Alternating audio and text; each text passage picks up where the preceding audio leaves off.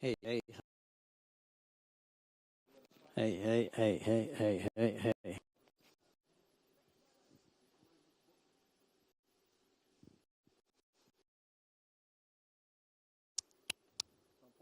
Hey. Hey, hey, hey, hey, hey, hey, hey.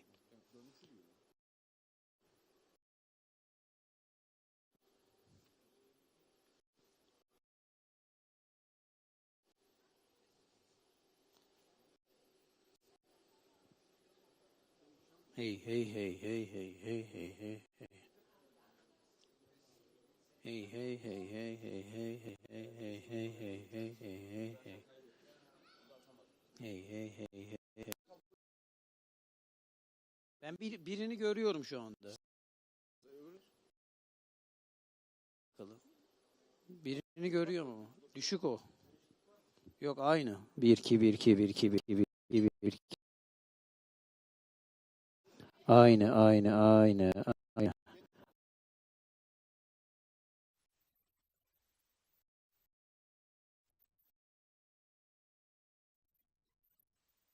Hey hey hey hey hey hey hey hey. Aynı. Hey hey hey. Hey hey hey hey hey hey hey hey hey hey. Hey hey hey hey hey. Hey hey hey. Hey hey hey hey hey hey hey hey hey. Hey hey hey.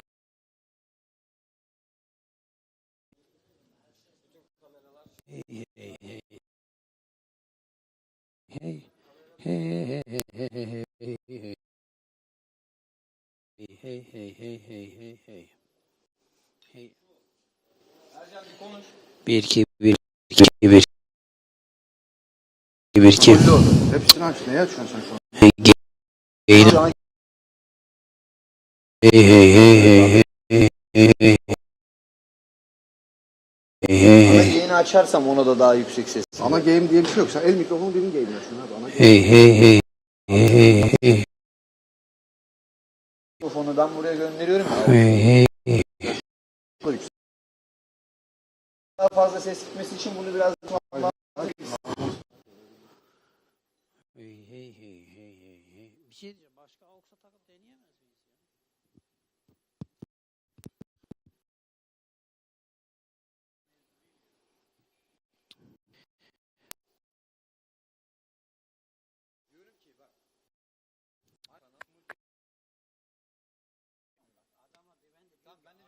tek merak ettiğim konu şu ya. Bana şu soruya bir cevap verecek bir Allah koyma. Simultane'ye giren X'ler buraya neyle giriyor? O adam orada taktığı cihazla amfi gibi bir sudan tamam, amfi gibi bir cihaz.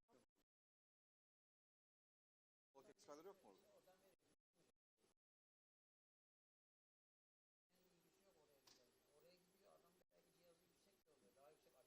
Tamam, bunu yüksek açmanı efendim Ali abi. Aleykümselam. Abi 4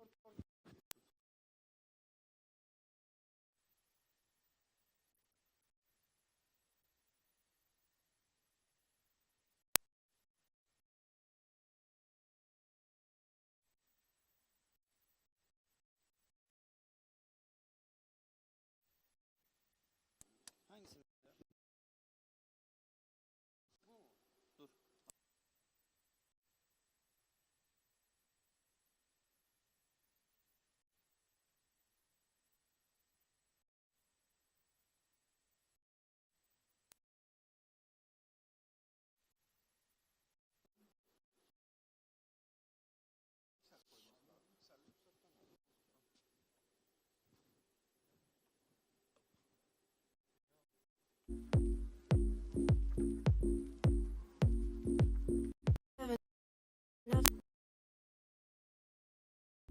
Seeing them all drive, temptation, laying, safe nets, athletes, mazes, sweet talk, temptation, laying, safe nets, sweet talk, gazes up, sweet child, I know you didn't change, sweet child, you'll always stay the same. Now you, now, sweet child,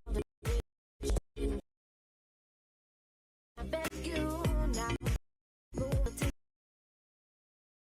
sweet child, I know you didn't change, sweet child, you'll always stay the same. And I beg you now,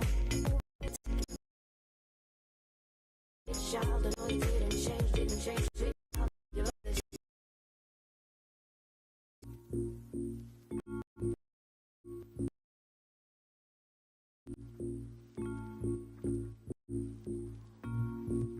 What was I thinking?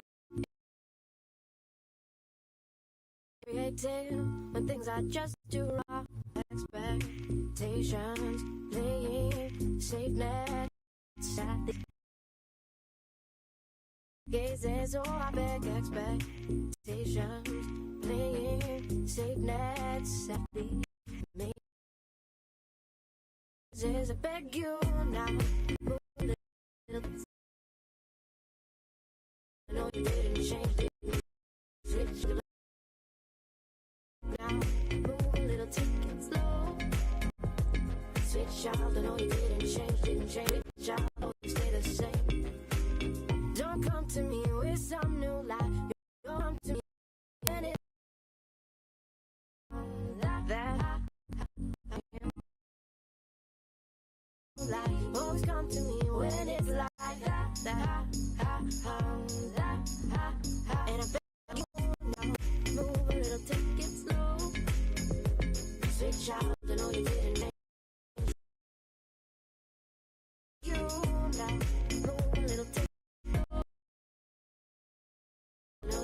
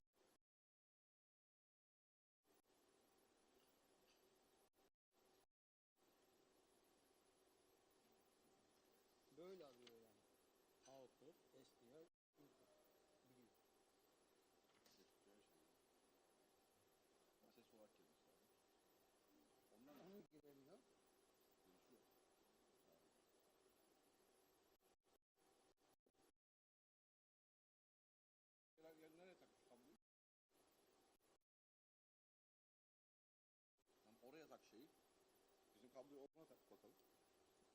Ha? Anladın mı? Şimdi falan gelen güzel diyor ya. Ha? Oğlum gel. Ha?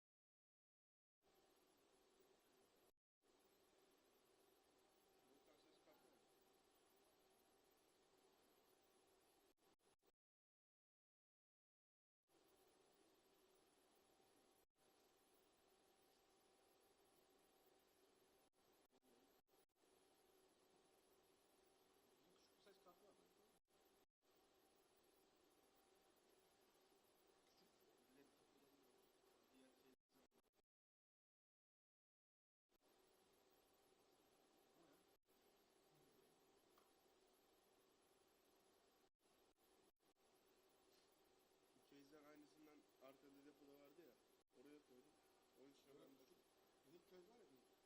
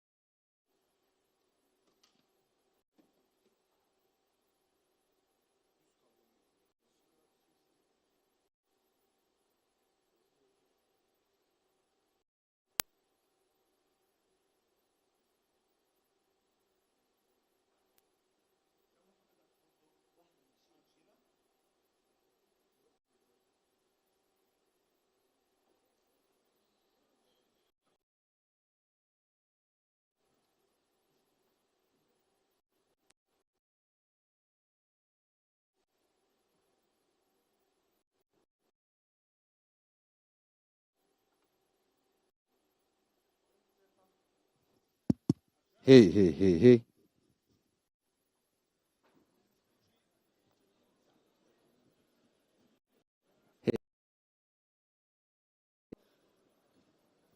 Hey hey.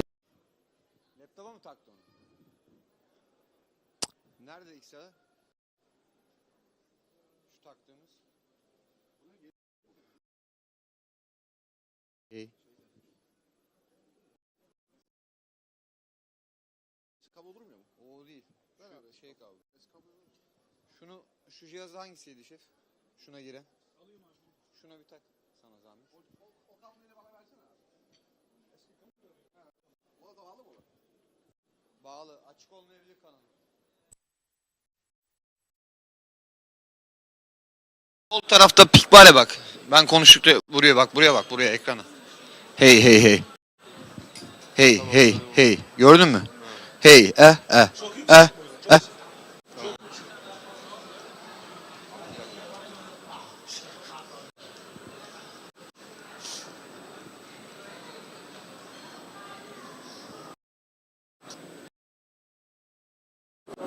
Filet.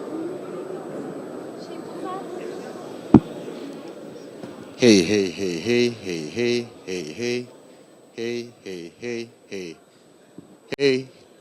Şu an nasıl? Hey say say hey hey hey hey hey hey hey hey hey hey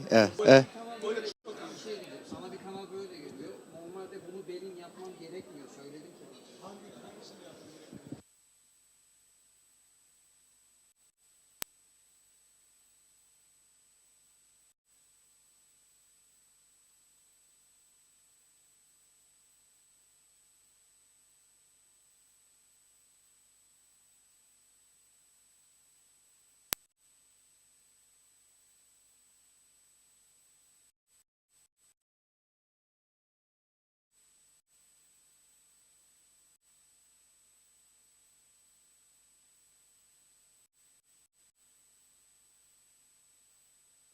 hey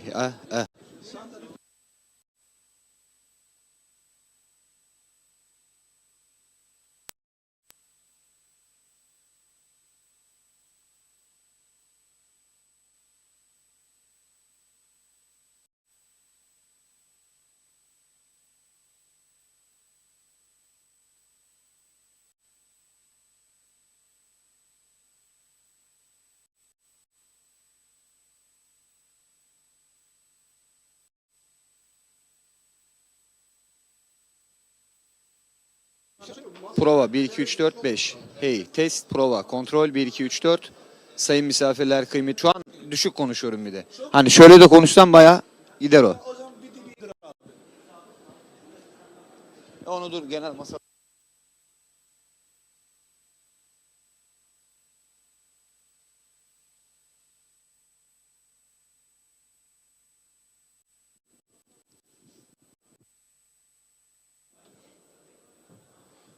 Hey hey hey hey hey hey. Say Test prova kontrol 1 2 3 4.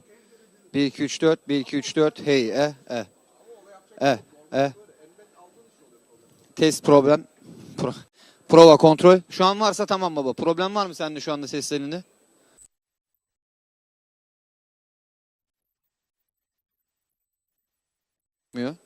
Hey Tamam, yerli mi seviye biraz daha açabilir şey. Kıymetli misafirler, değerli konuklar, ses kontrol 1 2 3 4. Ha, uzaktan konuşuyorum. Dur normal şeyini alayım.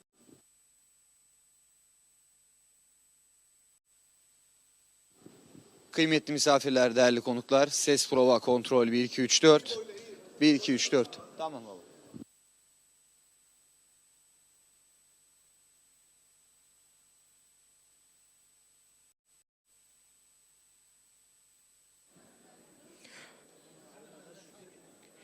السادة الضيوف الكرام، يرجى التكرم وأخذ العلم بأن الجلسة الثالثة ستبدأ عند الساعة 12:00. يرجى منكم أخذ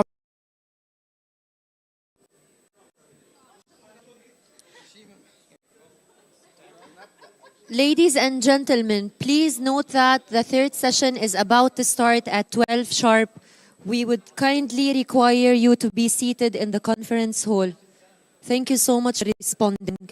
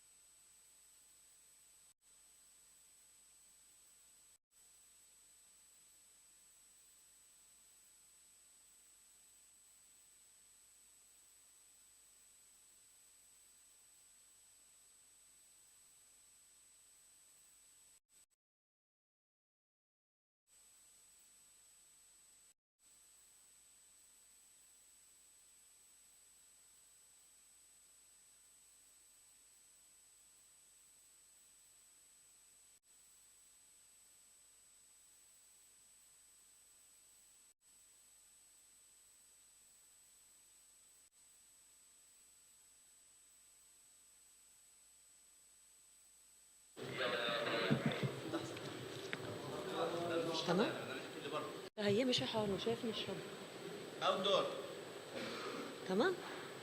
اوت دور.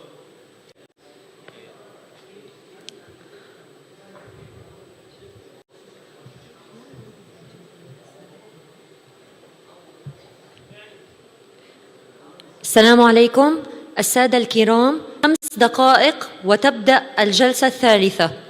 Ladies and gentlemen, we're starting the third session in 5 minutes from now.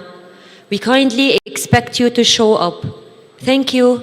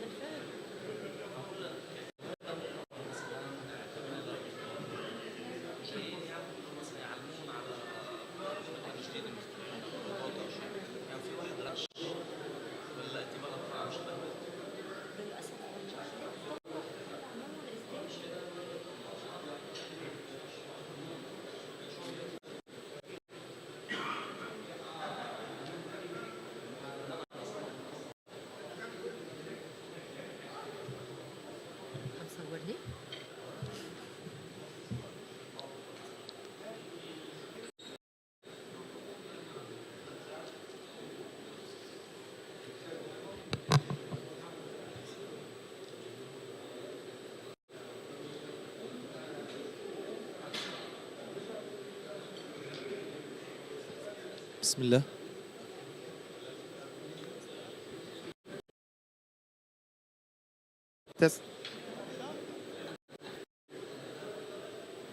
بسم الله.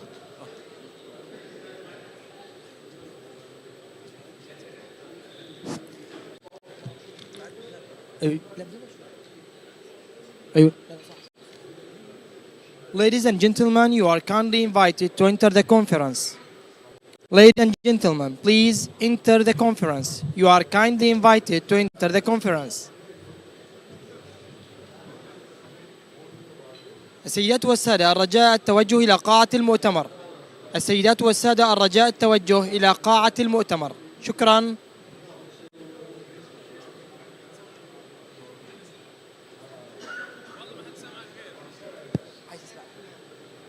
أيوة هيك صح. Ladies and gentlemen, you are kindly invited to enter the conference. Ladies and gentlemen, please enter the conference. السيدات والسادة الرجاء التوجه إلى قاعة المؤتمرات.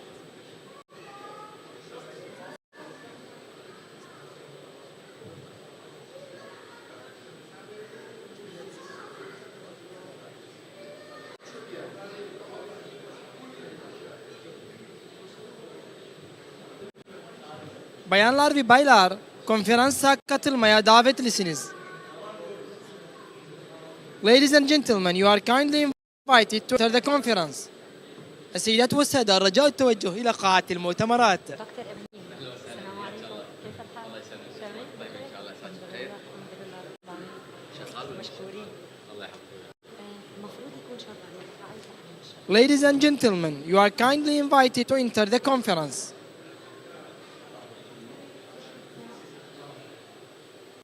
السيدات والسادة الرجاء التوجه إلى قاعة المؤتمرات.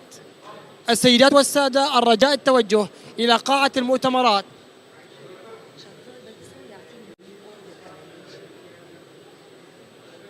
لبدء الندوة الثالثة الرجاء التوجه إلى قاعة المؤتمرات. Ladies and gentlemen, please, you are kindly invited to enter the conference.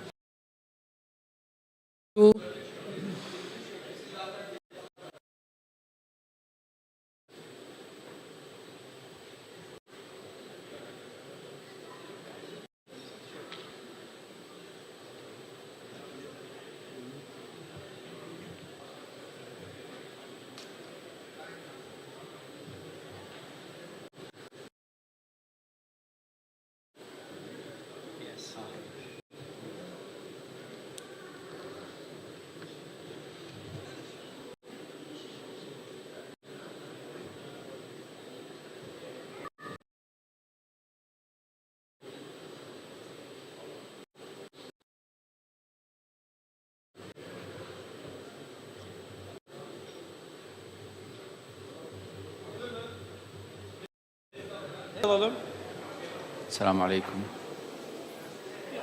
لحظة.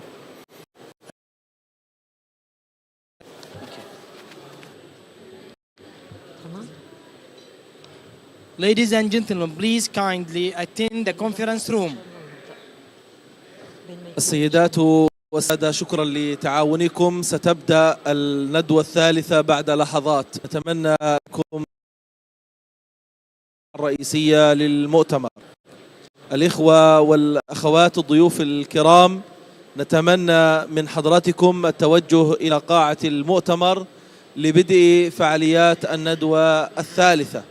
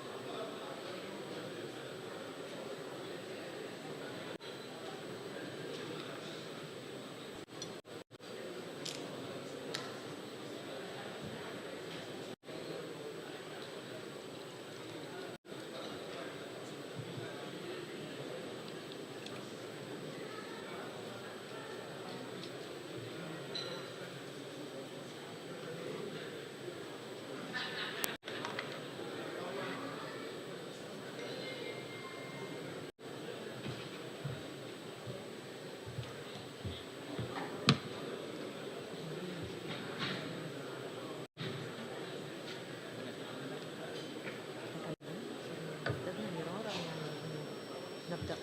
بلش؟ اوكي شغال. ايه شغال.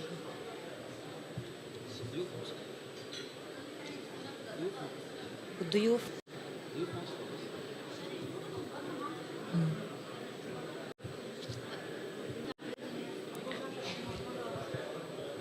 دقائق ونبدأ بالندوة الثالثة. We're starting the third session, in minutes from now.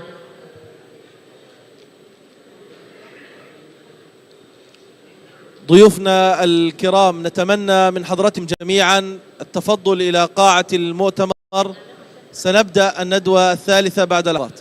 الضيوف الكرام جميعا، سنبدأ بعد لحظات فعاليات الندوة الثالثة تكرما منكم. فريق الخير ووقف الديانة، نتمنى أن تعاونكم في تذكير الإخوة بالتوجه إلى قاعة المؤتمر.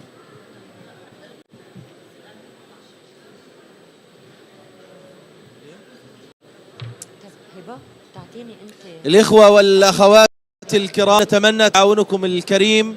توجه إلى قاعة المؤتمر لبدء فعاليات الندوة الثالثة بعد لحظات. الأخ حسن عفانة.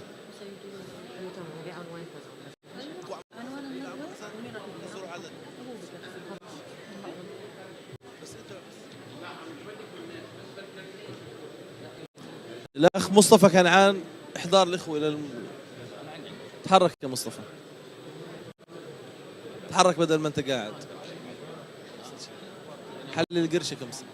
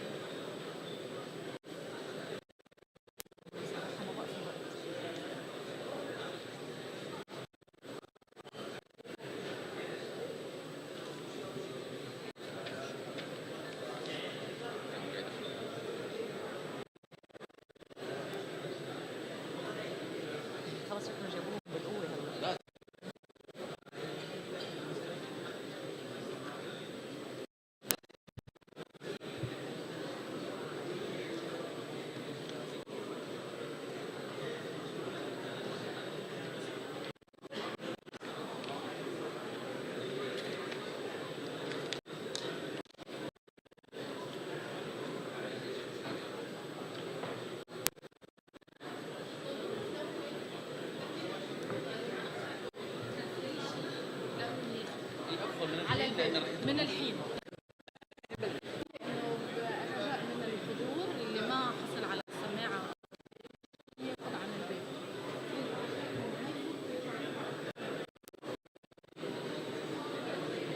على مدخل القاعة الأجهزة أول ما تدخل عليه يعني يعرفوا شايفين.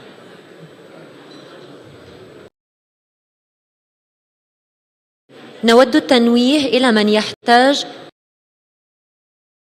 متوفرة على مدخل القاعة. Attendees, for those who are in need for translation devices, the translation devices are available on the. Thank you.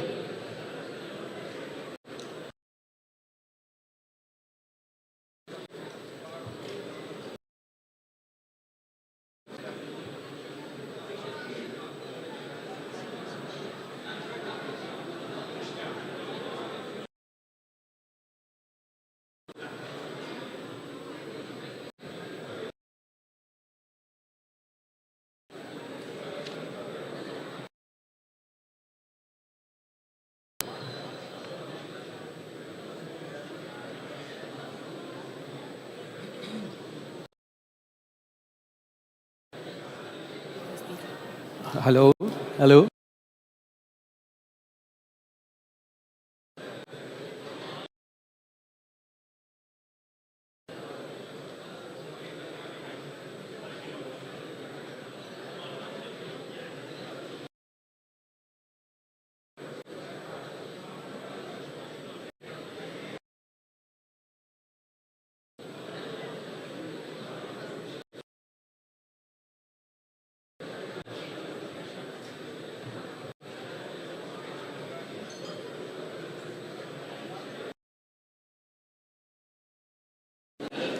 صباح الخير، صباح النور.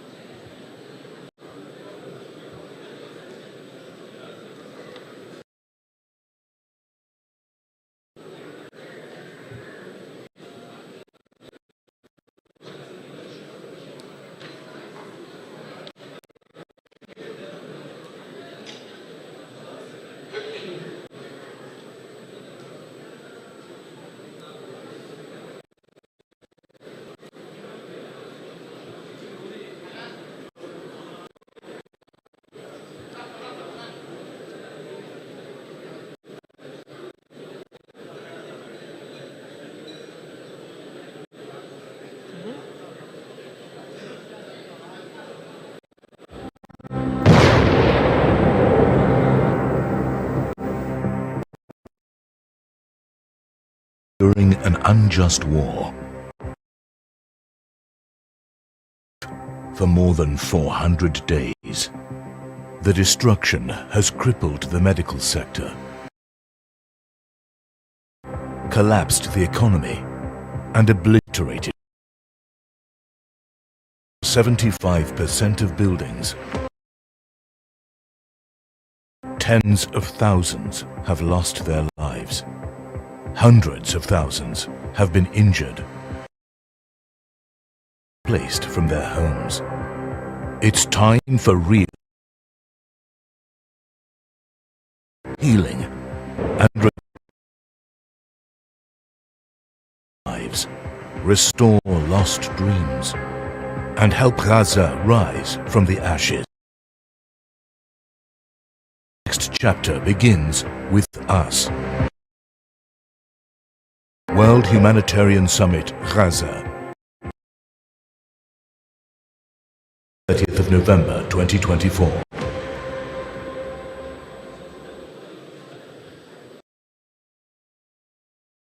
ورحمة الله. أهلا وسهلا بالحضور الكرام. مؤتمرنا بعنوان يديرها الأستاذ إبراهيم خالد البدر. مدة الجلسة ساعتان من الساعة 2، ويلي الجلسة تكريم للإخوة الحضور كما تم سابقا في الندوة. Ladies and gentlemen, welcome to the third session of our World Summit and Sustainable Strategies. The duration of the session will take by Mr. Ibrahim Khalid Al-Badr. There will be a demonstration of the projects that follow. Thank you for your attendance.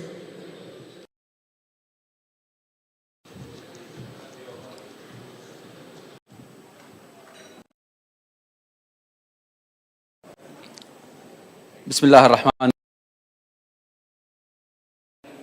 والصلاة والسلام على أشرف الخلق وسيد المرسلين نبينا محمد وعلى آله وصحبه الدين. صبحكم الله بالخير ونفتح في هذا الملتقى القمة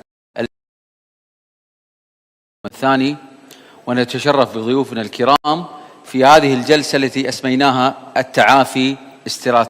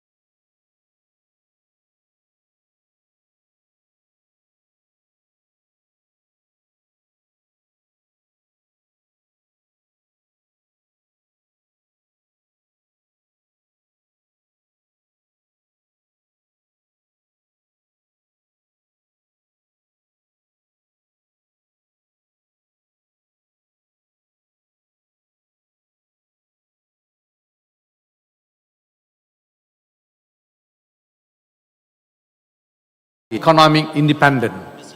7. Foster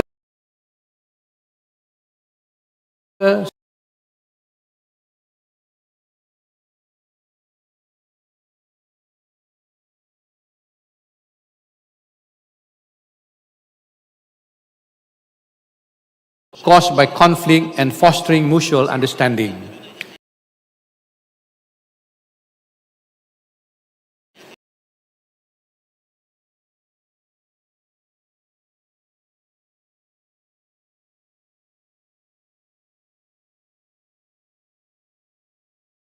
A solar panel installation training program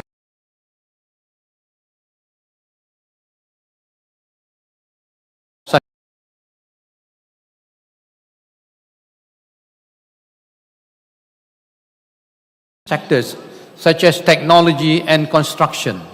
For instance, create innovative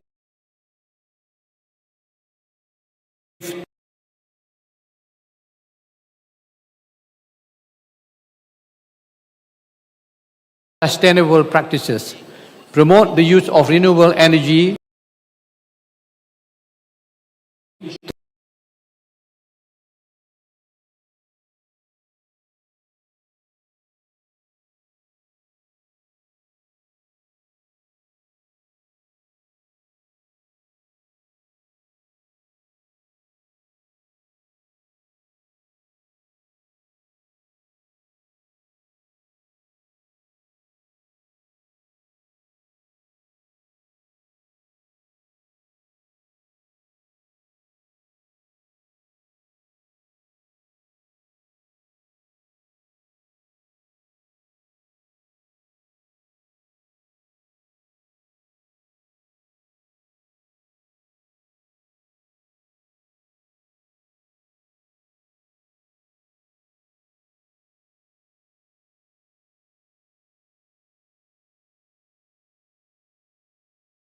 and clean energy.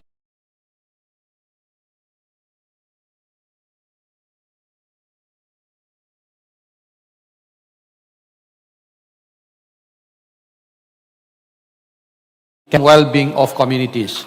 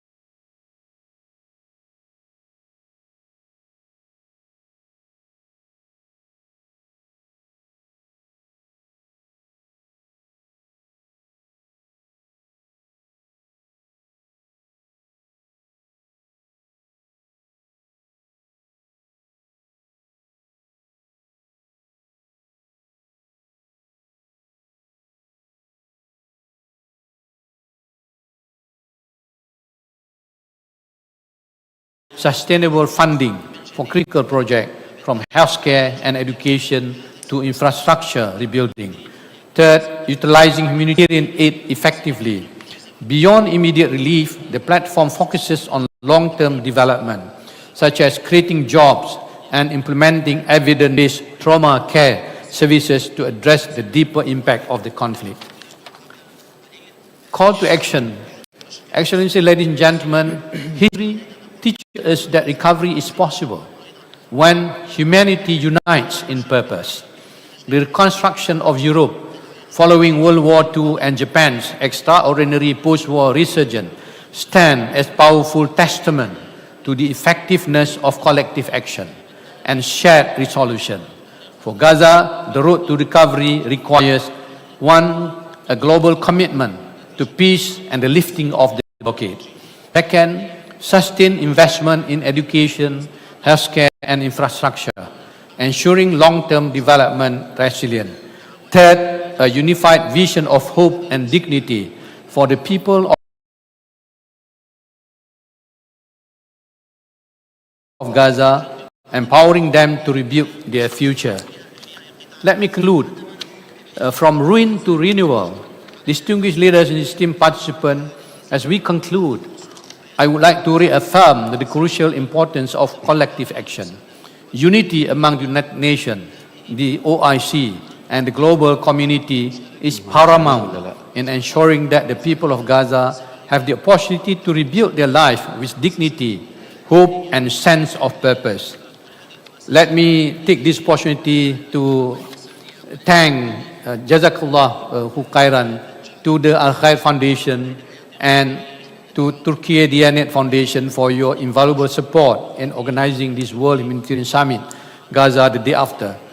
Together, we can chart a path toward a peaceful and prosperous future for Gaza. I also extend my gratitude to everyone present for your unwavering commitment. Together, we will not only rebuild Gaza's infrastructure, but restore its spirit, creating a beacon of resilience and peace for the world to admire. May Allah guide us and bless our effort. Assalamu alaikum warahmatullahi ta'ala wabarakatuh. شكرا سعد.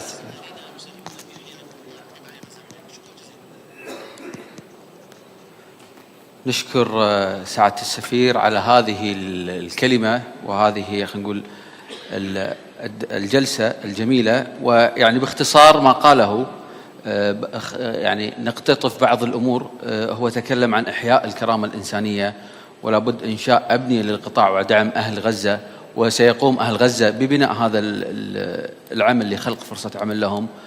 وأيضا تكلم عن إنشاء مجالس مجتمعية لتسهيل العمل وسرعة الإنجاز.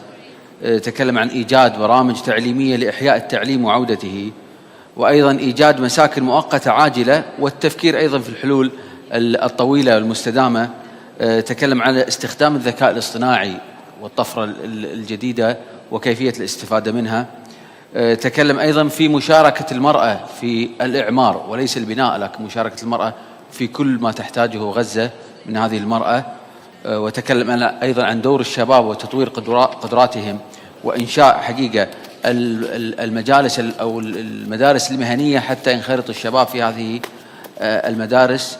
وتكلم أيضا على الشركاء بأن يكون لا يكون مقتصرا على الجمعيات والمنظمات، بل تدخل الأمم المتحدة، تدخل السلطة، تدخل يعني كل الأمور تتشارك حتى يتم إحياء إعمار غزة من جديد. شكرا سعادة السفير على هذا الكلام وعلى هذه يعني المداخلة القيمة. جلستنا الثانية وورقتنا الثانية هي ستكون مع الدكتور يحيى رشدي السراج، هو رئيس بلدية غزة ورئيس سابق للكلية الجامعية للعلوم التطبيقية في غزة. سيحدثنا عبر الأونلاين عن تأهيل البنية التحتية في غزة، وهناك أيضا نحو خطط إعمار شاملة للقطاع. فنترككم مع الدكتور يحيى. السيدات والسادة، حضور القمة الإنسانية العالمية غزة اليوم التالي التي تنظمها مؤسسة الخير ووقف الديانة التركية. تحياتي لكم من غزة هاشم، وشكري على تنظيمكم لهذه القمة التي نأمل أن تؤتي ثمارها وأن ينتج عنها دعما حقيقيا وعاجلا للشعب الفلسطيني في قطاع غزة والضفة الغربية الذي يحتاج هذا الدعم عاجلا وقويا ومستمرا. يسرني في هذه الكلمة أن أنقل إليكم ما تحتاجه غزة نتيجة هذا العدوان الشرس الذي استمر ما يزيد عن 400 يوم، عدوان لم يترك شيئا إلا وأصابه بالدمار والخراب، أثر على الإنسان والشجر والحجر، كان يستهدف الطفل قبل الرجل والمرأة، يستهدف المستشفيات ويستهدف المدارس ويستهدف المرافق الحيوية والبنية الأساسية، دمر آبار المياه ومحطات الصرف الصحي والطرقات والمنتزهات والأماكن التاريخية التي يعود تاريخها إلى آلاف السنين. إن بناء وإعادة تأهيل البنية التحتية يحتاج إلى خطة شاملة للإعمار. ففي أعقاب العدوان الذي تعرضت له مدينة غزة، أعدت بلدية غزة وجميع بلديات قطاع غزة خططها لليوم التالي للحرب. وفي هذا العرض نسلط الضوء على أبرز الاحتياجات العاجلة والاستراتيجية لتأمين الخدمات الأساسية وبناء رؤية استراتيجية مستقبلية. نتحدث في البداية عن الاحتياجات السيدات والسادة حضور القمة الإنسانية العالمية غزة اليوم التالي، التي تنظمها مؤسسة الخير ووقف الديانة التركية. تحياتي لكم من غزة هاشم، وشكري على تنظيمكم لهذه القمة التي نأمل أن تؤتي ثمارها وأن ينتج عنها دعما حقيقيا وعاجلا للشعب الفلسطيني في قطاع غزة والضفة الغربية الذي يحتاج هذا الدعم عاجلا وقويا ومستمرا. يسرني في هذه الكلمة أن أنقل إليكم ما تحتاجه غزة نتيجة هذا العدوان الشرس الذي استمر ما يزيد عن 400 يوم، عدوان لم يترك شيئا إلا وأصابه بالدمار والخراب، أثر على الإنسان والشجر والحجر، كان يستهدف الطفل قبل الرجل والمرأة، يستهدف المستشفيات ويستهدف المدارس ويستهدف المرافق الحيوية والبنية الأساسية، دمر آبار المياه ومحطات الصرف الصحي والطرقات والمنتزهات والأماكن التاريخية التي يعود تاريخها إلى آلاف السنين. إن بناء وإعادة تأهيل البنية التحتية يحتاج إلى خطة شاملة للإعمار. ففي أعقاب العدوان الذي تعرضت له مدينة غزة، أعدت بلدية غزة وجميع بلديات قطاع غزة خططها لليوم التالي للحرب. وفي هذا العرض نسلط الضوء على أبرز الاحتياجات العاجلة والاستراتيجية لتأمين الخدمات الأساسية وبناء رؤية استراتيجية مستقبلية. نتحدث في البداية عن الاحتياجات الطارئة والتي يلزم توفيرها حالا وسريعا ودون تأخير. فيجب العمل جديا لوقف العدوان بشكل كامل ودائم وإدخال جميع المساعدات دون قيود أو شروط. كما يجب تسهيل حركة التنقل من خلال إزالة الركام والنفايات وفتح الشوارع. كما يجب السماح بحرية الحركة من وإلى قطاع غزة لعلاج المصابين والمرضى وأصحاب الحاجة. كما يجب أيضا في هذه المرحلة توفير المأوى الآمن للعائلات المتضررة، والتي زاد نسبة الضرر في المساكن عن 80% من المباني المأهولة. كما يلزم توفير الطاقة والوقود لتشغيل الخدمات الأساسية، وتوفير المياه المحلاة وصيانة آبار وشبكات المياه بشكل عاجل. ويلزم أيضا العمل الجاد لصيانة وتشغيل شبكات الصرف الصحي في المدن الفلسطينية، وتوفير الآليات والمركبات وقطع الغيار لدعم أعمال البلدية الأساسية المختلفة. بلدية غزة وضعت رؤية واضحة لمستقبلها، واعتمدت من المجلس البلدي ومن المجتمع المحلي، فهي ترى نفسها مدينة حيوية مبدعة ومركزا اقتصاديا وحضاريا وثقافيا.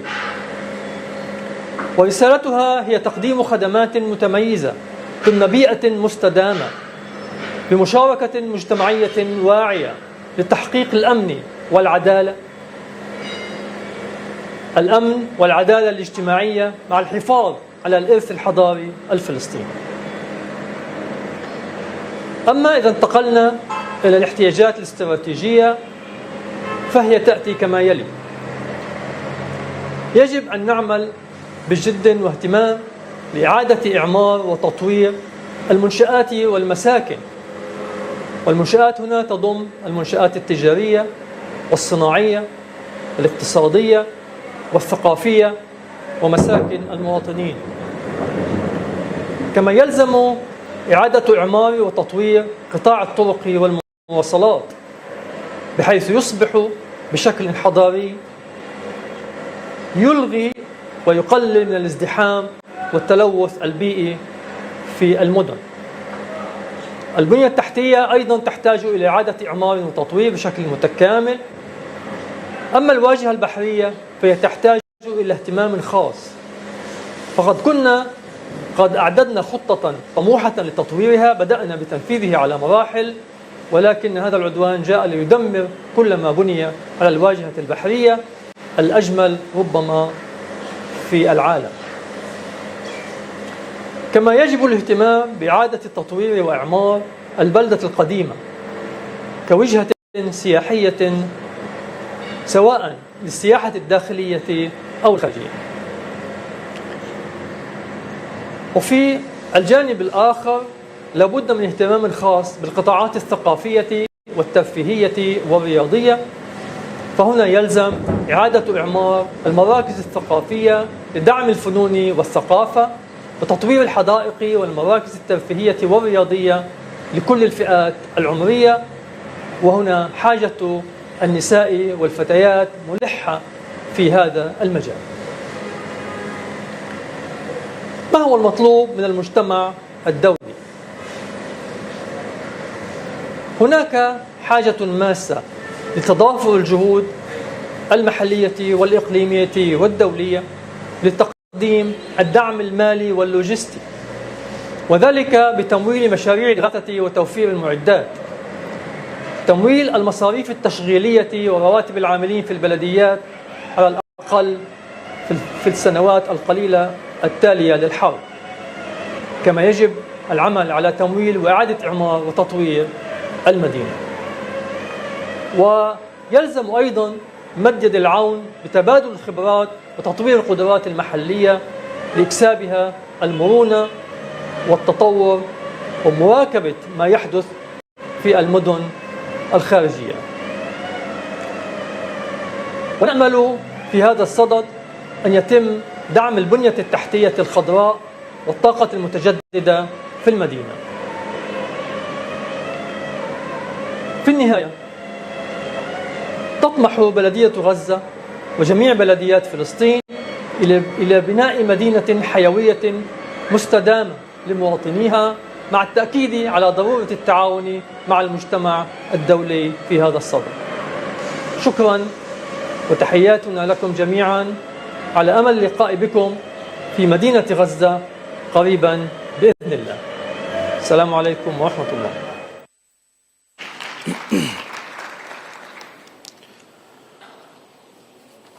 كل الشكر للدكتور يحيى السراج رئيس بلدية غزة على ما تفضل به، ونقول له بأن كل حضورنا اليوم هو بكلمة واحدة: لن يترك غزة حتى ترجع معمرة بإذن الله تعالى.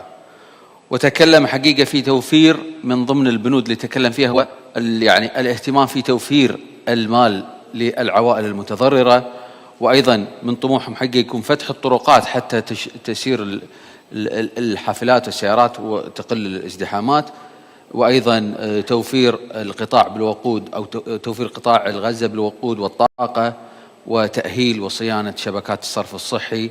وأيضا من اهتمامهم القادم بإذن الله تعالى سيكون العمل لإعادة إعمار المساكن والمنشآت الحيوية وتطوير قطاع الطرق في قطاع غزة بإذن الله تعالى.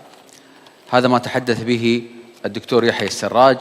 وننتقل الآن إلى ورقتنا الثالثة في هذه الجلسة، ومع المدير التنفيذي لسفراء أهداف التنمية المستدامة في قطر، ممثلة قطر في مجلس الشباب الأمم المتحدة، الأستاذة إيمان العبيدي، ستحدثنا في خلال هذه العشر دقائق عن موائمة جهود التعافي مع استراتيجيات التنمية المستدامة. فلتتفضل. مساكم الله بالخير جميعا.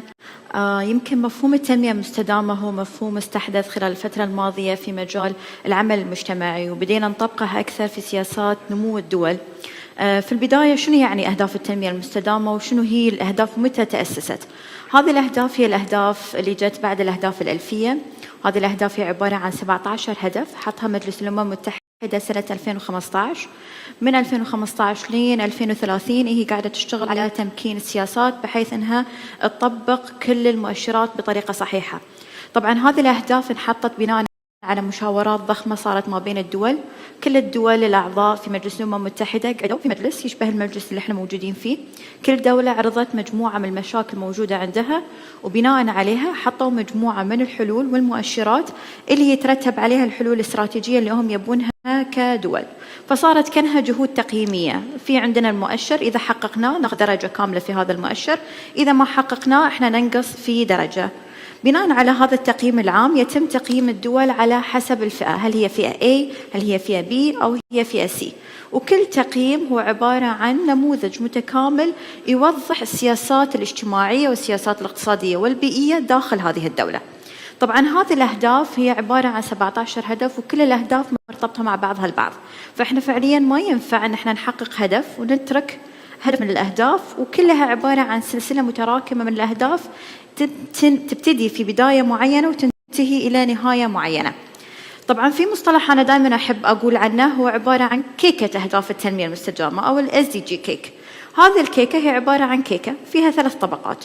الطبقة الأولى هي عبارة عن الحلقة البيئية. كل الأهداف من 17 هدف المعنيين في القطاع البيئي هم موجودين في الطبقة الأولى أو الفيرست لاير اللي موجود عندنا في كيكة أهداف التنمية المستدامة. الطبقة الثانية هي عبارة عن الطبقة الاجتماعية السوشيال وورك. الطبقة الاجتماعية فيها كل الأهداف المرتبطة في البنود الاجتماعية أو في اللبنة الأساسية للمجتمع، وهي الإنسان ومنظومة الإنسان وتكوين الإنسان كامل. الطبقة الأخيرة وهي المعنية في الاقتصاد، الفلوس ببساطة.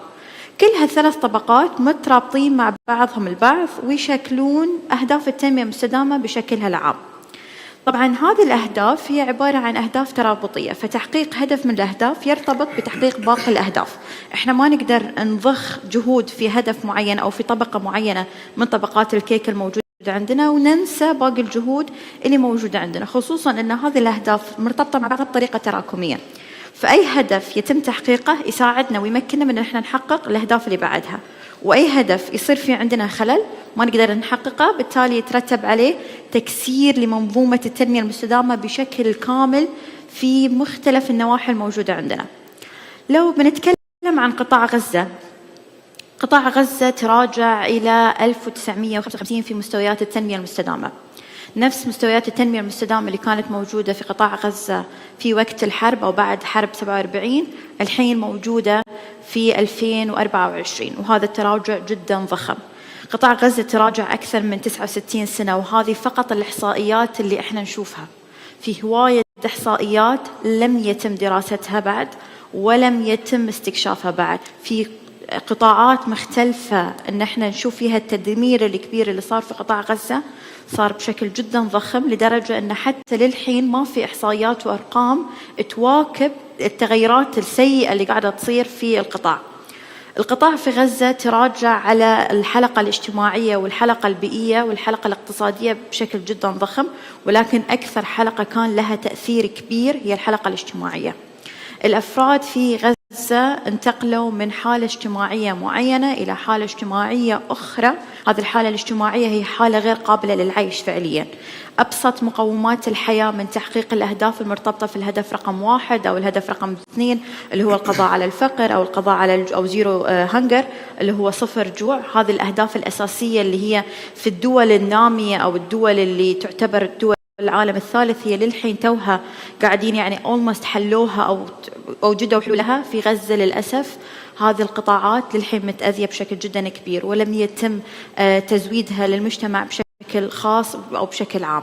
لما نتكلم عن منظومة الإنعاش في مجال التنمية المستدامة بشكل جدا كبير تعتمد عليها أن احنا نواكب أهداف التنمية المستدامة، فندمج مفهوم أهداف التنمية المستدامة 17 هدف بمجموعة من الخطط الاستراتيجية التي تعمل على دعم القطاع بأنه ممكن يقوم على يوم ثاني بعد الحرب اللي موجودة عندنا.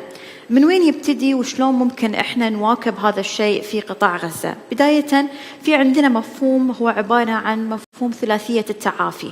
هذا المفهوم احنا نطلقه بشكل جدا كبير لما احنا ناخذ دولة معينة سواء تعرضت إلى أزمات حادة أو أزمات اقتصادية أو إلى حروب، وناخذها ونسلط عليها الضوء بشكل معين بحيث هذه الدولة نعيد صياغة مجموعة من الحلول أو مجموعة من المشاكل الموجودة عندها بحيث أنها هي ممكن تتعافى مستقبلا من الأضرار اللي صارت فيها.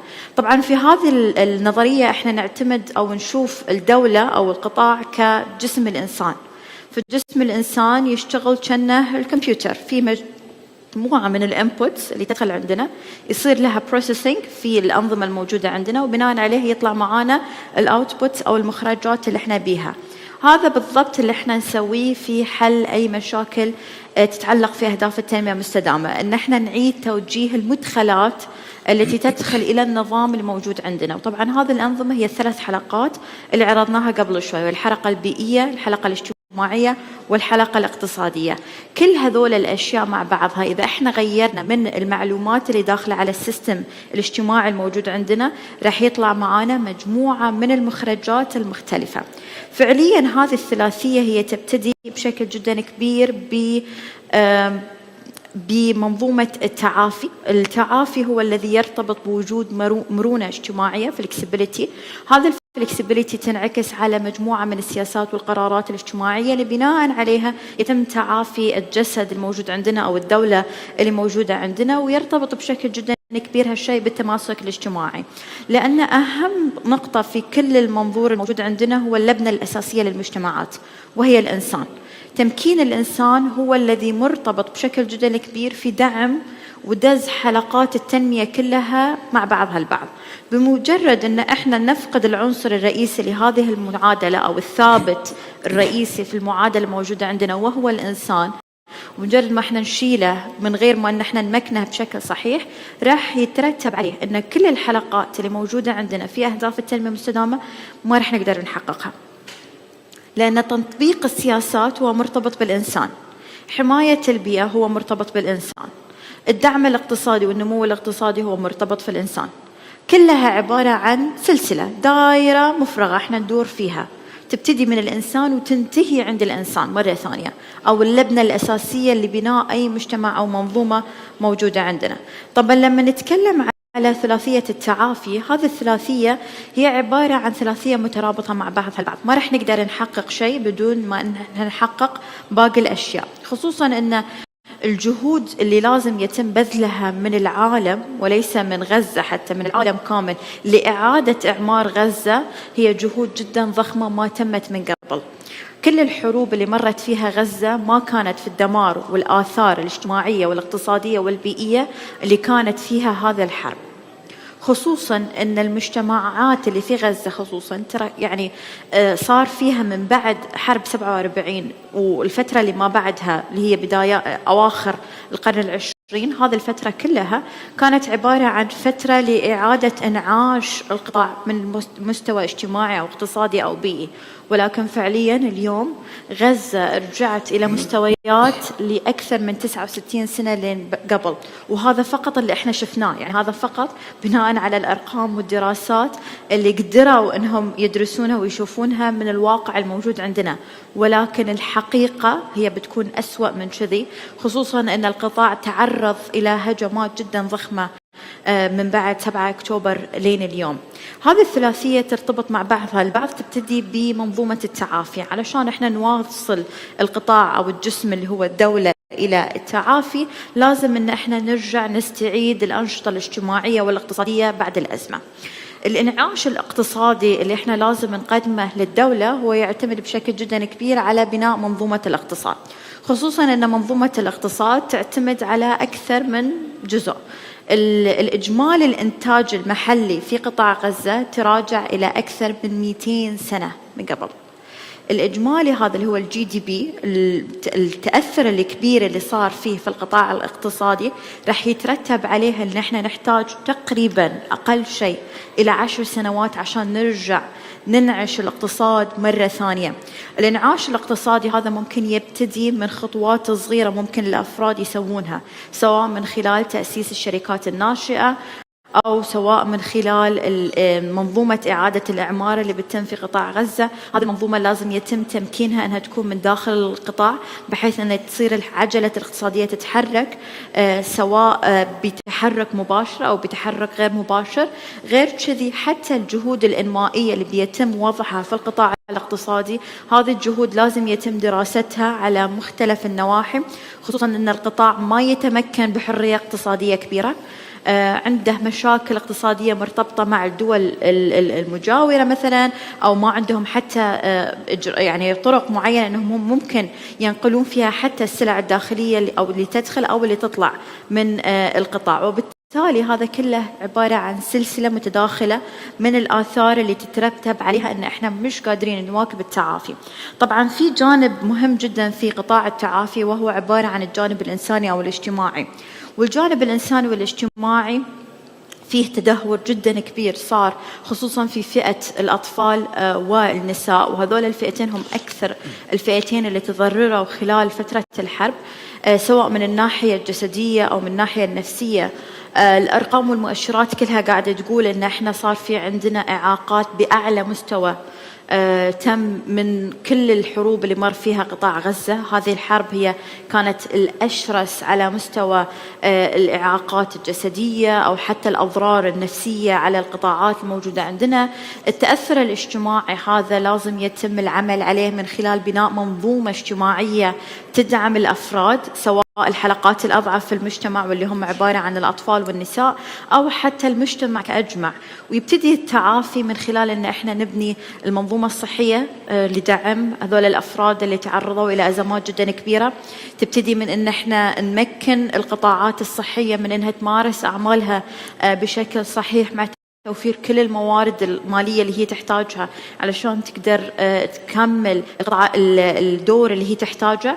بالإضافة إلى ذلك أن التعافي مرتبط بإعادة بناء منظومة التعليم، لأن المنظومة التعليمية واللي مرتبطة بشكل جدا كبير في الهدف الرابع، وهي أكبر منظومة وأهم منظومة لبناء تغيير مجتمعي مستدام.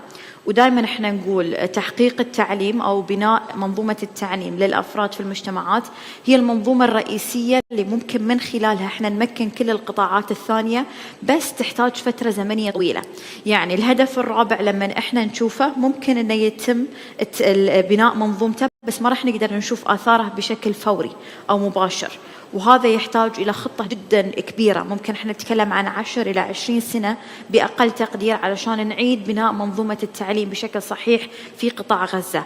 ولكن القطاعات الثانية مثل القطاع الصحي ممكن ان احنا نشوف أثره بشكل فوري بمجرد تواجد مثلا مستشفيات معينة، ممكن ان احنا نشوف ترتباتها أو آثارها على الأفراد الموجودين عندنا.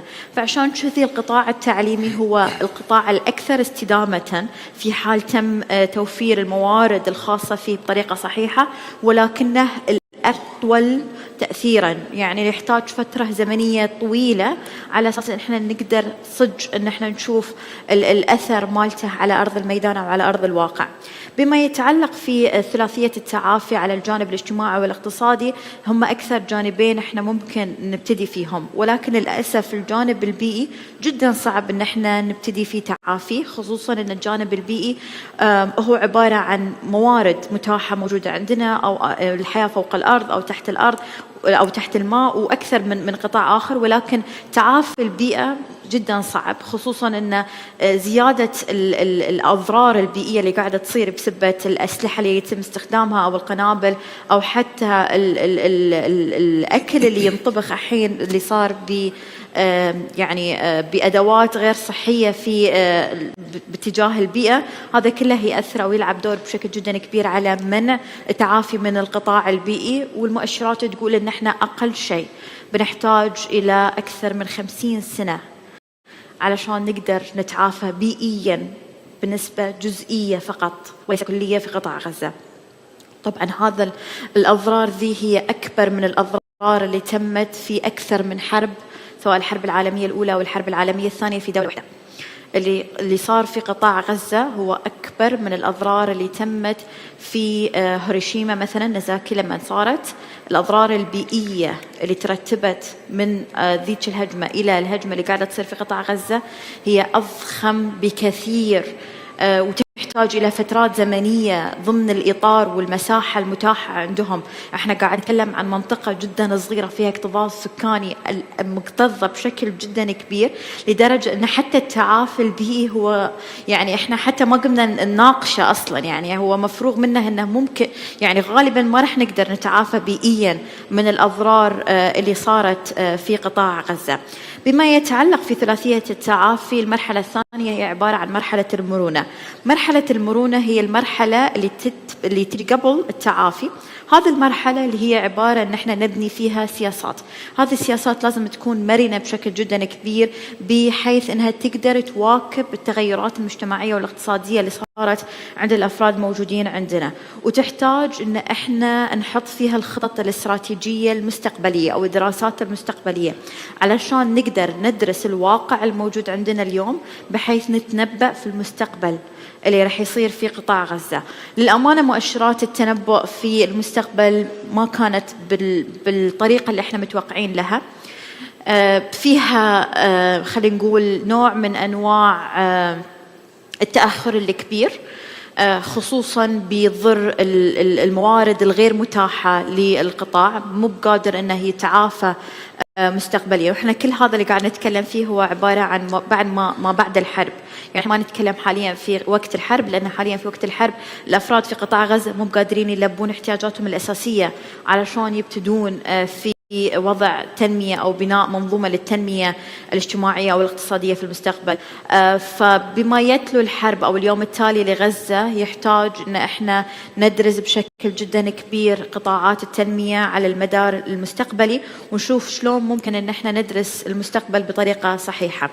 النقطة الأخيرة هي عبارة عن التماسك الاجتماعي. التماسك الاجتماعي وهو اللبنة الأساسية اللي مرتبطة بشكل جدا كبير في القطاع الاجتماعي في قطاع غزة، خصوصا أن قطاع غزة هو قطاع مجتمعي متماسك بشكل جدا كبير، وهالشيء احنا ما نوجده في وايد دول. فممكن أن احنا المؤشرات اللي قاعدة تقول عندنا أن احنا ممكن نبتدي من سياسات تنموية من النبلة الاجتماعية. فمثلا عندنا احنا في غزة إذا في عائلة توفت وتم منهم طفل، أقرب حد منهم من الدرجة الأولى والثانية يتبناه ويتم وضعه ضمن عائلتهم اللي موجودة عندهم، وهالشيء احنا ما نوجده في أي دولة أخرى غير عربية أو غير مسلمة. فلما نروح على مثلا الدول الأوروبية أو الأجنبية في وقت الأزمات والحروب ما تقدر توجد هالنوع من أنواع التماسك الاجتماعي. فالتماسك الاجتماعي هو إحدى المؤشرات اللي ممكن تساعدنا بشكل جدا كبير إن احنا نبني منظومة أهداف التنمية المستدامة في عملية الإنعاش اللي بتصير في قطاع غزة. طبعا التعافي يعزز المرونة، والمرونة تعزز التماسك الاجتماعي، فهي عبارة عن حلقة مع بعضها البعض ترتبط بأنها تسد الفجوات الاجتماعية والاقتصادية والبيئية. الفجوة الاجتماعية، الفجوات اللي قاعدة تصير في قطاع غزة ما بين ما كانت عليه قبل الحرب وما صارت عليه بعد الحرب، هي فجوة جدا ضخمة ما شافتها مؤشرات التنمية المستدامة من لما تأسست لين اليوم. هذه لأول مرة تشوف هالنوع من أنواع الفجوات، لدرجة أن حتى الأرقام اللي هي الأرقام المبدئية وهي ليست النهائية للحين ما قاعد تراوينا الكارثة اللي يعيش فيها قطاع غزة بشكل جدا كبير. شنو اللي يحتاجه فعليا قطاع غزة؟ قطاع غزة يحتاج إلى وايد أشياء لبناء منظومة اجتماعية واقتصادية وبيئية، ولكن أهم شيء هو يحتاجه هو الابتكار المجتمعي.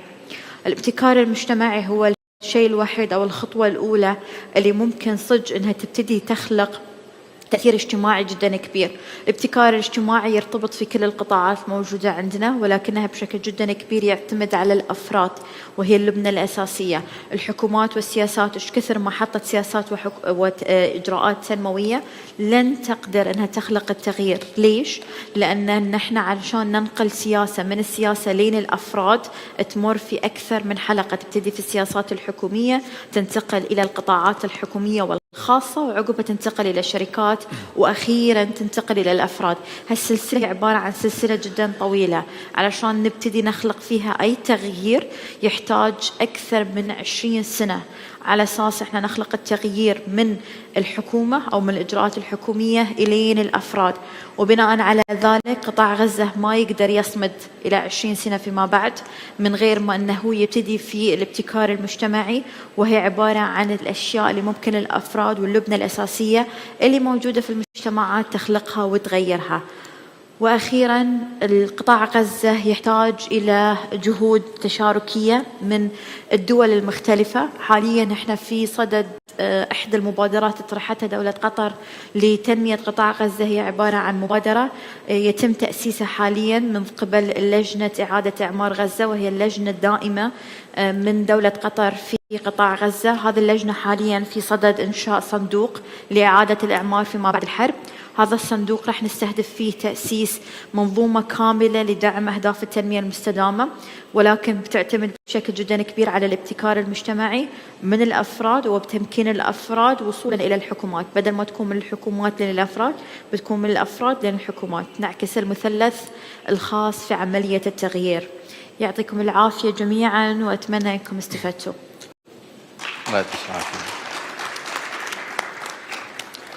نشكر الأستاذة إيمان العبيدي المدير التنفيذي لسفراء أهداف التنمية المستدامة في قطر على هذه الكلمة. ولأن زاحمنا الوقت فسننتقل سريعا إلى الأستاذ عزام الشوى، هو محافظ ورئيس مجلس إدارة سلطة النقد الفلسطينية سابقا، ليحدثنا عن تمكين قطاع البنوك وخطة التعافي في هذا القطاع. فليتفضل الأستاذ عزام. السلام عليكم. بداية أود أن أشكر رئيس تركيا على استضافة هذا المؤتمر الهام والذي تدور أعماله عن غزة وما بعد وقف العدوان الشرس الهمجي الذي يحدث في هذه الأيام والذي مر عليه أكثر من عام. وكما قالوا زملائي يعني هو الأضخم في العالم على مر السنوات الأخيرة جميعا. هذا طبعا يتطلب منا يعني رؤية جديدة، وبالذات أنه المنظومة المصرفية أثناء هذه العدوان تدمرت إلى 80% تقريبا من المباني والقطاعات المختلفة. وهذا بيأخذنا إلى التفكير بشكل أعمق واستراتيجي في ماذا نفعل في المرحلة القادمة، كون اليوم هناك مشاكل كثيرة، كون البنوك أغلقت أغلقت أبوابها. حتى في آخر بنك كان يعمل بنك فلسطين، وكان من ضمن شبكة صرافات متنوعة تخدم منها الناس يروحوا يتوجهوا للصراف الآلي يسحبوا منه من أرصدتهم، أو حوالات من الأهل أو الأصدقاء اللي كانوا يحولوا من الخارج حتى تصل إلى الناس. وللأسف هذا حتى توقف. نقاط البيع اللي هي يعني كمان منتشرة في غزة، حتى نقاط البيع صارت ليست في أماكن آمنة، وبالتالي الناس ما بتجمعوا فبروحوش بيستعملوها إلا بعدد قليل. طبعا هذا ترك فرصة لنا أيضا تعبث في داخل للأسف واستغلال، فهذا برضه صعب أكثر المهمة. وطبعا معظم المنشآت أغلبها إن كانت صناعية زراعية وغيرها، والمؤسسات الإنسانية الخيرية الداعمة للمجتمع بكل أنواع وطائفته أيضا تدمر الكثير منها. يعني أنا شخصيا أرأس مؤسسة اسمها فلسطين المستقبل، هي لدعم، هي ترعى الأطفال لديهم مرض الهيموفيليا أو الثلاثيميا أو شلل دماغي، وهناك مدرسة متخصصة لهذا النوع من الأطفال. للأسف الشديد برضو يعني هذا كمان قطاع ما يعني لم يشعر بالأمان بالذات بهذه الفترات. أيضا قطاعات أخرى كثيرة تضررت كما تحدث زملائي، لن أرجع أتدخل فيها، فقد بحب أعطي يعني هيك فكرة سريعة عن أن البنية التحتية المصرفية الأضرار الجسيمة حوالي 13 مليون دولار، بين ال 56 فرع تم تدبير 33 بالكامل تضرر 19 جزئي. للأسف أيضا ذلك أثر كما تحدثت على 98% من البنية التحتية، وبالتالي إعادة الإعمار جزء أساسي أن إعادة البنية للقطاع المصرفي حتى يساهم في التنمية للمرحلة القادمة، وأن يكون شريك استراتيجي كما هو الآن في كافة المحافظات وحتى في غزة بالفترات ما قبل العدوان على غزة. لتأثير العدوان على القطاع المصرفي هناك مشكلة كبيرة. النازحين أصبحوا يعني حتى من لديه رصيد في بنك لا يستطيع أن يسحب، وإذا توفر أنك توفر سيولة اللي هي كمان هذه عمالة بتشح تدريجيا لأنها بطلت متواجدة بالشكل، ولا حاولوا الكثير إدخال سيولة نقدية بالفترة يعني مثل المواد الغذائية لدعم الناس حتى يكون هناك سيولة بين إيديهم من خلال ترتيبات خاصة، حتى ذلك لم يمكن. فهذا كمان يعني والكثير من الكاش الموجود النقدي بين أيدي الناس أصبح تالفا بحكم أنه لا يتم تبديله كل فترة حسب الأصول. طبعا الوضع الأمني والإنساني الكارثي كمان يلعب دور مهم. يعني المحفظة الائتمانية حوالي مليار دولار، هذه يعني بالكامل قد يعني عمليا هي أعدمت لأنها كلها محفظة تمويل إما مشاريع كانت قائمة أو بنايات تمويل سكني أو تجاري أو صناعي، وهذا كله كمان فيعني القطاع المصرفي قد تحمل خسائر ولكن لا تساوي شيء مقابل الإنسان، ولكن فقط أنا ذكرتها من باب أنه يجب علينا أن نعيد الترتيب حتى البنك التجاري إن كان إسلامي أو بنك تجاري يعني كمان فقد قدرته على العطاء في غزة تحديدا، ولو أن هي البنوك كبنوك إما فلسطينية تعمل بفلسطين وأغلبها يعمل بغزة، أو البنوك العربية الوافدة إن كانت أردنية أو بنوك مصرية كمان أكلت ضربة، وبالتالي تحتاج هي إلى التعافي مرة أخرى يعني من خلال برامج خاصة حتى تساهم بالدرجة الأولى في التمكين الاقتصادي في المرحلة القادمة. المرحلة القادمة علينا أن نفكر بإبداعية بخلق برامج تتناسب وتتناغى مع خطط كما تحدثت به زميلتنا المتحدثة.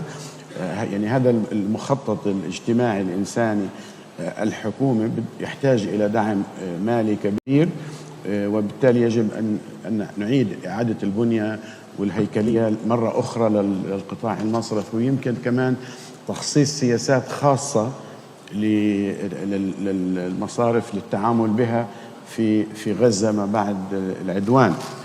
كون التعليمات الموجودة اليوم هي تعليمات تعمل وفق أو تراعي الأوضاع السابقة، لا تتناسب مع الوضع القادم، ويعني عمال بيكون في ورشات عمل مختلفة بفلسطين تحديدا، وطاولات حوار حتى أهل الخبرة وأهل الصلاحيات يكونوا مشاركين، وبالتالي يكون في تحضير مبدئي، وهذا شيء مهم.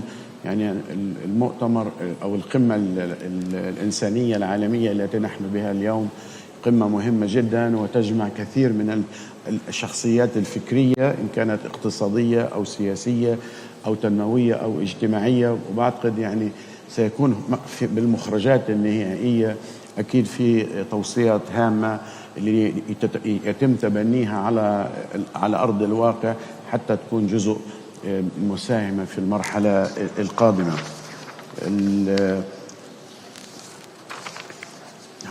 يعني يمكن في اليوم إجراءات منذ بداية الحرب قامت بها سلطة النقد التي هي تمثل البنك المركزي الفلسطيني بمراجعة إجراءات وتدابير تكون هي كمؤشر للمرحلة القادمة. ولكن كما تحدث كل الزملاء والزميلات في هذا القمة الهامة، الوضع ليس وضع عادي، يعني لم تمر ظروف بهذا القسوة على شعب وعلى مكان كما يمر الآن على فلسطين وعلى غزة تحديدا، وطبعا في بعض المحافظات الأخرى اللي في الوطن مثل محافظة جنين وطول كرم والاعتداءات. فعمان في تغير كبير في البعد الاستراتيجي لصمود الناس وصمود شعبنا، وبالتالي احنا يعني معنيين. وأنا بعتقد الأغلب من تحدثنا إليهم في خلال الأيام القليلة الماضية واليوم إنه إحنا لا نريد لشعبنا أن يترك ويهاجر فقط لأنه انتهت الحرب. لا، يجب علينا أن نوفر البيئة المالية الاقتصادية التنموية حتى نعيد جميعا بناء ما دمر، وسيتم إن شاء الله بهمة ودعم الجميع.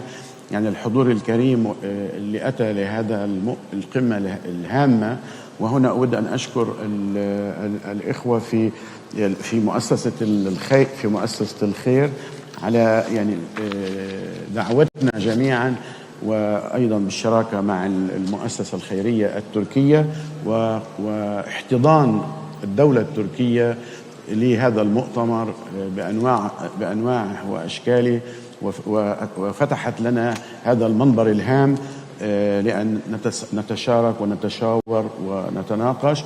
وأيضا أود يعني يمكن أنا لست أمثل رسميا فلسطين، ولكن في الأيام الأخيرة وباللقاءات اللي صارت إن كان مع الجالية أو مع سفير فلسطين لدى تركيا ولدى إسطنبول، فعلا نشكر الحكومة التركية والرئيس أردوغان على كل ما قدموه لأهل غزة. في 600 مريض يتعالجوا هنا، في الكثير من أهل غزة موجودين بإسطنبول، والرعاية كما وكأنه مواطن تركي درجة أولى. فعلا هذا يعني لمسته وسمعته من الجميع. بحب فعلا إنه في هذا الوقت نحتاج إلى الحنية الأخوية من أشقائنا العرب والدول الإسلامية اللي كمان يعني اليوم إما نكون أو لا نكون، لا سنكون وإن شاء الله، وبدعم الجميع. وبالتالي مهم جدا يعني الخروج من هذا المؤتمر والقمة الإنسانية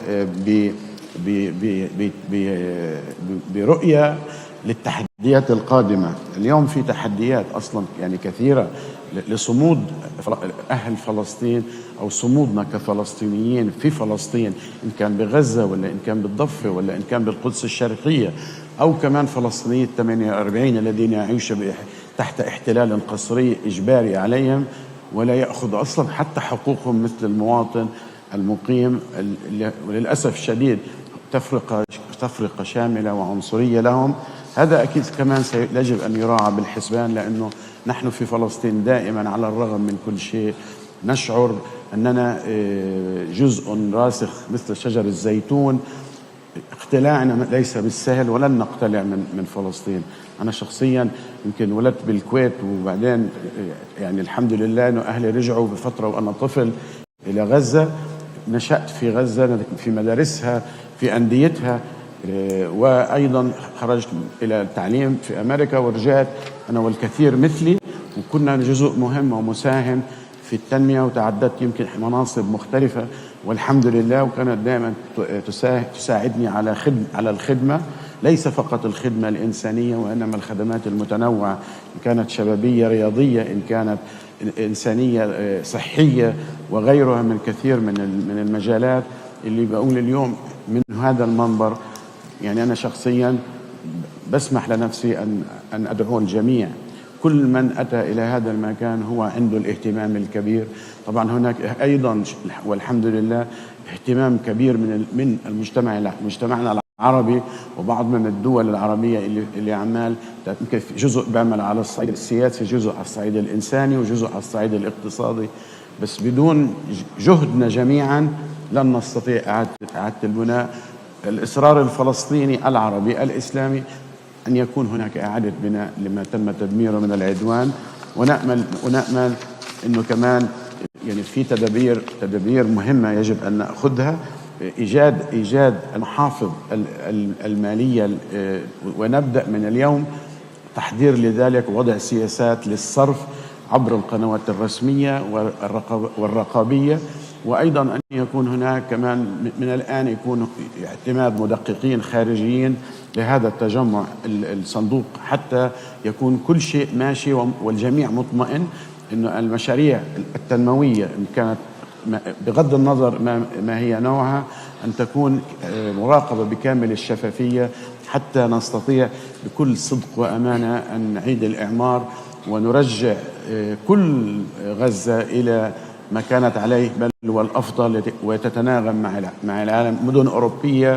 في الحرب العالمية الأولى والثانية دمرت بالكامل، وعيد بنائها بنفس الشكل الجميل ونفس التراث اللي كانت والإرث اللي كانت هذه المدن. وأعتقد نحن مجتمعين كعرب ومسلمين نستطيع أن نساهم بإعادة الإعمار والعودة إلى من كان يقطن ذلك. هناك لذكريات اللي كان لما يمشي بالشارع يقول أنا رايح الشارع اليمين، من هان في سدرة، من هان في جامع، من هان في السيد هاشم، من هان في الجامع الكبير، من هنا في الكنيسة الفلانية، اللي حتى هذه المنابر الدينية لم تسلم من العدوان.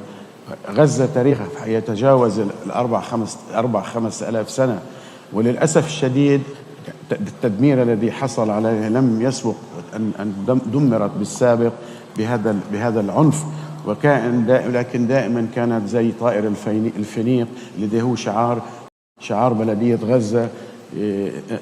طائر الفينيق يخرج من الرماد ويعود حيا ويبني ويطير ويعم الخير على الجميع. نأمل هذه جزء مهم منا مستقبلا. طبعا في برامج عمال عدت كمان في سلطة النقد للمرحلة القادمة للاستدامة، وهذه صناديق مهمة بالإمكان دعم الصناديق من خلال الدول العربية والإسلامية، من خلال بنك التنمية الإسلامي، من خلال صندوق الكويت الوطني، من خلال الصناديق العربية كافة، وهذا يساهم أكبر على المرحلة القادمة. على مر السنوات الأخيرة العمود الاقتصادي الوحيد الذي بقى لفلسطين هو القطاع المصرفي، فلهذا أنا مصر وأصر، وأنا أشكر من دعاني لأحكي بهذا الموضوع، لأنه يمكن كمان لدي الخبرة التراكمية أستطيع أن أشارككم فيها. هذا هو المصدر الحقيقي اليوم صمود فلسطين حتى اللحظة. الدعم الاقتصادي طبعا العربي المشكور والإسلامي في بعض الأحيان، كمان البنوك والقطاع المصرفي وصمود ودعم المشاريع، حتى لو مرار نزعل من البنك، بس لولا وجود القطاع المصرفي للأسف كان كل حياتنا تدمرت حتى في ظل العدوان. أعتقد هذه أوصي بشكل عمل على كمان مرة أخرى بناء نظام مالي مستقل يتناغم مع العصر، أو إعادة بنية النظام اللي كان موجود. هو نظام فلسطين نظام متقدم، لأنه عمر القطاع المصرفي في فلسطين وسلطة النقد يعني عمره قصير مقارنة للآخرين. يعني انشأت سلطة النقد في 95 97 هذه الفترة، والقطاع المصرفي كمان كان هناك فقط بنك العقار المصري البنك فلسطين قبل أوسلو، بغض النظر على سلامتها من عدم سلامتها، ولكن هي فتحت لنا آفاق جديدة، وهذا مهم نرجع نطلع عليه ونراجعه مرة أخرى حتى نشوف كيف نحضر للمرحلة القادمة. طبعا التحول الرقمي، هناك حملة كبيرة في فلسطين للتحول الرقمي. لازم نركز كمان في التحول الرقمي واستغلال الذكاء الاصطناعي للمرحلة القادمة، لأنه كمان سيسهل على الناس في موضوع الدفع الإلكتروني بكافة الأنواع المختلفة. طبعا مهم التواصل مع الدول العظمى والصديقة والمؤسسات الدولية للتدخل، حتى كمان الجميع يضغط على الاحتلال بوقف هذا العدوان الغاشم على غزة. تعزيز الاقتصاد المنتج والأسواق المحلية والعمل على بناء اقتصاد أكثر اعتمادا على الذات. وطبعا يعني يمكن كل القطاعات دمرت، الصناعي اللي فيه صناعات مختلفة ومتنوعة في غزة، الزراعي الحمد لله ما تملناش ولا شجرة حمضيات أو زيتون أو الخضار اللي كانت مشهورة فيها كمان غزة. الثروة السمكية وهي أيضا من القطاعات المهمة، لأنه هي مصدر رزق للكثير وأيضا مصدر غذاء للكثير. الثروة السمكية بأنواعها، هناك ما هو رخيص جدا الإنسان البسيط يستطيع أن يعني هي وسيلة غذاء مهمة.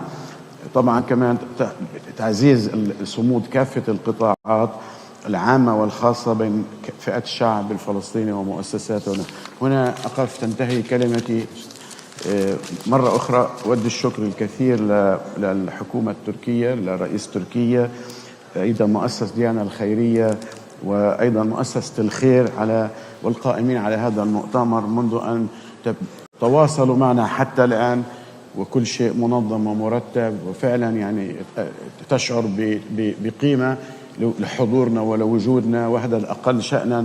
أقل شيء أنا بحكي عن نفسي أقدمه لأهلي وفلسطين أكون بينكم، وبالعكس يعني الحضور اللي تعرفنا عليه في هذا القمة الهامة يعني كلها تحكي فقط بلغة واحدة في كيفية الإعمار وكيفية صمود الناس على أرض فلسطين وغزة. وإن شاء الله وبإذن الله نلتقي في فلسطين، نلتقي في غزة، وأن نكون جميعنا بين أهلنا وأحبابنا، والله يعيننا كلنا، ولكن يعين أكثر من هو موجود اليوم في غزة. الشهيد رحمه الله الله يرحمه، ولكن أهل الشهيد من تبقى مثل الطفل اللي شفناه في اليوم الأول، الجرحى، الناس اللي تبطرت أطرافها. اليوم في حوالي 18,000 إنسان يحتاج إلى طرف صناعي على سبيل المثال. هذا يعني رقم مهول جدا وكبير جدا، ولكن أنا متأكد تماما أننا مجتمعون جميعا سنستطيع، غير الأطفال الأيتام، حوالي 20,000 طفل يتيم يعني تيتم بيبي صغار، مش تقول حتى يعني يمكن الشاب صار ما شاء الله عليه، بس أطفال، وهذول كله يحتاج إلى رعاية وكله إلى حضانة هذه القمة الهامة. شكرا جزيلا. سأقف هنا، لا أحب أن أطيل أكثر. شكرا أستاذ عصام. نشكر أستاذ عزام الشوا على هذه الكلمات وهذا الهم، ونقول لك يا أستاذ عزام بأن كل إخوانك اليوم إن شاء الله هذا الهم عندهم، سواء كانوا في فلسطين أو غير فلسطين، فهمهم بإذن الله تعالى إرجاع وتعافي قطاع غزة بشكل عام، وبالأخص أيضا قطاع البنوك. قبل أن نختم نترككم الآن مع ضيوفنا الكرام في فقرة الأسئلة، وسنكتفي بسؤال واحد فقط حتى الوقت. فيمكن الأستاذ اللي وراء الأستاذ سام، أي والله الميكروفون إذا عندكم يا شباب.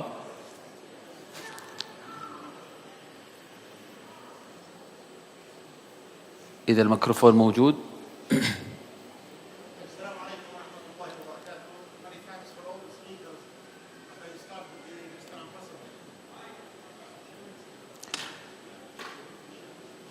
أستاذي نحتاج بس تعرف عن اسمك والجهة والسؤال حق منه من الأخوة اللي بيتكرمون.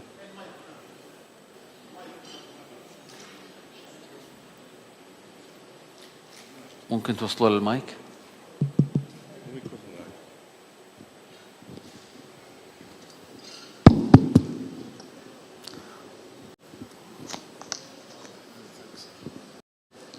مجدي أبو جمالة من غزة. شكرا للمتحدثين الثلاثة. Thank you for all the speakers. I will start with Mr. Ambassador. السيد السفير، لقد تحدثت عن خطة لإعادة إعمار غزة، لكنني أختلف مع خبراء الأمم المتحدة وكثير من الذين يقدرون حسب الأرقام لكنهم لا يعرفون تركيبة غزة.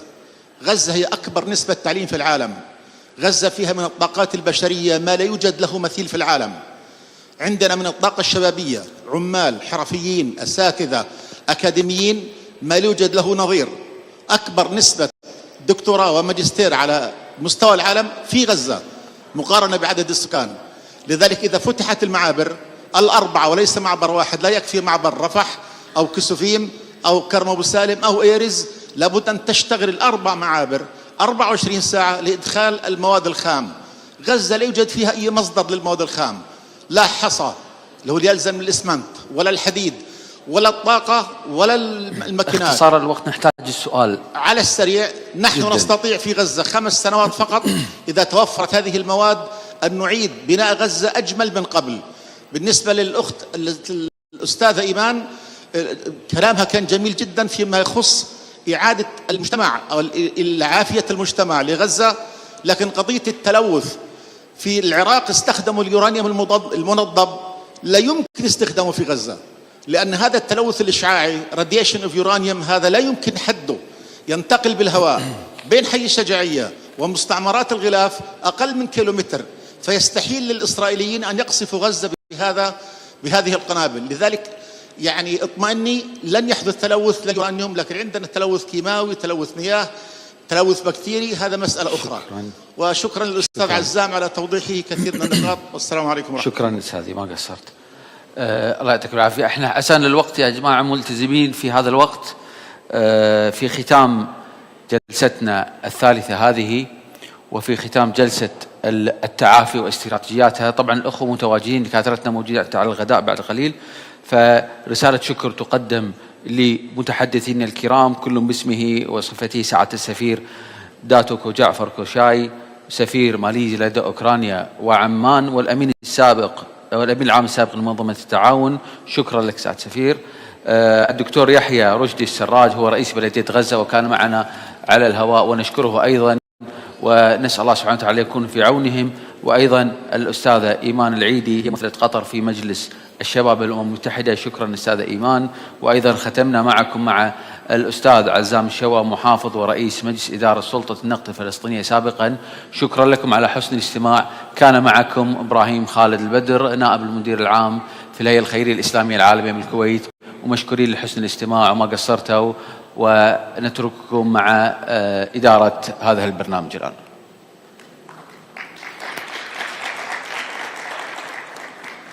مشكورين أستاذ. خليكم استريح بس، عندهم أستاذ عزام عندهم برنامج، عندهم تكريم.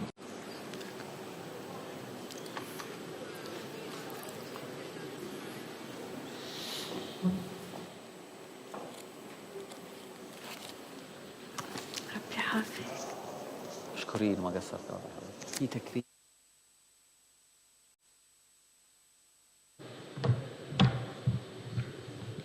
جزاكم الله خيرا. نبقى الآن مع فقرة تكريم المتحدثين في الندوة الثالثة على ما قدموه من محتوى علمي قيم، ونطلب من الأستاذ باسل ندر عضو مجلس أمناء الخير التكرم بتسليم الدروع.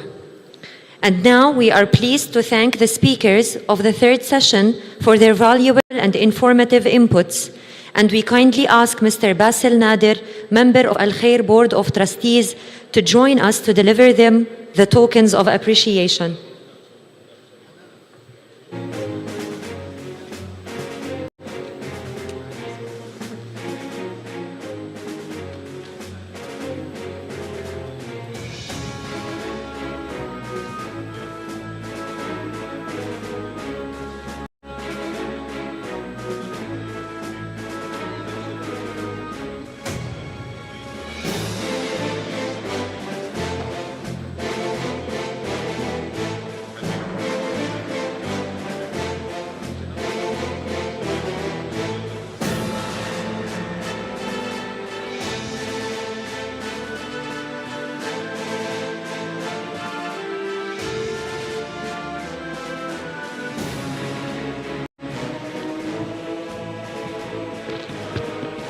نبدأ تكريمنا مع الأستاذ عزام الشوى، ونشكره حقيقة على كلمته.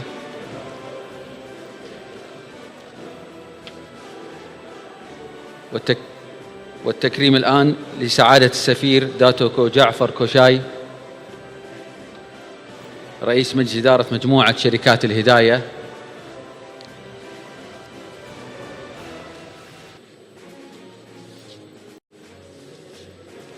وأيضا الأستاذة إيمان العبيدي، مستشار تطوير إدارة الأعمال في معهد الجزيرة.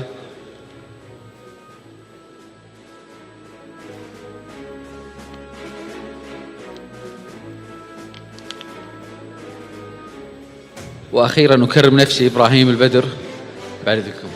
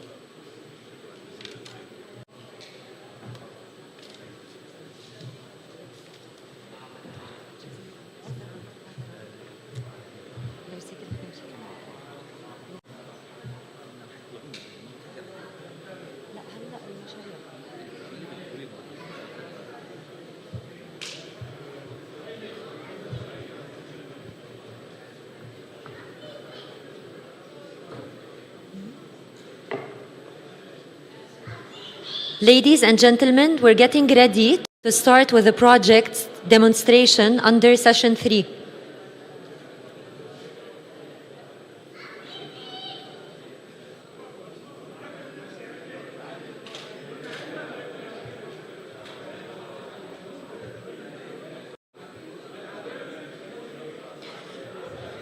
As we have been able to complete session 1 and 2 and successfully demonstrated the projects to each and every one in our day before, we have reached the third session that is entitled The Early Recovery. And together, we will be skimming through all the projects under this session, starting with the infrastructure sector. There are 4 programs under the infrastructure sector.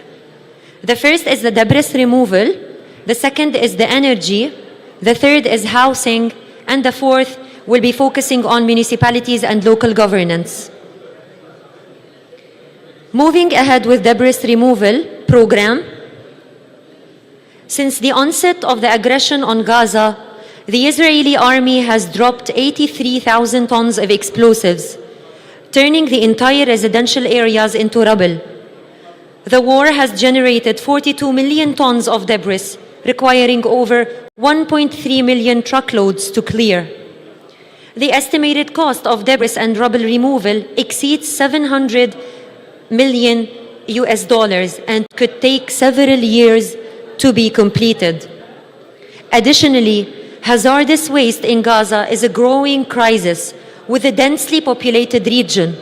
As we are all aware, there are more than 2.23 million people living only in 378 square kilometers, and they are facing mounting environmental challenges, in addition to many other multiple challenges as well. For that, the first project being proposed is post-conflict debris and hazardous waste management. What does this project entail?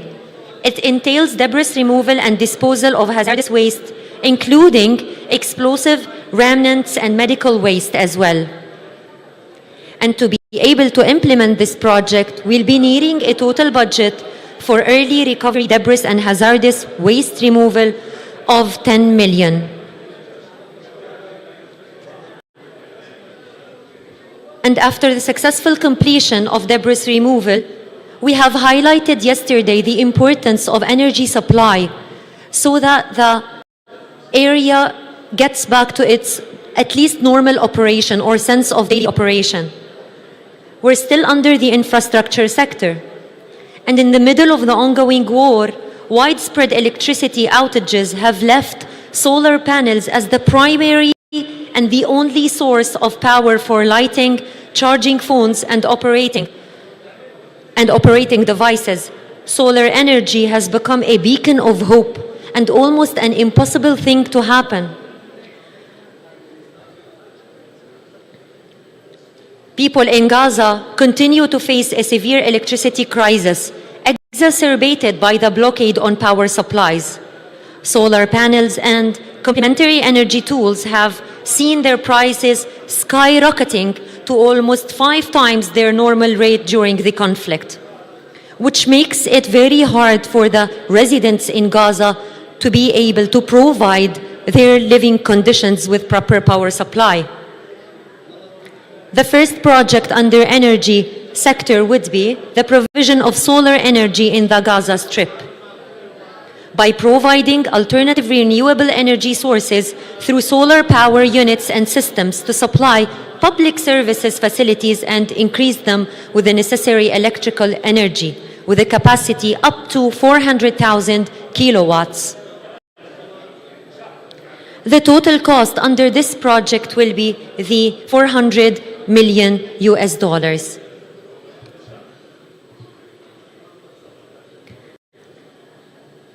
After completing the energy program, we're moving on to housing. And in here, there are a lot of information that would require your kind attention to what will be demonstrated. 74% of the displaced persons' tents are no longer usable. If we're considering the tent to be a place safe to live from the very first place. And 100,000 out of 135,000 tents urgently need rapid replacement due to wear and being torn out for multiple environmental and weather conditions. Over 1 million people in Gaza have lost their homes as a result of the ongoing conflict. This is according to the World Bank estimates. Thus, the project entitled Emergency Shelter Solutions for Conflict-Affected Families and Institutions in Gaza requires the replacement of worn-out tents as a first intervention, and this would happen by supplying 200,000 tents for displaced families and institutions that suffered complete destruction and became places not safe, not secure for living. And this project, the first one under housing, requires a total of 200 million. Moving on to the second intervention under the first project, it requires the provision of temporary housing units. So in addition to adequately making the tents a proper place for temporary living, we are also suggesting the provision of temporary housing units, which are called caravans. These housing units would offer a safe and immediate shelter solution for displaced families, protecting them from the harsh weather, especially during winter time, which is currently now taking place, while mitigating psychological and social distress as well. These units also serve as temporary replacements for institutions to resume their critical services in the absence of permanent facilities. The project intervention requires that 60,000 caravans for displaced families are provided, and not only for families, again for destroyed institutions as well. And this project budget requires a total of 720 million to be able to provide sufficient shelter.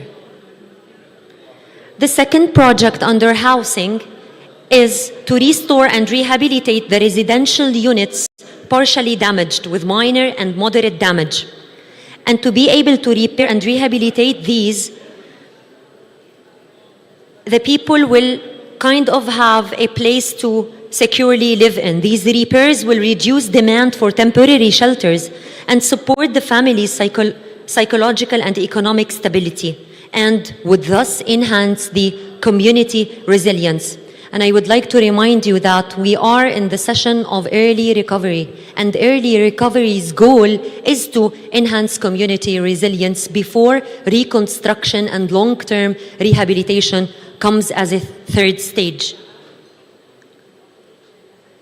The project intervention requires repairing and rehabilitating 100,000 slightly damaged housing units at a cost of $3,000 per unit. The total project budget then reaches $300 million. The second intervention is to repair moderately damaged housing units.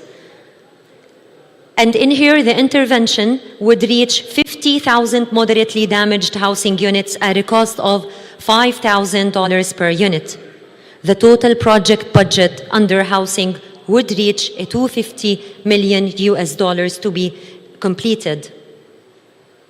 And other than the rehabilitation, there is also the repair of severely damaged housing units. Repairing these 50,000 severely damaged housing units. So if you're following up, there are three categories: those that are moderately damaged, severely damaged, and completely damaged. For those severely damaged, the intervention is to reach 50,000 severely damaged housing units at a higher cost of $10,000 per unit. And the project total budget is $500 million. By this, the total cost of the whole housing program requires a $1.970 million, so a $1,970 million in total. We're left with the municipalities and local governance. And under municipalities and local governance, the first project requires the rehabilitation of partially destroyed sewage and rainwater pumps in the conflict-affected areas, because since the very first day of the conflict up till this date, 70% of sewage pumps have been completely destroyed, along with 100% of wastewater treatment plants and water quality testing laboratories. This is according to a recent Oxfam statistic. This widespread damage has resulted in wastewater flooding streets and displacement shelters, exacerbating health risks and making people even more vulnerable than before, exposed to not only the deteriorating weather conditions, but also exposed to infections and diseases. This project budget requires a $7 million so that we are able to fix this infrastructure in the municipalities and the local governance. Moving on to the second project, it requires the rehabilitation of the partially destroyed water desalination plants. The military offensive forces have devastated Gaza's water and sanitation system, including production wells, distribution networks, desalination plants, wastewater treatment stations, and pipelines. And this has led to a public health crisis with a widespread of diseases, as we're mentioning, such as hepatitis, diarrhea, typhoid, and cholera, especially among children. And this project would require a $60 million to respond to the gap and to respond to the need of the people in this area. The third project under municipalities and local governance again falls into the energy sector, so it requires the installation of solar energy systems for, specifically this time, for select water wells, sewage pumps, and rainwater stations.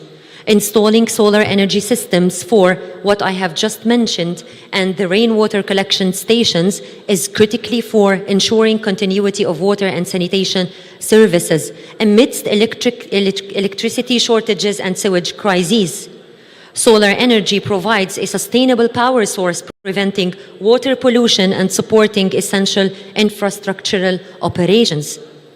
This project requires a $6 million to be completed, and thus in total, under municipalities and local governance, to be able to cover the early recovery phase, a total of $73 million is needed.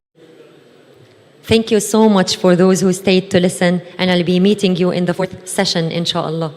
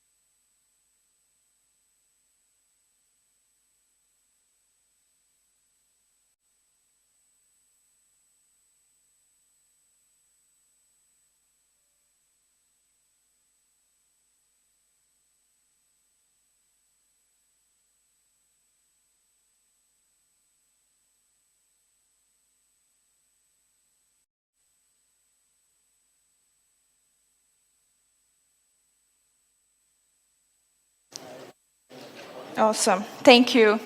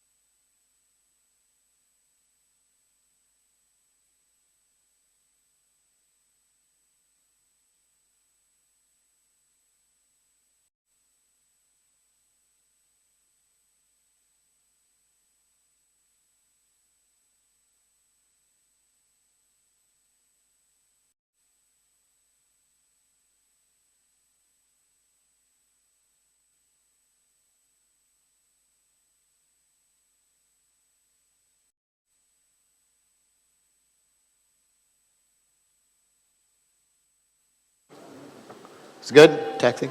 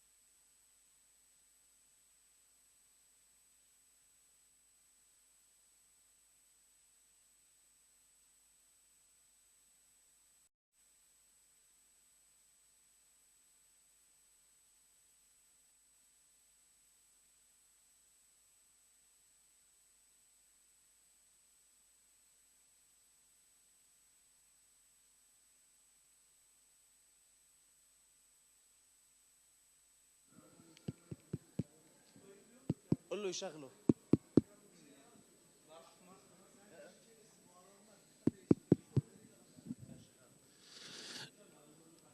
السيدات والسادة الكرام، أسعد الله أوقاتكم بكل الخير. أستأذنكم بالدخول إلى القاعة لبدء فعاليات الندوة الأخيرة.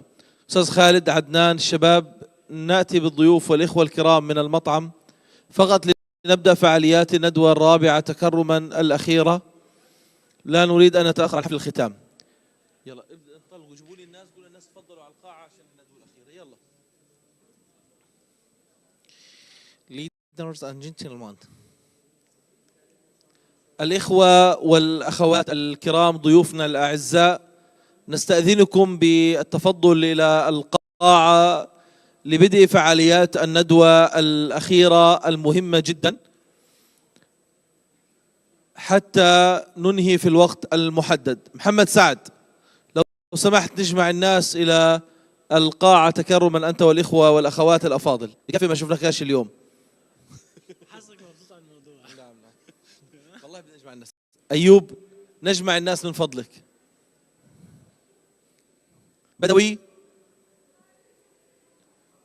بدوي نحضر الناس لو سمحتم من المطعم. خالد والشباب. السادة والسيدات الأفاضل، تفضلوا تكرما إلى القاعة لبدء فعاليات الندوة الأخيرة. شكرا لتعاونكم جميعا، جزاكم الله خير. نعلم أن هذا اليوم كان شاقا، ولكن إن شاء الله يكون فيه الخير والمنفعة. لذلك أستأذنكم الآن جميعا أخوات وإخوة أفاضل أن تتفضلوا إلى القاعة لبدء فعاليات الندوة الأخيرة. أستاذ رشاد أبو حمزة، تفضل إلى القاعة لبدء فعاليات الورشة الأخيرة.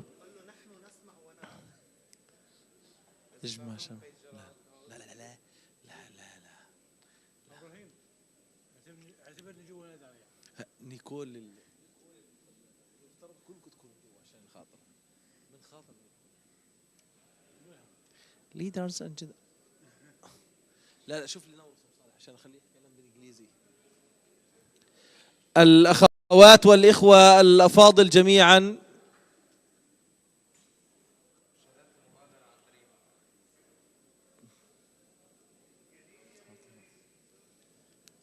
علي ضو وينك؟ علي ضو وينك؟ علي ضو وينك؟ بسرعه اخنقني. لا بقول لك فيه. تم اختراق هذه المجموعه بنجاح. سنقوم الان بنسف المبنى.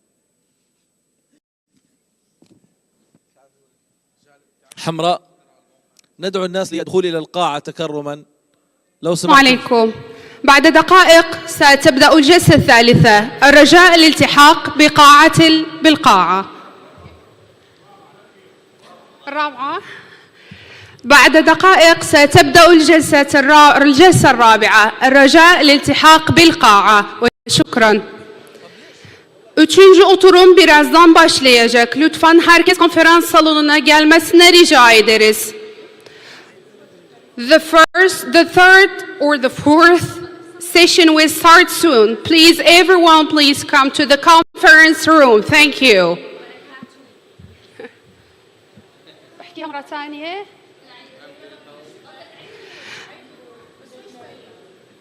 بعد دقائق ستبدأ الندوة الرابعة. الرجاء الالتحاق بالصالة. السادة الكرام، بعد دقائق ستبدأ الندوة الرابعة. الرجاء الالتحاق بالقاعة. Dördüncü oturum birazdan başlayacak. Lütfen herkes konferans salonuna gelmesine rica ediyoruz.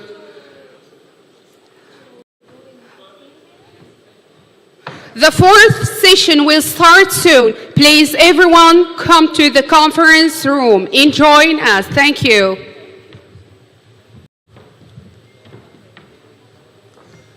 السادة الكرام، يرجى التوجه إلى القاعة. ستبدأ الجلسة الرابعة بعد قليل. نحن من انتظاركم.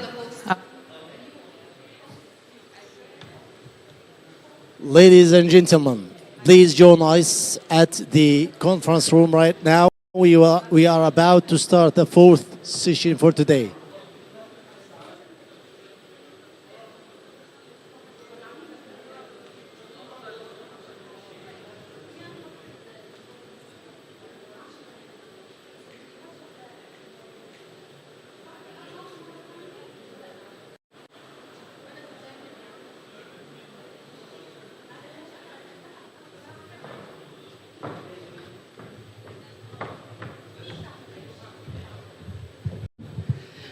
بعد قليل ستبدأ الندوة الرابعة المرجو الالتحاق بالقاعة.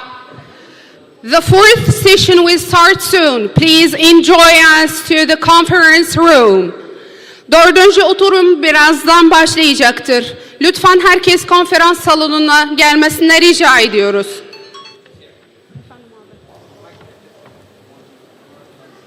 One, two, three. One, two. Okay.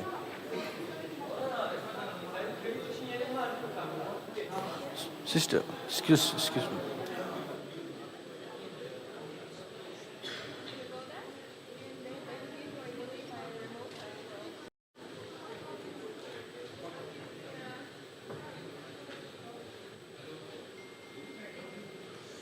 السيد سامر دروان. السيد سامر دروان، الرجاء التوجه عند قسم الترجمة. دون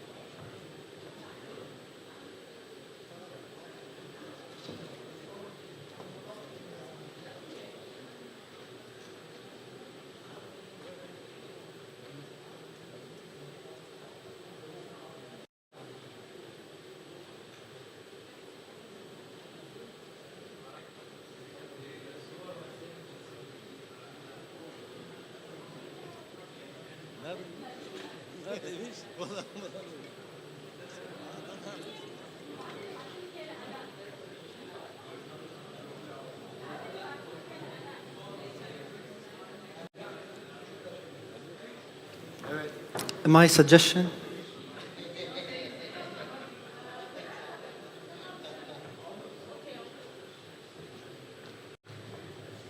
hazır mısın? Yani did you? You will present. Before you promo when it's finished, okay, you can start. Tamam. Next reportage. You present the reportage. Okay. When I say video, you can go. Yeah. Yes. Yeah, let's start.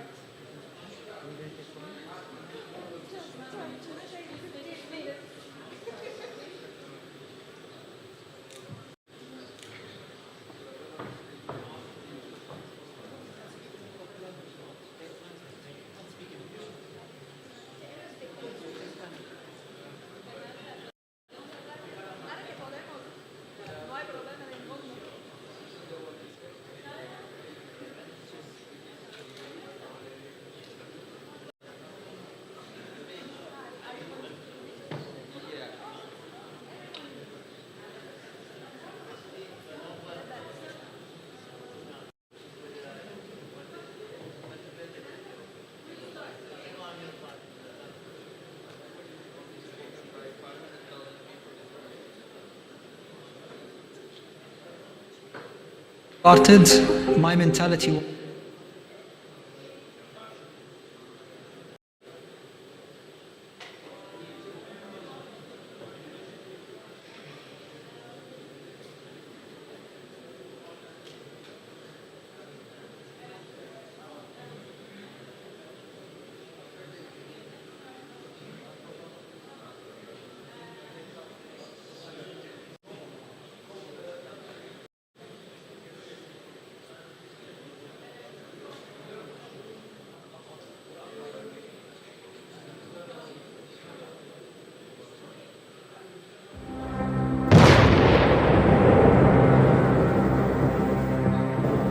The Gaza Strip has been enduring an unjust war that has ravaged every aspect of life for more than 400 days. The destruction has crippled the medical sector, devastated education, collapsed the economy, and obliterated critical infrastructure. Over 75% of buildings lie in ruins. Tens of thousands have lost their lives. Hundreds of thousands have been injured, and nearly 2 million displaced from their homes. It's time for real hands-on solutions to bring hope, healing, and recovery. We must rebuild shattered lives, restore lost dreams, and help Gaza rise from the ashes.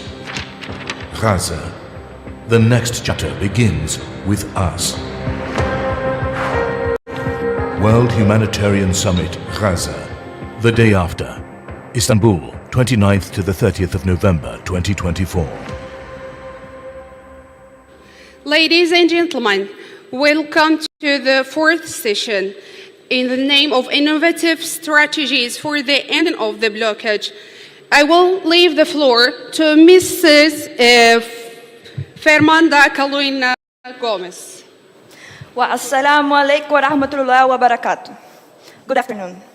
I'm Fernanda Gomez from Brazil, and I'm a project manager with the Education Equality Institute, an NGO dedicated to empowering conflict-affected individuals through education. It's truly an honor to lead this final session of the summit and to be here among such incredible humanitarians that work tirelessly to create a lasting difference.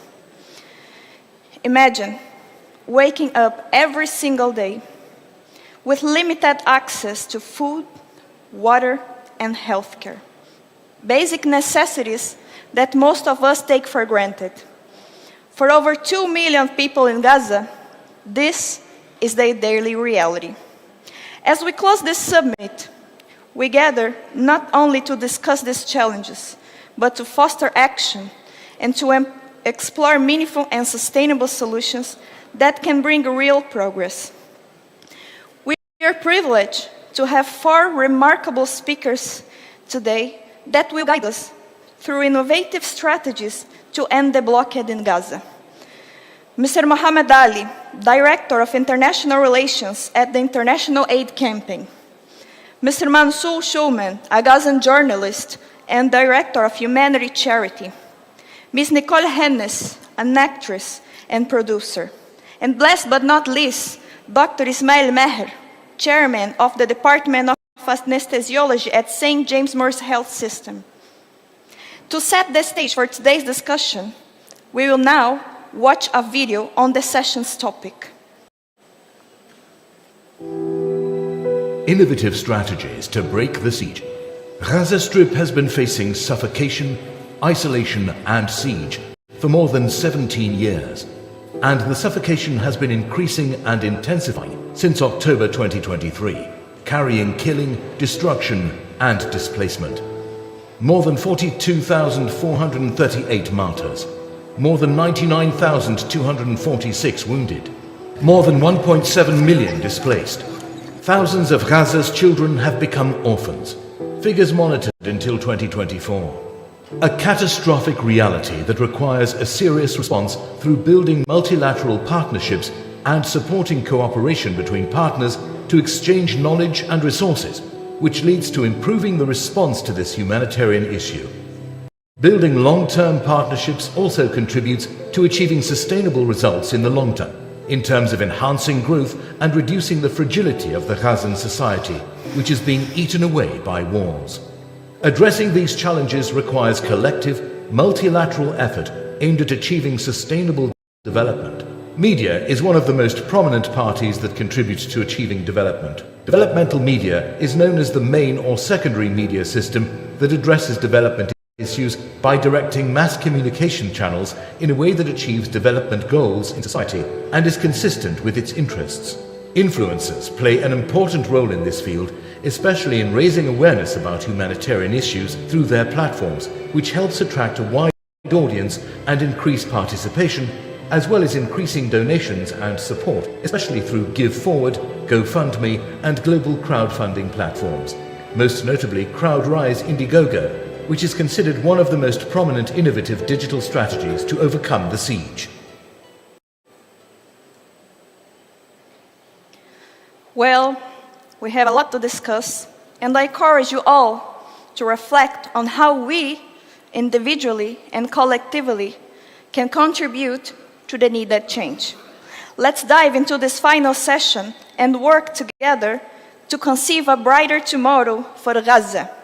Now, I'm pleased to hand the floor to Mr. Mohammed Ali. Mr. Ali, the floor is yours.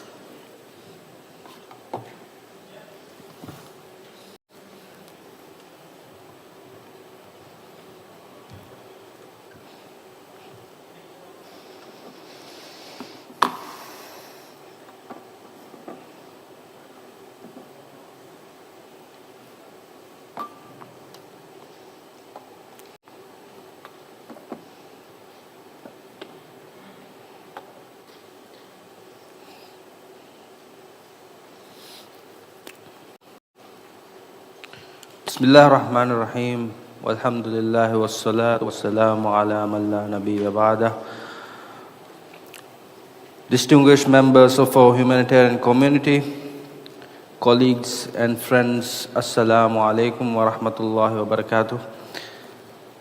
I feel honored and excited to be here in front of you to have this opportunity to talk about this important topic that is in our front.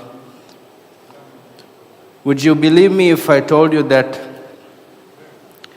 every single second the world spends approximately $2 million on military expenditure?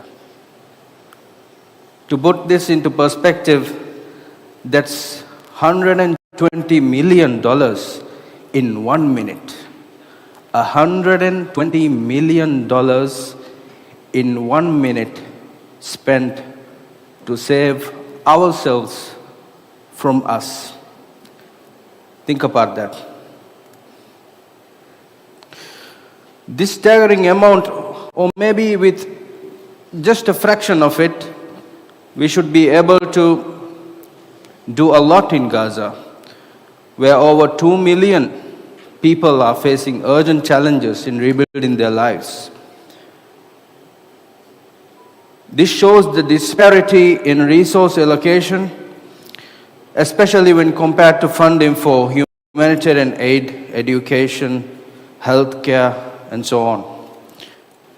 I'm sure anyone who has been following the situation in Gaza especially from 7th October onwards would know that we, the humanitarian workers, likewise journalists, and basically anybody who was working for the good was working against a multilateral partnership with abundance of resource mobilization, which was working for the genocide. Isn't it us that needs to actually be working as partners, contributing, complementing to each other rather than competing? And also competing, which results in duplication of efforts, insufficient resources, and so on.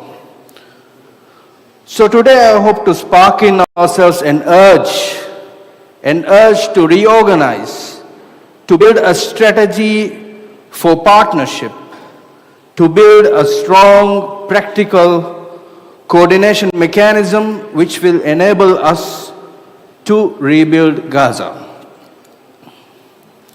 So going forward, I would like to share with you a project our organization implemented in 2017, which was the first project we implemented. This project is related to this topic that we were able to implement it in one of the world's most diverse, difficult geographical settings, which is the Maldives.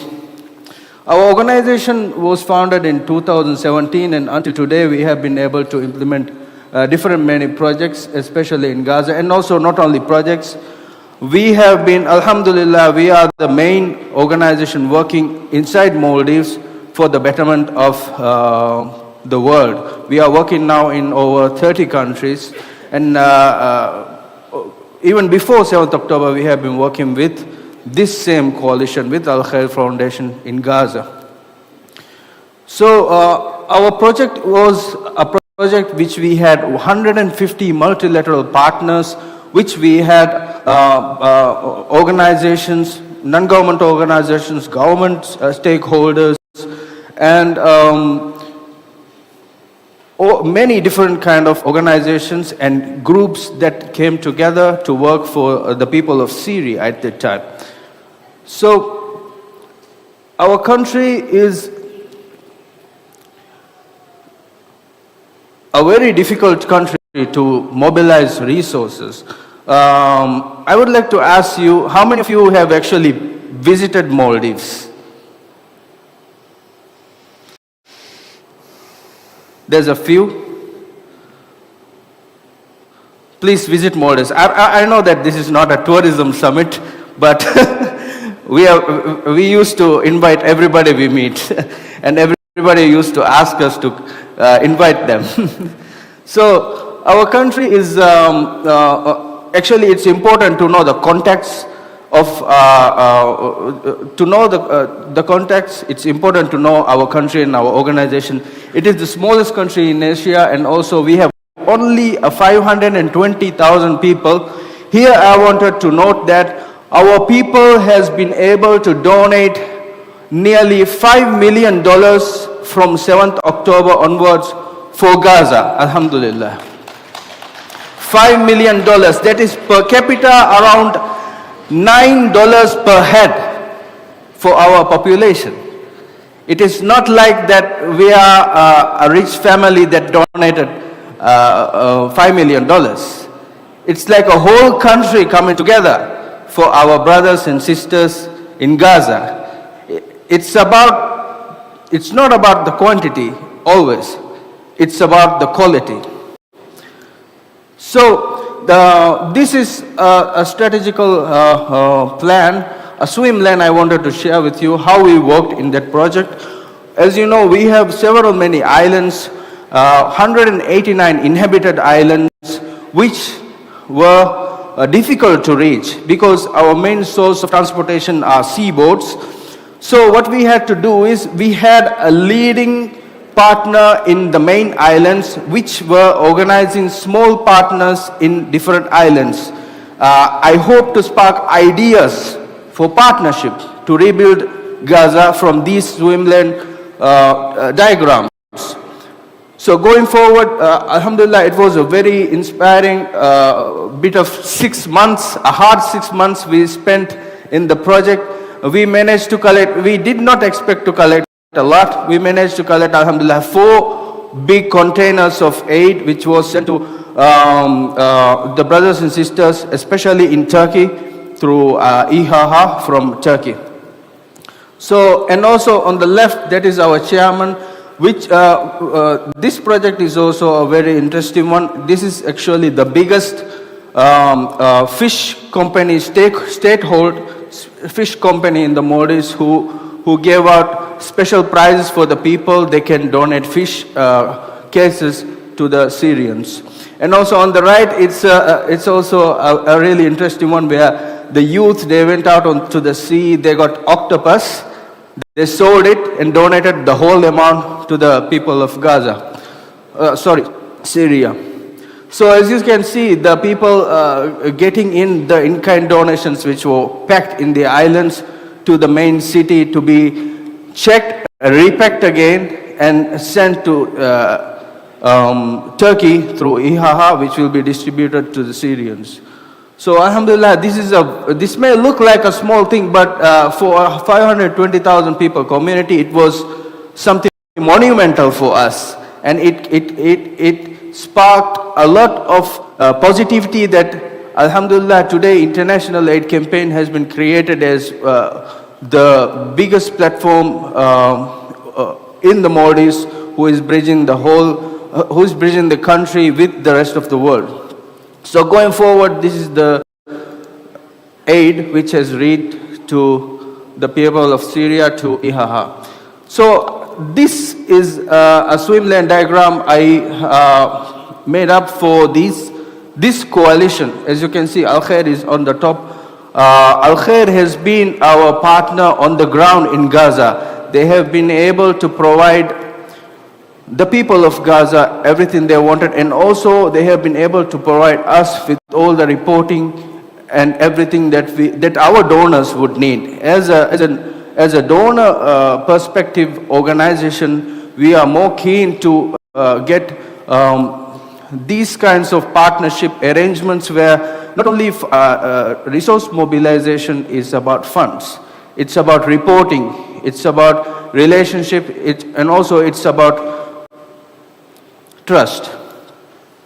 So I would like to stop for a while, and before ending my small speech, my intention was to spark an urge for us to unite and partner for the brothers and sisters of Gaza. Just like our Prophet Rasulullah sallallahu alaihi wasallam, he made the groundbreaking partnership between the Ansar and the Muhajirin. That partnership made one of the richest people in the world, Abdurrahman bin Auf radiallahu anhu. We all remember the famous quote, "Show me the marketplace." Well, Gaza, there is no marketplace. But if we stand together and if we build marketplaces, wallahi, I'm sure Abdurrahman bin Auf will come out from Gaza. So that is my message. I hope to spark an urge for us to unite and work together for the people of Gaza. Assalamu alaikum wa rahmatullahi wa barakatuh.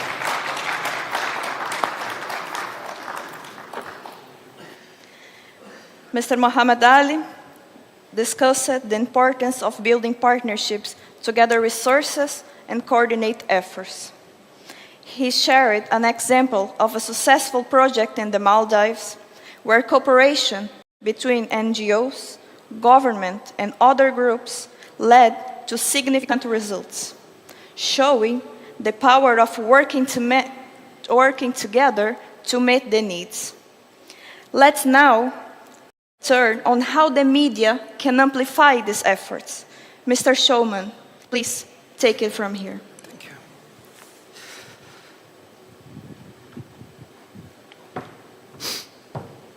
Assalamu alaikum wa rahmatullah. I can't hear you. Assalamu alaikum wa rahmatullah. MashaAllah, Allahu Akbar. Let's play the video, please.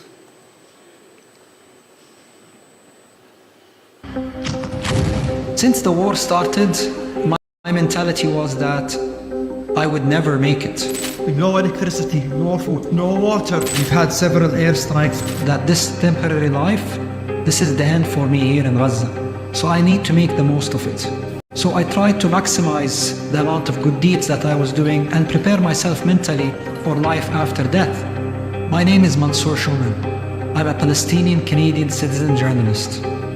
And between us, despite leaving Gaza physically, we're just getting started with the work that needs to be done.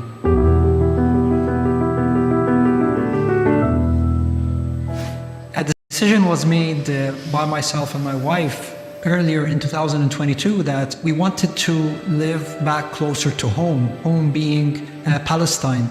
I'm originally from Jerusalem, and my wife is originally from a town beside Gaza Strip. October the 7th, we woke up at the sound of thousands of rockets, and we didn't know what was happening. On November the 7th, the Canadian government came back to us saying that they got approval for me and my family to all leave Gaza. I had a very open discussion with my family my wife and children would leave, and I needed to be there to help the people with whatever I can, even if it as little as removing rubble, to help people get out. I really hate what I'm doing now, but we need to record this for the world. It was the easiest decision I ever made in my life, staying in Gaza. Honestly, it was like a calling from God saying that, Mansour, you've been asking to help people, you've been asking to try and tell the truth. Well, this is your opportunity. Mansour, he's live in Khan Yunis. Thank you so much, Mansour, for your time. I believe that it was very important to continue doing what I was doing when it came to reporting news on different international TV stations, radio broadcasts, digital platforms and newspapers. And later on that extended into the social media and into charity work. We are here inside a refugee school. We lived amongst tents inside Nasser Hospital together with other journalists and social media influencers. Every day we would lose a member of our family, a member or two, or a member of our family would lose their own relatives. The most difficult thing in my opinion is seeing the children suffer. I remember seeing a little girl standing on the top of her mother and father who were killed, and she was crying on top of them and telling them, Dad, Mom, please wake up, it's time to go home, why are you still asleep? An image like that will never leave my head. Watching these scenes day in, day out, I think this was the most difficult part of all of this. I went with a few friends to check on the progress of the work. We were doing a lot of charity work. We had built 30 tents and we were going to up to 100. And to our surprise, for the first time ever, we found that there were Israeli troops rushing with their vehicles, with their tanks. And we saw people fleeing that area. And we had to flee with them into Khan Yunis refugee camp. So that was the start of me being away for 2 weeks, away from any kind of internet connection, because we tried to find a safe way back to Nasser Hospital, but we couldn't do that for 2 weeks because we were bombed by F-16s. Alhamdulillah, after several attempts, we were able to make it here back to Nasser Hospital. The second time I went missing, they were bulldozing the IDF, the main gates of Nasser Hospital, attacking the schools around us. So I decided with a few friends to make a run for it. And we jumped over the west side of the wall of Nasser Hospital and avoided being shot by a sniper who killed 2 of my friends and injured 1 of them. We made our way inside of Khan Yunis, and again, another 2 weeks, this time between ruins. After I came back to Nasser, I didn't find any of my personal items. So that included my phone, my laptop, everything. All I had in my pocket was my passport and my wallet. And I felt lost. I felt that, wow, what added value can I now do to the world? I can't continue my charity work because, they've basically just bombarded Khan Yunis to the ground. I couldn't communicate with the outside world. So I contacted the Canadian government, the consulate in Jerusalem, and I told them that, look, I think it's time for me to leave. I felt that it was a mistake to leave Gaza. I felt that I let my people down. But then friends and family members told me that, Mansour, you don't need to be physically there in Gaza. Maybe you can add more value while outside. Until now, I still feel I should have been in Gaza. But the plan is to go back there. This is our land, this is our home.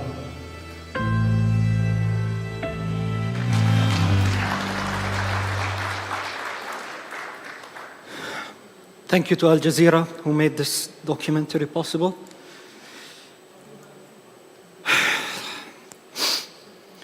Assalamu alaikum. My name is Mansour Shuman. I'm 40 years old. I'm originally from Jerusalem. The last time I was there was in 2011. I was imprisoned by the Israeli authorities and my Jerusalem ID was revoked. Since then, like many Palestinians around the world, I've been staying in many other countries with a dream to come back one day to the Holy Land, to live in Palestine, and for Palestine to be again the lantern that shines light amongst the whole world.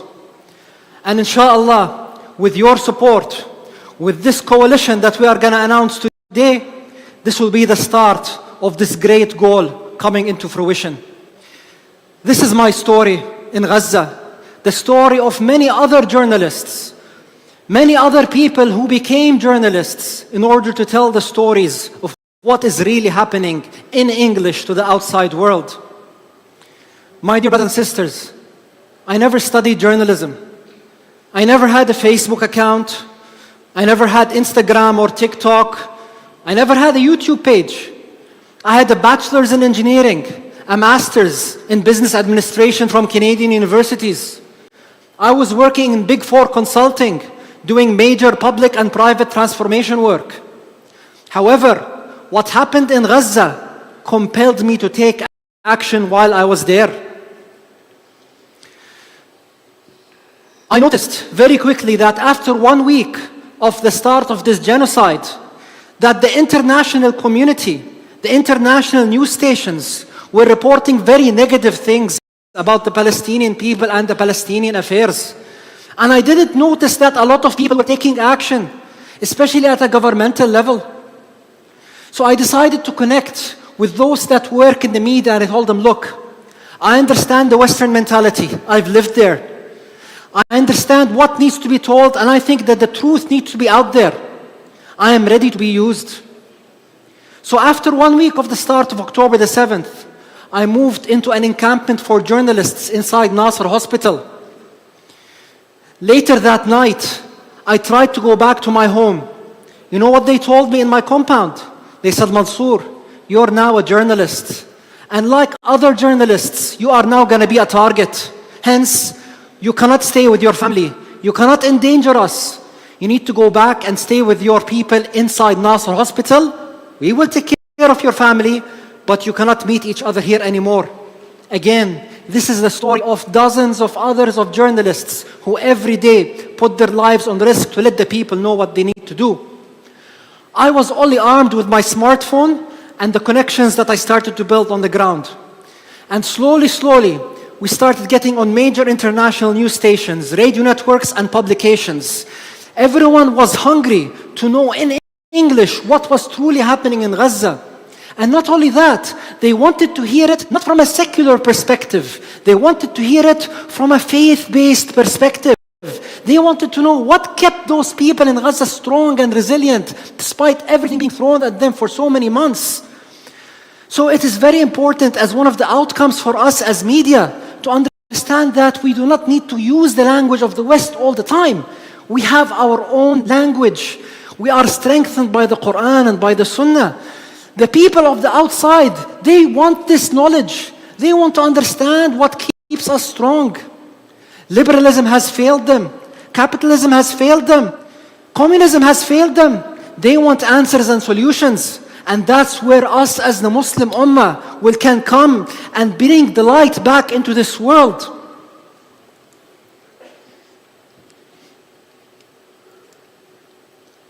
Here are some examples of some of the TV stations. I was working with RT on a contract, and every day I was scheduled to appear on different TV stations. I had a lot of volunteers from around the world help set me up with different channels, and alhamdulillah, we were able to get multiple million views within 1 month. We had volunteers that set me up for the first time on Instagram. I remember before setting me up on TikTok, I asked everyone, isn't TikTok where the new generation, people are twirling and dancing and singing? Isn't that people will go to waste time? And they said, Mansour, this new generation that was brainwashed has now saying free Palestine. Now they want to learn more about what is happening on the ground. And they are the ones that are changing the game. And if you think about it, subhanallah, what changed the game in Gaza? What gave the proper perspective of what's happening in Gaza? It is social media. We had before this 6 wars in Gaza. However, we didn't have the social media, the people on the ground that risks their lives to act as citizen journalists to tell the world what they are knowing right now. In addition to that, this new generation that were only fed certain things are now seeing that, wow, there is something that we can fight for. There's something that we can strive for. In addition to that, we had to build strong connections with strong influencers across the world, because these influencers had access to millions of viewers and listeners in order to build the Palestinian case. Alhamdulillah, we were able to connect with people from all over the world through daily live interviews on different platforms.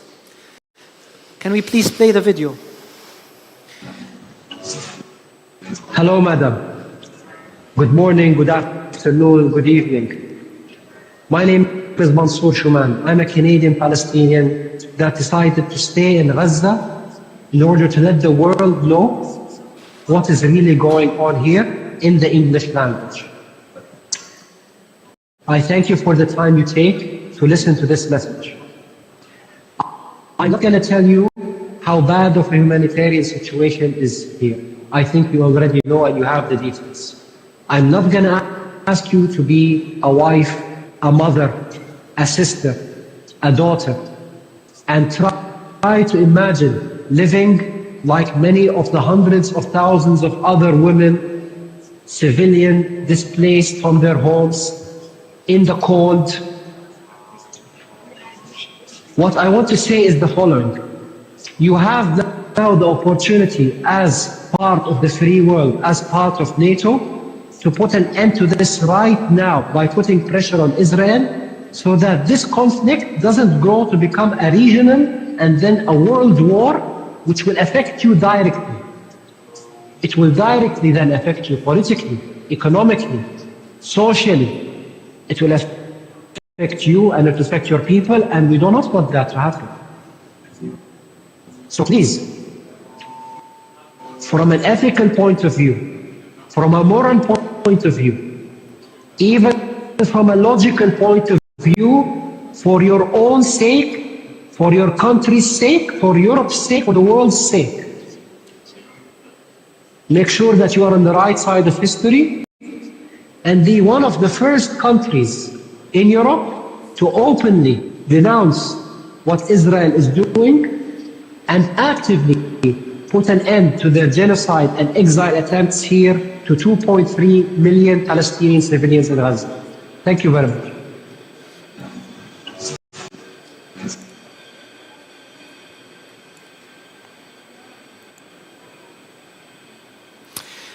We need to understand something. Unfortunately, the world outside doesn't respect you the way it is set up. Doesn't respect you if they feel that you are weak or they feel that you are on the losing side. They only respect you if they feel that you are strong, if they feel that you are going to win from a materialistic perspective. Hence, in my opinion, one of our future endeavors as media is not to only show the sad side, the sad story. No, we need to talk about the resilience of the people of Palestine. We need to talk about how we will add to this world. We need to talk how things will negatively affect other countries if they don't act for Palestine. The Palestinian people in Gaza have dignity, have strong moral values. They do not want pity from the world. They believe that they will add value and make the world a better place. Alhamdulillah, we launched many social media initiatives. For example, the hashtag I Stand With Palestine, within 36 hours of us launching it, had over 1 billion impact just on TikTok alone. This shows you again the power of social media. Again, I left Gaza, but the work continues. The work continues. With the relevant authorities on the ground and with volunteers all around, we continue to add value to the way media is being done, especially to the English audience.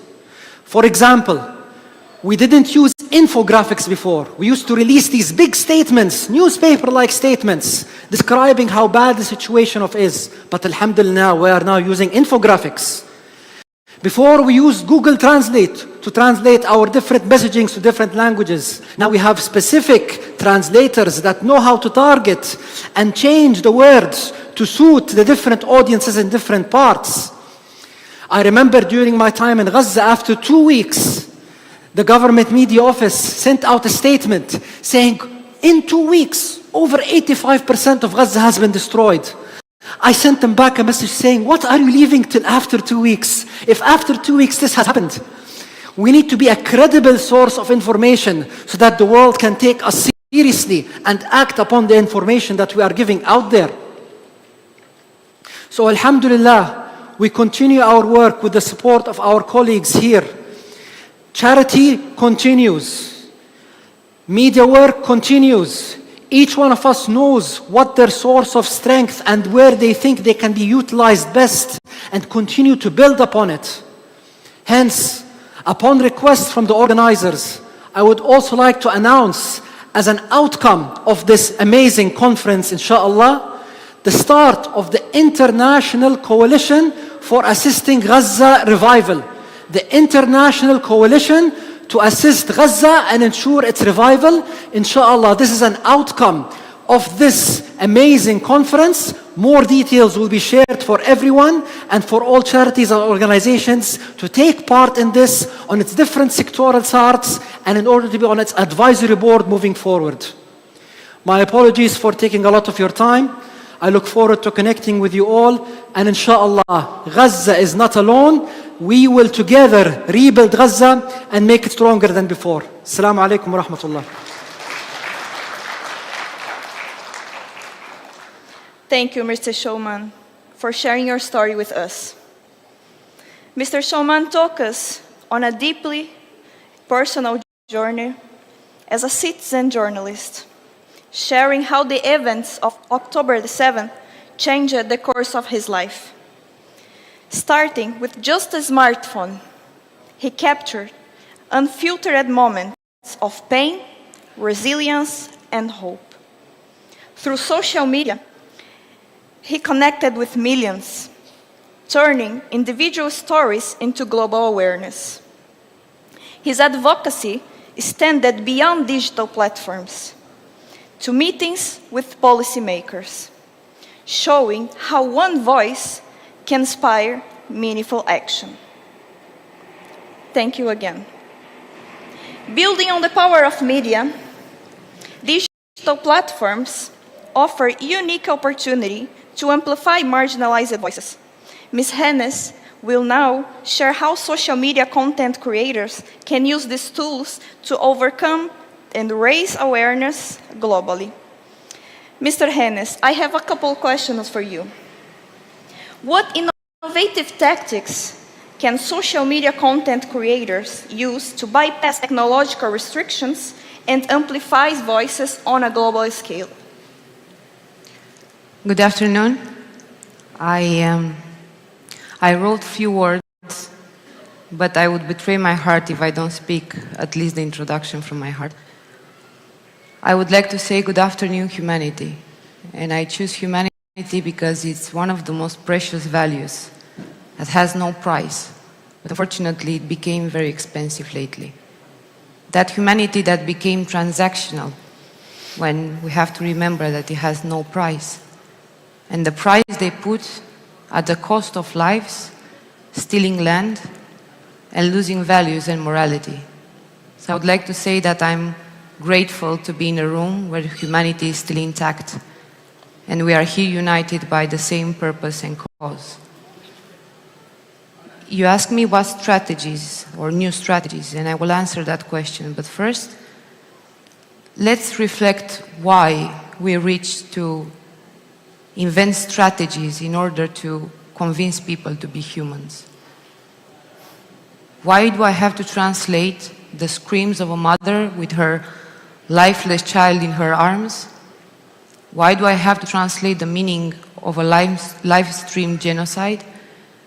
Why do I have even to explain what is happening when everybody is seeing it, or they are supposed to see it? Everybody has eyes and ears, but many people refuse to see and to hear. We build strategies in a world where everything should come natural to be humans. But if we have to do it and we have to brainstorm and we have to gather, so be it. There is no such thing as middle ground. There is humanity or evil. Pick and choose your side. If you choose humanity, you have to understand that there are so many forms to defend and to resist. And for us, and I will talk about myself, I'm a privileged person. I have my family intact. I don't know what it means to hear bombs raining over my head. So I have to pick and choose. And I choose humanity. What can I do with that humanity? Because many people are asking the same question over and over again, like it's not clear or like we need instructions what to do with that humanity. So we have a first line of defense in this digital war. Everybody should know. Each one here in this conference, we should know what we have to do. So the digital war comes with a lot of consequences. And it should not be something like a difficult choice, because you only need your eyes and you only need your ears and a heart. We're fighting against a monster of propaganda that thrived on lies for such a long time, that was well funded, and we have to understand that will not be easy. That digital world is meant to mine the morale of every human being, and they thrive on that. Take the Palestinian cause, 76 years of manipulating the people with the conventional media, with movies, and reach the point of dehumanizing a nation. Imagine that. Nobody said it's going to be easy, but if you choose that path, you have to understand that you're fighting against an enemy that is well-funded, that the propaganda thrived so much. Let's remember the 40 decapitated babies, the list, the so-called rapes. Just repeat it and repeat it. And how can humans declare that they are controlled by the media with the simple fact of calling them fact-checkers? Like we don't have a brain to take a decision, or we don't have the eyes to actually see. Imagine the level that we reached, that I have to tell somebody that red is the color of the blood. We have to explain this. And with this responsibility that we are here, and with that path that all of us, we need to take, let's go to the strategies. And I would really like to make awareness on the fact that we don't have legal strategies to protect the information channel, all the platforms that are actually owned by the enemy, and we all know that.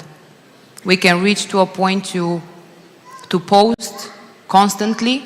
I'm not a journalist. I just write a script because I see it. I just do what I'm supposed to do as a human.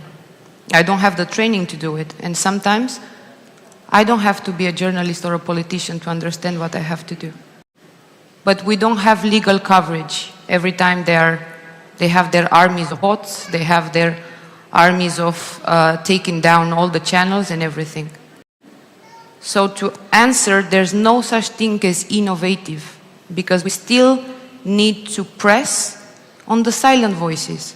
How many big voices that humanity praises, and they have the excuse of, it's too complicated, right? We see their movies, we listen to their songs, we made them famous. They have a responsibility, and I would like to denounce that over and over and over again. What do they need? They don't have a responsibility in front of us, but there's a higher power, and everybody will respond in front of God.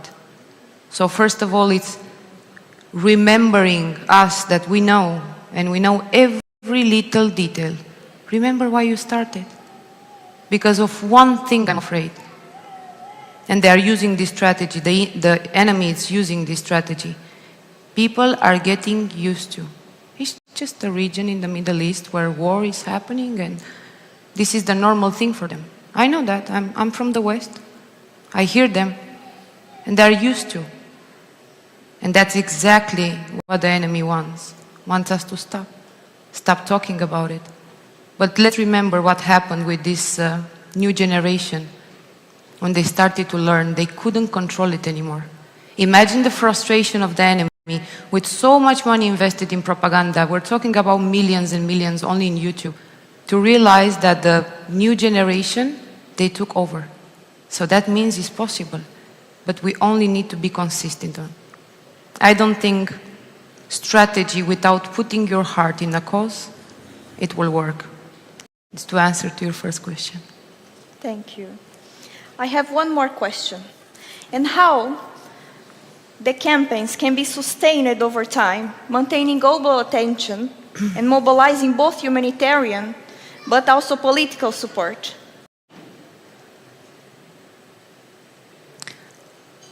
To answer exactly to your question, I don't think personally there's such thing as a humanitarian strategy without going to the first line that I told you about. And we have a saying in Spain that it's pan pa hoy, hambre pa mañana, and that means bread for today and hunger for tomorrow.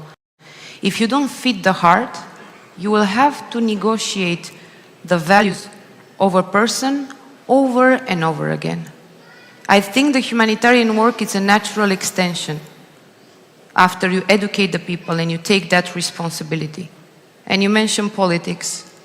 I don't have expectation from politics. But the people are saying, what can we do? Our politicians, they can do nothing. Really? That's how easy we surrender? We don't know that the power is in unity? I don't know what to answer you as a politician. I'm not a politician, but I'm not expecting anything in order to sum my voice to the millions of voices. And I think we made a difference. If we have to talk about politics, let's say we have a power in the vote in the West. Let's say, you know, democracy and the double standards. But at the same time, what are they doing with their taxes when they can choose? They can choose not to pay their taxes to fund the genocide. That's your power in the politics. What the excuse there? And in humanitarian work, if you don't pass that first line of defense to actually take the responsibility to educate people and make them believe in the cause, because the lies are very easy to be funded, the lies are very easy to put them out there, but they are not sustained. The truth will eventually prevail, and everybody knows that.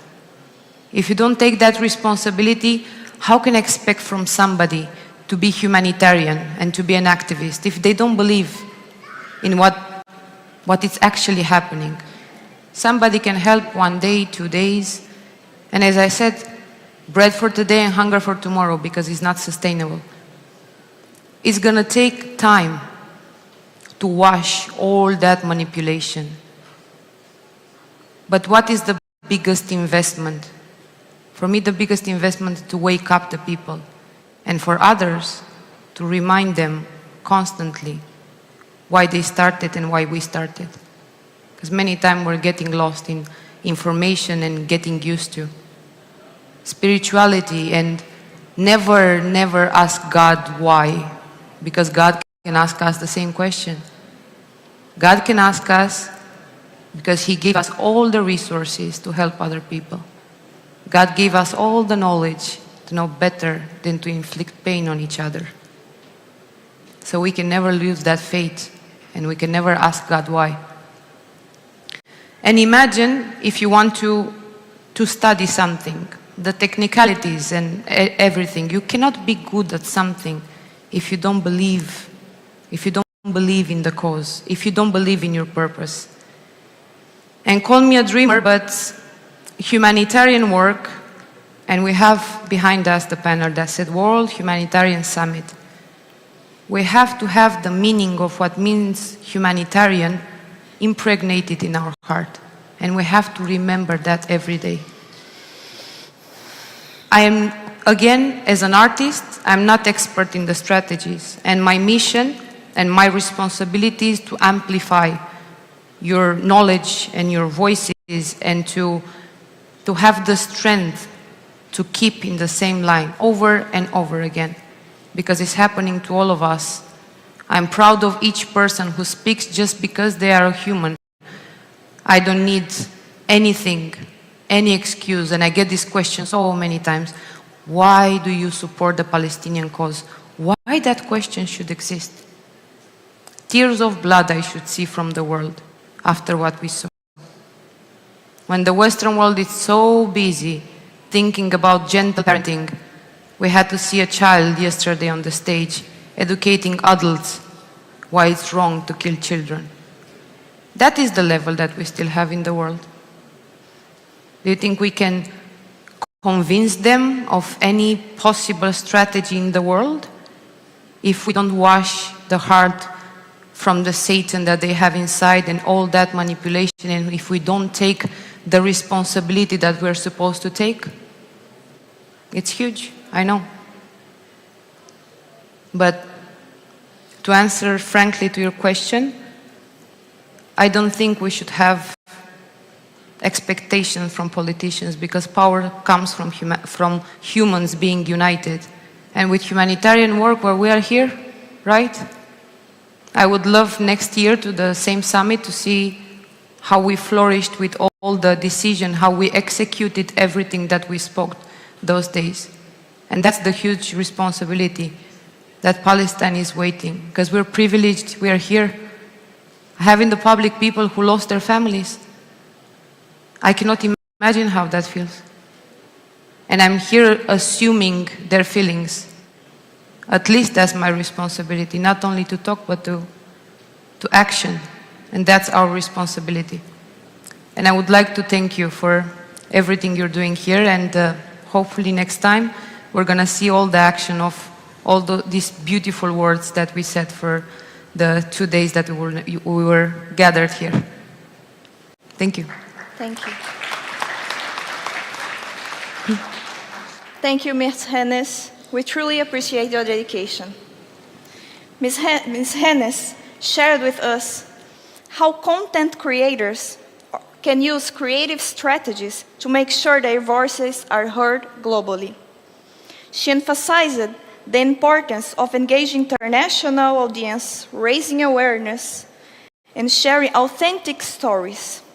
She also discussed how to break through misinformation and sustain campaigns over time to keep global attention and growing support. Shifting to the ground level perspective, we have Dr. Ismail Meher, who will offer perspectives into the front lines. Dr. Meher, over to you.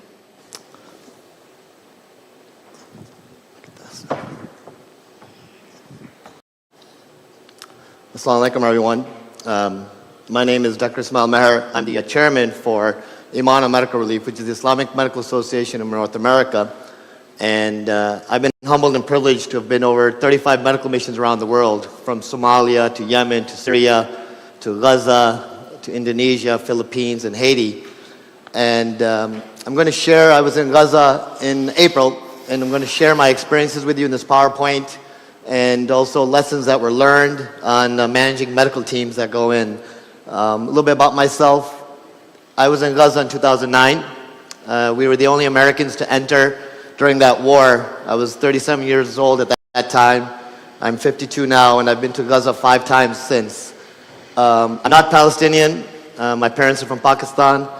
But I will say, I've been to Gaza 5 times. I've been to West Bank 6 times. I feel as if I'm a Palestinian. And I'll apologize in advance as I share some of these pictures, because it's going to bring back memories. Because I've walked the streets of Gaza. I've gone to Al Saud for the amazing kanafa. I've walked down Salahuddin Street. I've been to Khan Yunis. I've been to Rafah. I've been to Beit Hanun. I've been all over. And I have lost friends. I could consider them family. And every few weeks I hear so-and-so, we haven't heard from them. So I will share that experience with you as a medical volunteer. Imana, it has been around since 1965, and we do a lot of work around the world. I won't belabor you with that. A map of the world, I think 40 different countries. MashaAllah, we've treated over 4 million patients around the world. Many medical missions and surgical missions all around the world. And we're all volunteers, every single one of us. It's all based off volunteerism. There is no salaries involved. We do this off of sadaqah and zakat, and we go around the world and we make a difference. So in 2009, we were the only American team that entered, and since 2009, we have continued working inside Gaza. I need to pause and thank Al-Khair Foundation and Dunyat Foundation for hosting this. And I don't know if he's in the room or not, Mohammed Hasna, who is the global director for Al-Khair. In 2009, he's the one who received us when we crossed through Rafah, our team of 11 doctors from America. And I remember when we were leaving, it was quite emotional, and we hugged, and I looked at him as he was in Gaza, and he said, please return. So, Mohammed, I promise you I have to return, and I'll continue to return. So all the work we've done since 2009, we continue, and Gaza remains very close to us at Imana. So I just sort of fast forward to 2024. So when October 7th took place, for me, I found myself in a very, very dark place. The emotions that come across, the anger, the concern, the worry, because part of me felt the hurt. I feel as if I'm part of Gaza. I go every year to Gaza. I work in Shifa. I've been to Nasser. I've been to Aqsa. I've been to Kuwaiti Field Hospital. I've taken care of the children, and I remember their names when I saw the pictures as I was going through my Facebook and through my pictures, and I was wondering, are they still alive? And there was nothing that I could do. As physicians, we don't ever think we're depressed, and I think I was depressed at that time from October until December. I didn't know what to do. I was angry. I was to myself, didn't want to talk to my family, just was disengaged. And then finally at Imana, we found a way to start doing work and bringing in supplies. And then in April, I was able to lead a team of 4 of us, 4 American doctors, that we went under Imana's banner into Gaza. And I'll share with you what is Gaza like in my next few slides. But as surprising and as everyone was worried, family was worried, to me, I thought I felt relief going back to Gaza. It was therapy. It was therapeutic for me to go there and see my friends that were still alive. It was a healing moment for me, and I'll always remember it. This is the team of us that went. So when I returned, every one of my Caucasian American friends wanted to know, well, what was it like? What was happening there? What is it? So I went around the country and I gave this talk, This is Gaza. I've slimmed it down for time purposes, but it will show you what is Gaza. First of all, when you enter Rafah, you hear the buzzing flying over. Yasser, you've been there, you remember that sound. You see the drones, you hear the missiles, you hear the bombings, you hear the screams. This is Gaza. This is Khan Yunis. This is me. And the other thing the American media, we were talking about media, doesn't do, it doesn't remember names. It doesn't name names, but it'll name names on the other sides, but it won't name names. This was Ahmed, who was hurt in a bomb blast, and I'm trying to intubate him in the emergency room in EGH. This is a young child, and that also bomb blast that Dr. Shazia is trying to intubate. We're running a trauma on this patient. This would happen at night. This is what I tell you.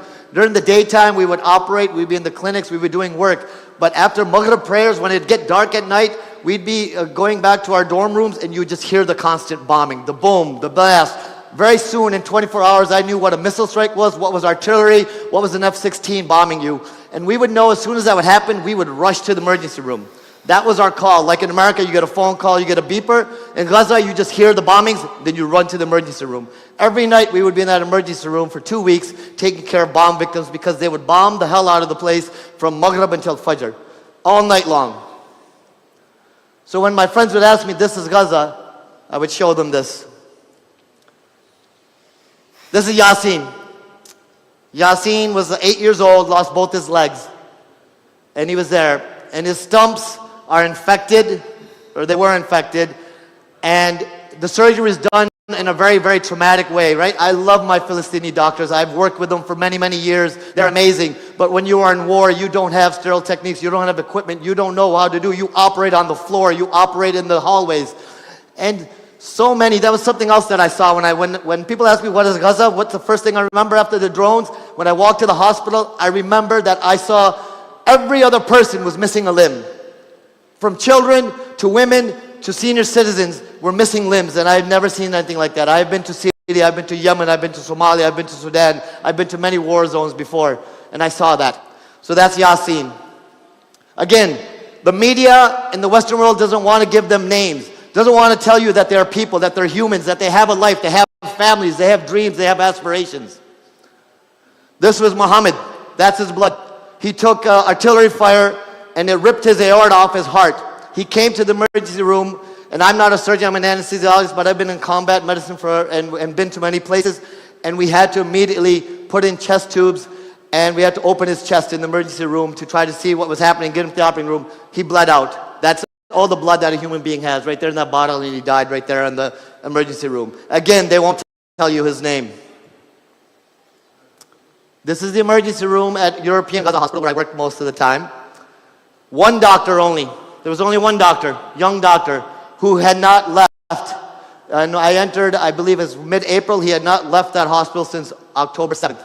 And he had medical students working with him, taking care of people all day, all night long. So some of our team members would sit there and work there in that hospital. Something you forget about. Everyone talks about the war, the blast injuries. You know, the media will talk about that. The media will talk about what seems to be sexy, which seems to get you looks, which seems to get you likes. But what you forget is people have high blood pressure. People have diabetes. People have asthma. They need dialysis. Normal things. People in this room take these medicines every day. Some of you took your medicines this morning. But in Gaza, when the war took place, they can't take their medicines. I believe his name was Yunus, an elderly male. He had an infection of his foot. That's gangrene infection right there. Because he was diabetic and he had not taken his metformin, which is the medicine you take for diabetes, for months. We had to amputate him. He became septic, where the infection was in his blood, all through his system, and he died in the morning after we operated on him because the infection had just spread too late. It was too late that it got to him. We couldn't take care of him. Every day, to this day, every single day, there are people who die not because of the bullets, not because of the bombs, not because of the planes, because of just lack of access to healthcare. And I'll remind you, this summit is talking about now October 7th, but we forget that Gaza has been under an embargo since 2004, 2006, and we forget the lives that have been lost because of the embargo. So if there is a solution, the solution has to be more, it has to be beyond what took place on October 7th and what is happening. You have to go to the root cause and fix the problem. Gaza has been under an embargo forever, and I've been there multiple times during the embargo, and the lack of access to healthcare is nothing new. Again, when people ask me, this is a Munir, he's a surgical tech. It was therapeutic for me to go back. I didn't know if he was alive or not. I was walking in the halls of EGH, and he yells my name, Ismail! And I looked over and I said, Munir. He's an OR technician at Shifa, had to leave, he was here. And this is where I found solace. This is where I found peace when I saw my friends. This is my friend Hussein. Hussein works in Gaza. I believe he works in the municipality. He's lost over 30 pounds or 15 kilos. No food, nothing to eat, the struggle. And when I saw him, I was just surprised to see him like that. I had seen him a year before when I was in Gaza, before the war. And he was suited, wearing a tie. Now he lives in a tent. This is my friend Salim Fakhri. Salim was a part of that team with Mohammed Hassan in 2009 that used to take care of us. And again, names are important because they will not give you the names. He was like GQ. If you go to the GQ magazine and pick it up, Hussein was always dressed impeccable. And I saw him, I had to turn away and hold my tears because I didn't want him to feel bad. He has been living in a tent outside of Aqsa Hospital. His hair he was Mr. GQ to us. And this is life now for him. Again, Gaza, Dr. Imad, he's an emergency room doctor. I captured this picture and just pause for a minute. Look into his eyes as a pediatrician and imagine what he has seen. I only saw this for 2 weeks. What he has seen the whole time he has been there. This is a gentleman, I believe his last name was Shafiq. He had just lost his whole family. His whole family he lost in a bomb blast that we were working on at 3 in the morning, but his son we were able to save. And how stoic he was. He came and he hugged us and he thanked us for being there.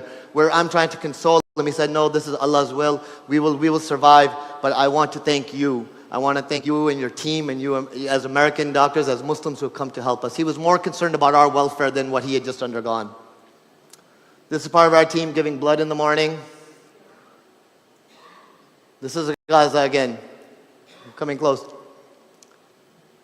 This is a tough picture for me to look at because I don't know which of these children are still alive. Look at that, all those children. Every day we would walk out of the hospital, they would be waiting for us.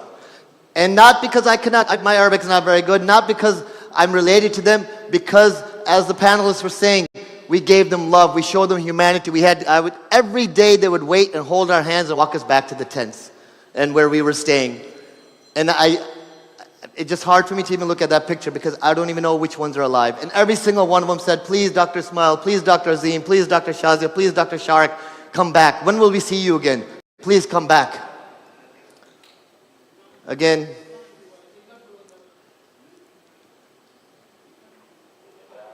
this is Gaza. This is Hala. She's 3 years old. She was burned 60% of her body. There she is. And we took care of her. We operated on her every day. And I also sit on the board for Heal Palestine, which was, many of you know Steve Sosaby, who was the chairman for Palestinian Children's Relief Fund. He started a new organization, and I'm on the board for Heal as well.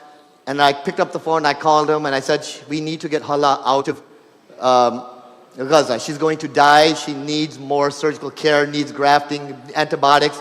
And those of you know Palestinian Children's Relief Fund, now Heal Palestine is what Steve is running. They have the ability to get people out. And something people always ask me when I returned was, how do you process everything? You go there, how do you, as a physician, how do you get through it? And it's focus, right? It's military, like you focus, I'm a team leader, I have other people's lives responsible, I know I'm going to go from A to Z, this is what I need to do. You don't have time at nighttime to feel the loss because we had so many people coming in that were dying and saving. We had to pick and choose who to save and what to do, and the ones we couldn't, and you move forward. So you don't get time to process it. You return to the States and you get back into your own life, you're getting work, going on speaking tours. But Hala was 3 years old. We got the permissions for her to, finally, it took time, right? And I forget the date that Rafah was invaded. I think, it was about later in May, I believe, when Rafah border was closed. That's the day that I think I went to my room and broke down. Because I knew Hala was supposed to leave on the date. And then Rafah was invaded, and she died the next day. And that's the day I went to my room, I shut the door, and I think I cried. I have not cried at all. It didn't bother me, because I've done this many times. But there's moments, everything came to you, and Hala died. She had one day she would have been out of there and would have been coming to America, and then Rafah was invaded. That's our team. You've seen this sign. They bulldozed it, they crossed it. I think about a week after I exited, that was no longer. So again, for the talk, navigating the logistic challenges, the who, what, when, where, and how. Initially in December, we started working and getting aid in, and many of you who are in the relief sector know it was so challenging. Well, Jordanian Hashemite charity, from Turkey, we purchased supplies, we moved them in. Originally, it was working through the Egyptian Red Crescent and many different systems. I'm not going to comment which were good, which were bad.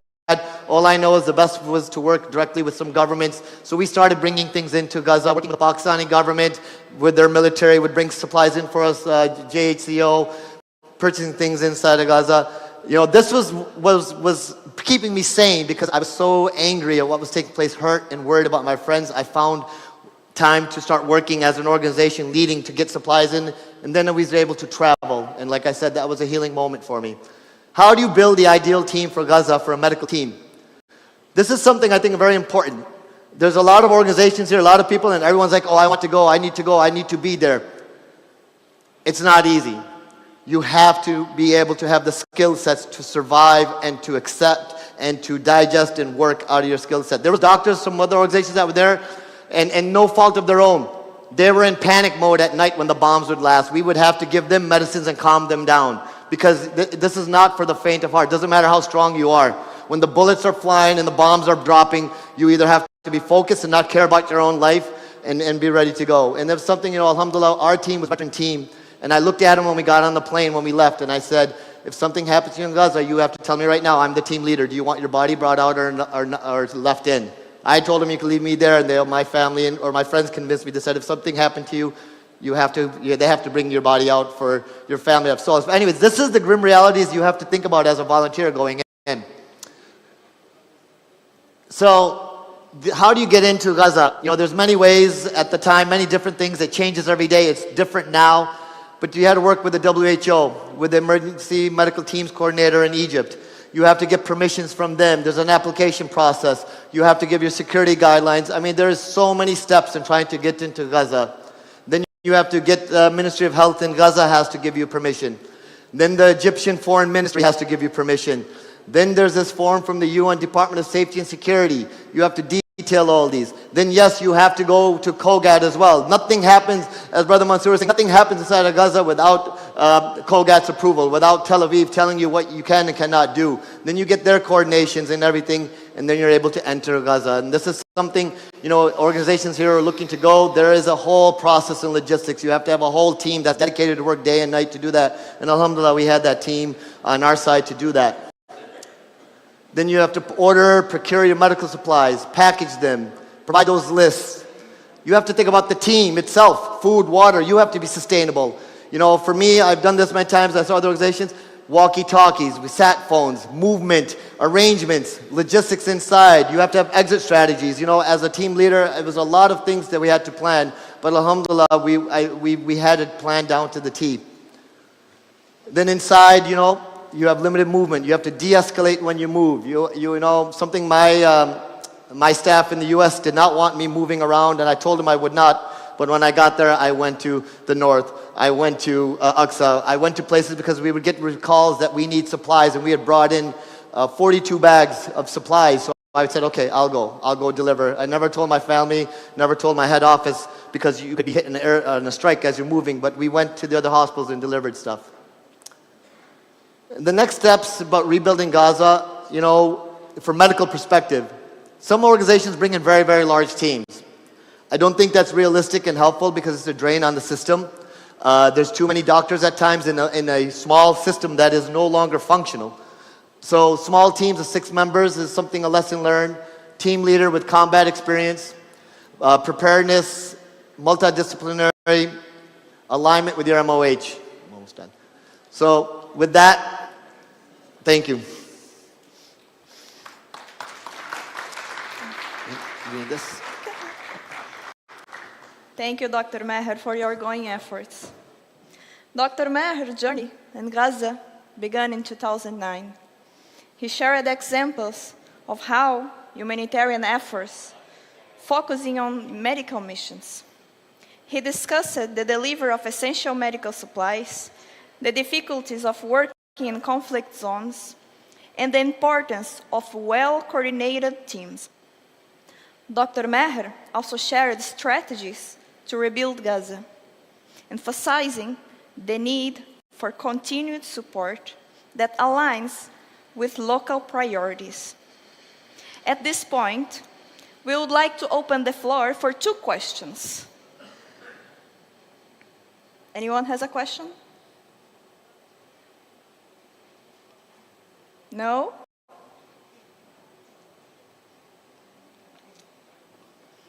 Sarah?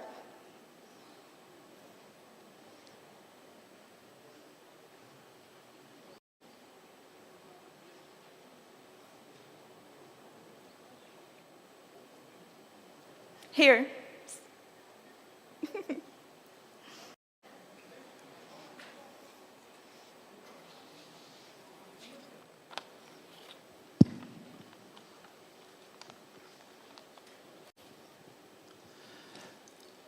Öncelikle sunumunuz için çok teşekkür ederiz.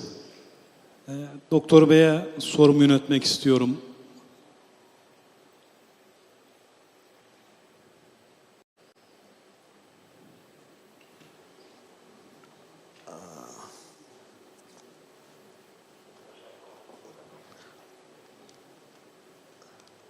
I'm sorry, was there a translation? Do we have one?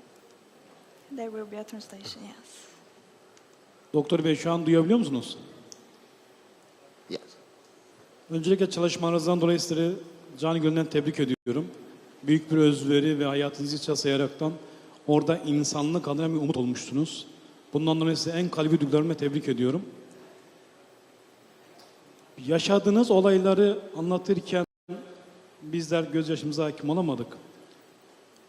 Kendi ülkenizin Amerikan vatandaşı olmanızdan dolayı Amerika'nın bu acımasız zulme destek vermesini siz bir Amerikan vatandaşı olarak ne hissediyorsunuz? Yani ülkenizin bir soykırım suçunun işlendiği, soykırım suçunu işleyen, savaş suçlarını işleyen İsrail'e bugün dahi hala oradaki katliamları devam ettirsin diye finans bütçesi meclisten geçirip, senatodan geçirip, bombaları daha fazla gönderip, orada daha fazla katliam yapmasından dolayı kendi ülkenizden utanç duyuyor musunuz? Teşekkür ederim. Ve sizleri canı gönülden tebrik ediyorum. Thank you for the question. First I'd like to clarify, say one thing here is something people have said to me when we come back, and to many other humanitarians in this room. They're like, you're heroes. We're not the heroes. We're not the one who deserve the thank you. The heroes are the mothers, the widows, the orphans, the elderly in Gaza and West Bank. They are the heroes who stay there and survive every day. We're not the heroes. And I will say this to anyone who is Palestinian: thank you. Because of you staying on that land and fighting for it, my family and other people can go to Al-Quds, they can go to Aqsa, they can go there and pray. And I know that so many of you and so many people who live in the West Bank cannot get to Aqsa, but because of you, there's others who can, so thank you for that. To answer your question, there's no government in this world. I know we want to focus on America. There's no country in this world, no government that hasn't sided with oppression somewhere at some point. That's a fact. So, yes, I'm ashamed of what America does, but I'm also proud of the people in America, the people who are now, because of the people sitting to my right, of their social media influence and people putting things out there and the journalism and things getting out there. There is opinion changing in the Western world and in America, and people are asking why. Before, in 2009, no one asked, no one knew, no one cared. Now things are changing. But the politics, we can't control, right? The only thing we can do is, as everyone here has said, be a voice, right? God is only going to hold me accountable for what I did, not for what President Biden or President Trump or whoever's president, or for the President of Pakistan or the King of Saudi Arabia or anywhere else. God's not going to ask me about them. He's going to ask me what I did. So I can only worry about myself. And, as I mentioned, there's no government that's not complicit in oppression. It may not be oppression of the Palestinians, but there's every country in this world, their leaders are involved in oppression at some point, and we have to speak out against all oppression, not just Palestinian oppression. I'm sorry, we are running out of time. I would like to take a moment to thank to all our speakers for their contributions today. Mr. Muhammad Ali, Mr. Mansour Showman, Ms. Nicole Hennis, and Dr. Ismail Meher. Your dedication to this cause is truly inspiring and has given much all to reflect. As we close this session, I would like to leave you with a thought. We've heard from incredible individuals who are committed to driving change. But the reality is that it will take all of us, not just governments, organizations, or experts, to create a lasting change.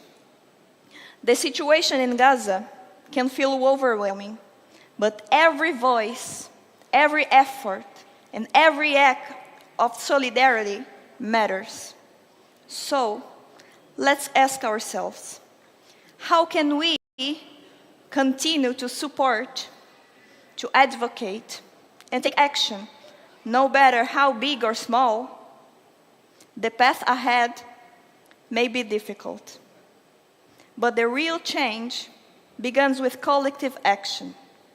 By raising awareness, supporting humanitarian efforts, and advocating for lasting solutions, we can help Gaza move from survival to freedom, dignity, and opportunity. I will kindly ask you all to remain seated. And as a token of gratitude for the contributions today, we are honored to offer our speakers with a special recognition. Afterward, Ms. Hanan will present the projects aligned to the topic session. Thank you. Thank you so much. We would like to thank you for your participation in this last session, and also we are trying to convey our gratitude to our speakers. Now, to present plaques to our speakers, I would like to invite Mr. Burhan Işleyen, the second chairman of Board of Trustees of Turkey Diyanet Foundation, to the stage.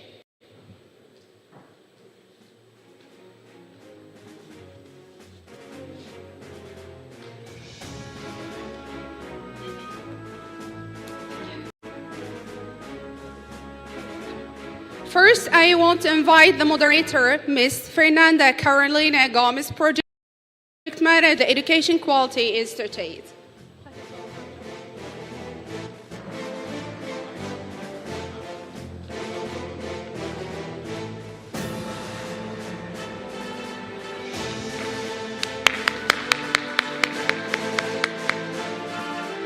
Now, I would like to invite Mr. Mohammed Ali, co-founder and board member of International Aid Campaign and Director of International Relations and International Aid Campaign.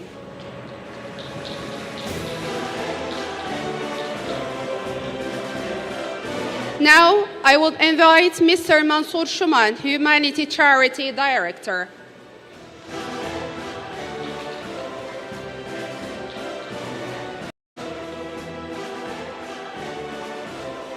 I want also to invite Mrs. Nicola Haynes, actor and producer, influencer and activist in humanitarian field, also known for her pro-Palestinian content and social media. Lastly, I invite Dr. Ismail Meher, head of Anesthesia Department at Charles James Mercy Hospital, President in Emana Medical Relief. Thank you, Mr. Burhan Hoja. Dear brothers and sisters, our closing session will start at 5 p.m. I would like to invite you all to join us, please, at the last hours of this great summit. Our President of Religious Affairs, Professor Dr. Ali Erbash, will present the final declaration. Thank you so much.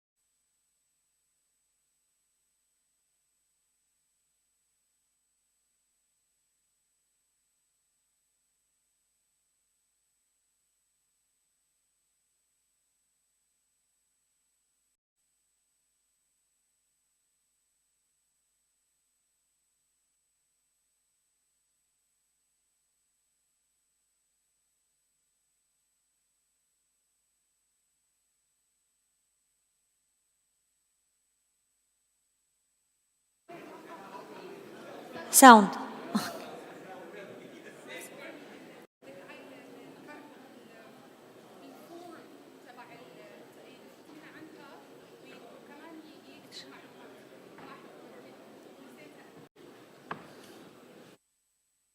Okay. Assalamu alaikum everyone, and welcome to the fourth and the last session in the World Humanitarian Summit Gaza the day after. I'm pleased to walk you through the last session's projects, which we will be demonstrating together for the couple of minutes we have. So under innovative strategies for ending blockade, our main focus will be on the economic sector. And under the economic sector, I'll be walking you through projects under three main programs. The first program will be the agriculture program, The second will be the commerce and services. And last will be the livelihoods and social stability. So under agriculture, the impact of conflict on agriculture was massive, with the Israelis' control over humanitarian aid movement and the significant damage to 71.2% of orchards and trees, 67.1% of field crops, and 58.5% of vegetables, the risk of famine remains critical, resulting in 36 fatalities already, and the number is on the rise. Restoring and upgrading agricultural lands, livestock, fisheries, and associated facilities is a top priority to ensure food self-sufficiency and stimulate the collapsed economy. Thus, the first project is rehabilitation, preparation, and development of agricultural lands, livestock facilities, fisheries, and related infrastructure. To be able to implement this project in the early recovery phase, agriculture and fisheries, a total budget of an 83 million is required. Moving on to commerce and service, and we're still discussing the economic sector and the huge impact that has hit hard the economy of the Gaza area and the Palestinian economy. Restoring and rehabilitating banking facilities in Gaza is crucial to reviving economy activity and providing essential financial services to the local community. With projections indicating that Human Development Index, the HDI, might regress to 1,955 levels, representing a 69-year reversal. Banks are a cornerstone for fostering economic growth and enabling individuals and businesses to access the financial resources needed for reconstruction and development. Who still remembers the three phases we always focused on? The three phases are the relief interventions, then the early recovery, and here comes the role of reconstruction and development. The project between our hands is thus aiming at the rehabilitation and restoration of banking facilities in the conflict-affected areas. And it requires a total budget of $5 million to be able to implement early recovery phase. Last, ladies and gentlemen, is the livelihoods and social stability sector, which falls under the fourth session that our speakers, our generous speakers have been discussing a while ago. We're still in early recovery, and under livelihoods and social stability, the project we're putting between your hands is Cash for Work. Cash for Work programs are very much vital in supporting the rehabilitation and reconstruction process in Gaza. These programs provide temporary employment opportunities for thousands of individuals in the middle of the severe economic hardships. With unemployment soaring to exceed 80% in Gaza and nearly 100% of the population living under the poverty line, such initiatives serve as a lifeline for families struggling to meet their basic needs. And it does offer income-generating projects to ease the burdens of daily life. We have together discussed projects that help cash assistance directly, food and non-food items directly, but this one also works on the resilience of the people and empowers them to live again and work again and generate income hundreds times again. Thus, the project we're discussing is the employment and livelihood opportunities for the conflict-affected families. Cash for Work programs is able to support and rehabilitate, reconstruct, creating at least 50,000 temporary jobs for a duration of 6 months with a monthly wage of $500 per individual. The total budget of this project requires a $150 million so that employment and livelihood opportunities come to life again.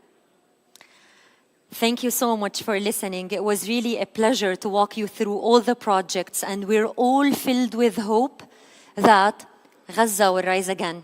Thank you.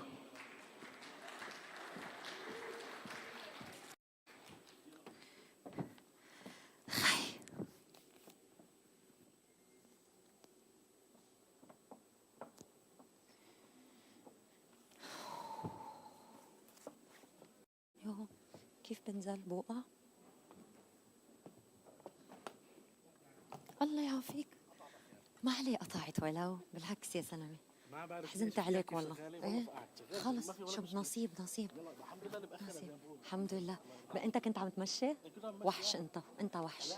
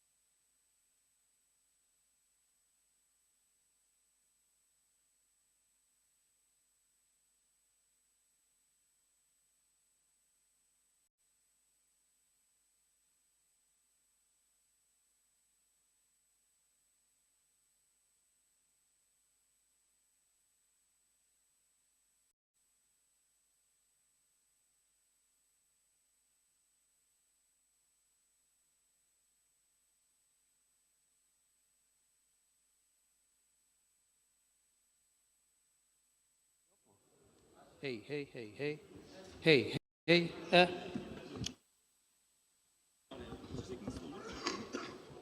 Hey, Ses pro deneme 1, 2, 3, 4.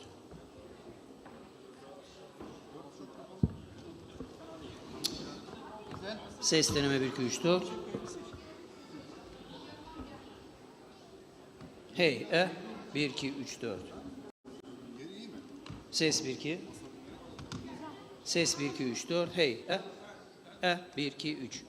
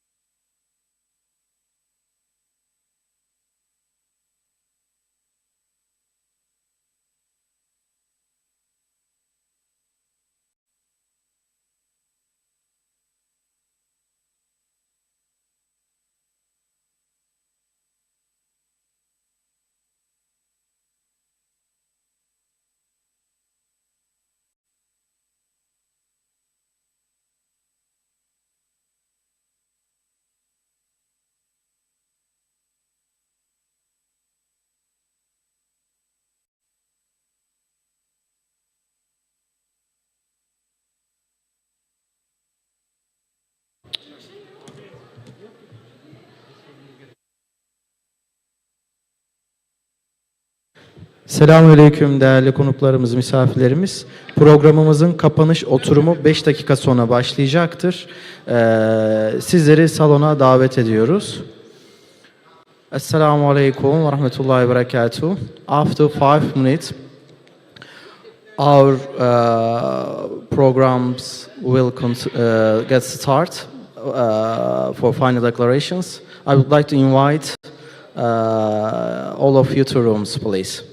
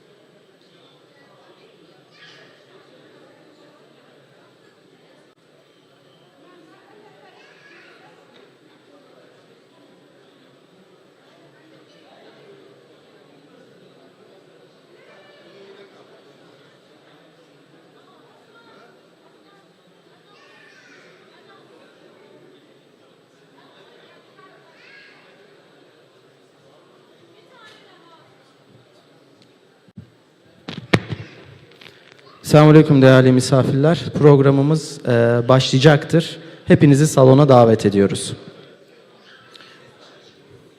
Dışarı çıkmıyor mu?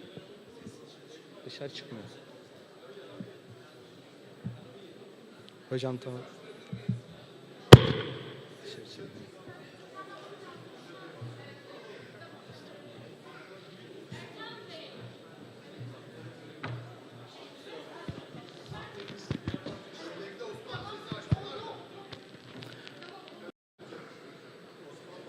Selamünaleyküm değerli misafirlerimiz. Programımız başlıyor. Kapanış oturumu için bütün misafirlerimizi salona davet ediyoruz.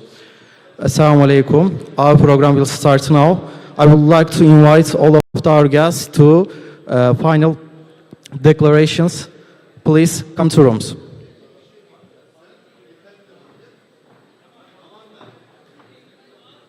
Tamam.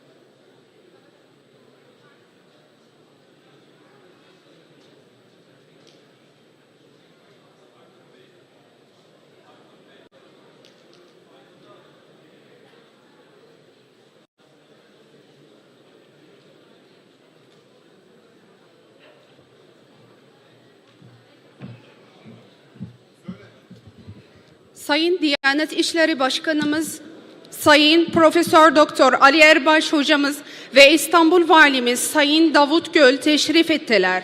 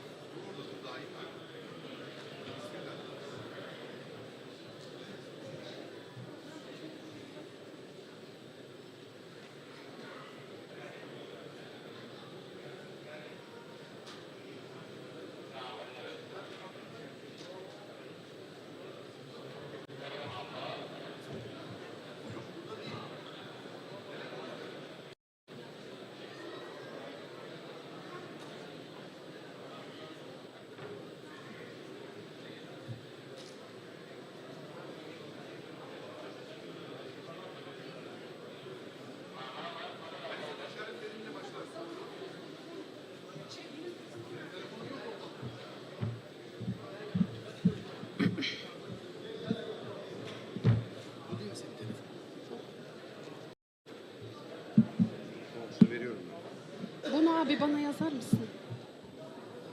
Bunu atacağım. Bana metin olarak gönder. Tamam. İngilizce. İngilizce mi? Osman. Osman hazırlasın. Osman, tamam.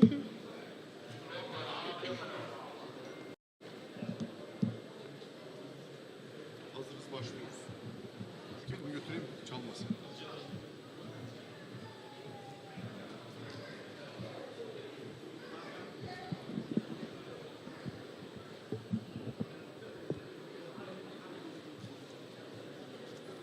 Dear brothers and sisters, please, I invite you to join our conference room, please.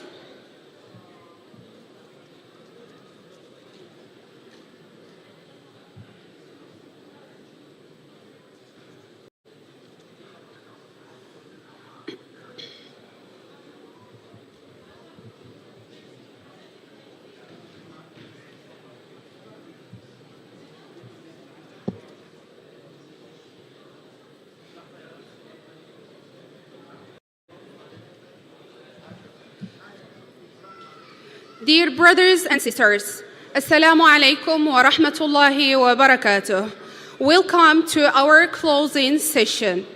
I would like to thank you for your participation and contribution in this summit. First of all, I would like to thank the two organizers, Al-Khair Foundation and Turkey Diyanet Foundation, for this great summit. Now, I would like to invite Imam Qasim Rashid Ahmed to the stage to present his speech, please.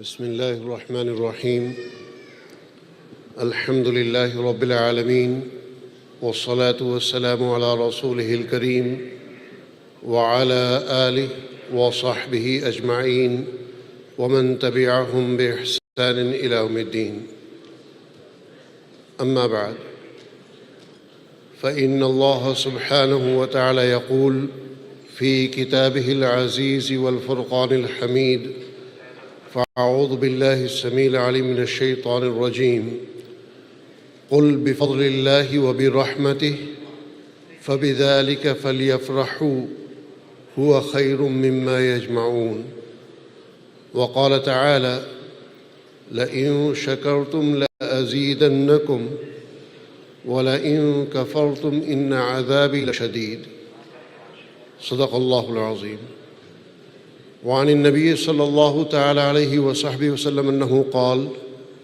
إني تارك فيكم كتاب الله هو حبل الله من اتبعه كان للهدى ومن تركه كان على ضلالة أو كما قال عليه الصلاة والسلام. Respected religious minister, the governor of Istanbul, the ambassador of Palestine, dear dignitaries, ulama Quran, Mashayikhin, Huffaz Qurra, elders, brothers and sisters and children, Assalamu alaikum wa rahmatullahi wa barakatuh. Mashallah, is again another honor for me to be speaking at the beginning of this conference and at the end of this conference. In between myself, I have been in meetings constantly with the organizations. Every 15-20 minutes we had one meeting or another, and alhamdulillah, it's been a very fruitful event. As I mentioned in the opening speech, the idea of this conference was that we became immune to the situation of Gaza. We are not basically that much worried about Gaza as worried we were in early this year or late last month. Secondly, we need to assist Gaza as best as we can. As a result of my communication with individual organizations, I have emphasized on 2 points. So 2 main points I would like to request every organization to adopt. Number 1, in case of Gaza, we must adhere to highest level of quality items. You know, we charity organizations, we say that if we supply value for money, if we supply cost-effective and cheap items, then we can serve more people. And if we supply expensive and quality items, then we will be able to serve less people. I'm sorry to say, as much as you want to help more people, you are unable to do so. In Al-Khair Foundation, we have capacity and partners to send at least 20 trucks, minimum 20 trucks per day. We have capacity. But we are allowed to send only 20 trucks in 1 week. Maximum 20, 25, sometimes even less than 10 trucks in 1 week for Al-Khair entering into Gaza. So Gaza situation is not that we can help millions of people, we can supply masses and so on. No, only limited amount and limited number of lorries and trucks are entering into Gaza. Therefore, if you send cheap stuff into Gaza, then you are occupying this slot. The number of consignments and number of boxes and lorries can go into Gaza. I want you to, inshallah, promise you between yourself and your donors from now that your aid going into Gaza will be highest quality one. Many of the organizations, they are sending food pack into Gaza worth only $20, $25. Our food pack that goes into Gaza had an oil bottle. Only one oil bottle was $20. Our oil bottle, because this is sesame oil, this is you can say black seed oil. These type of oils we are sending 20, 25, 30 is just the cost of the oil we are sending. So we are leading by example. So number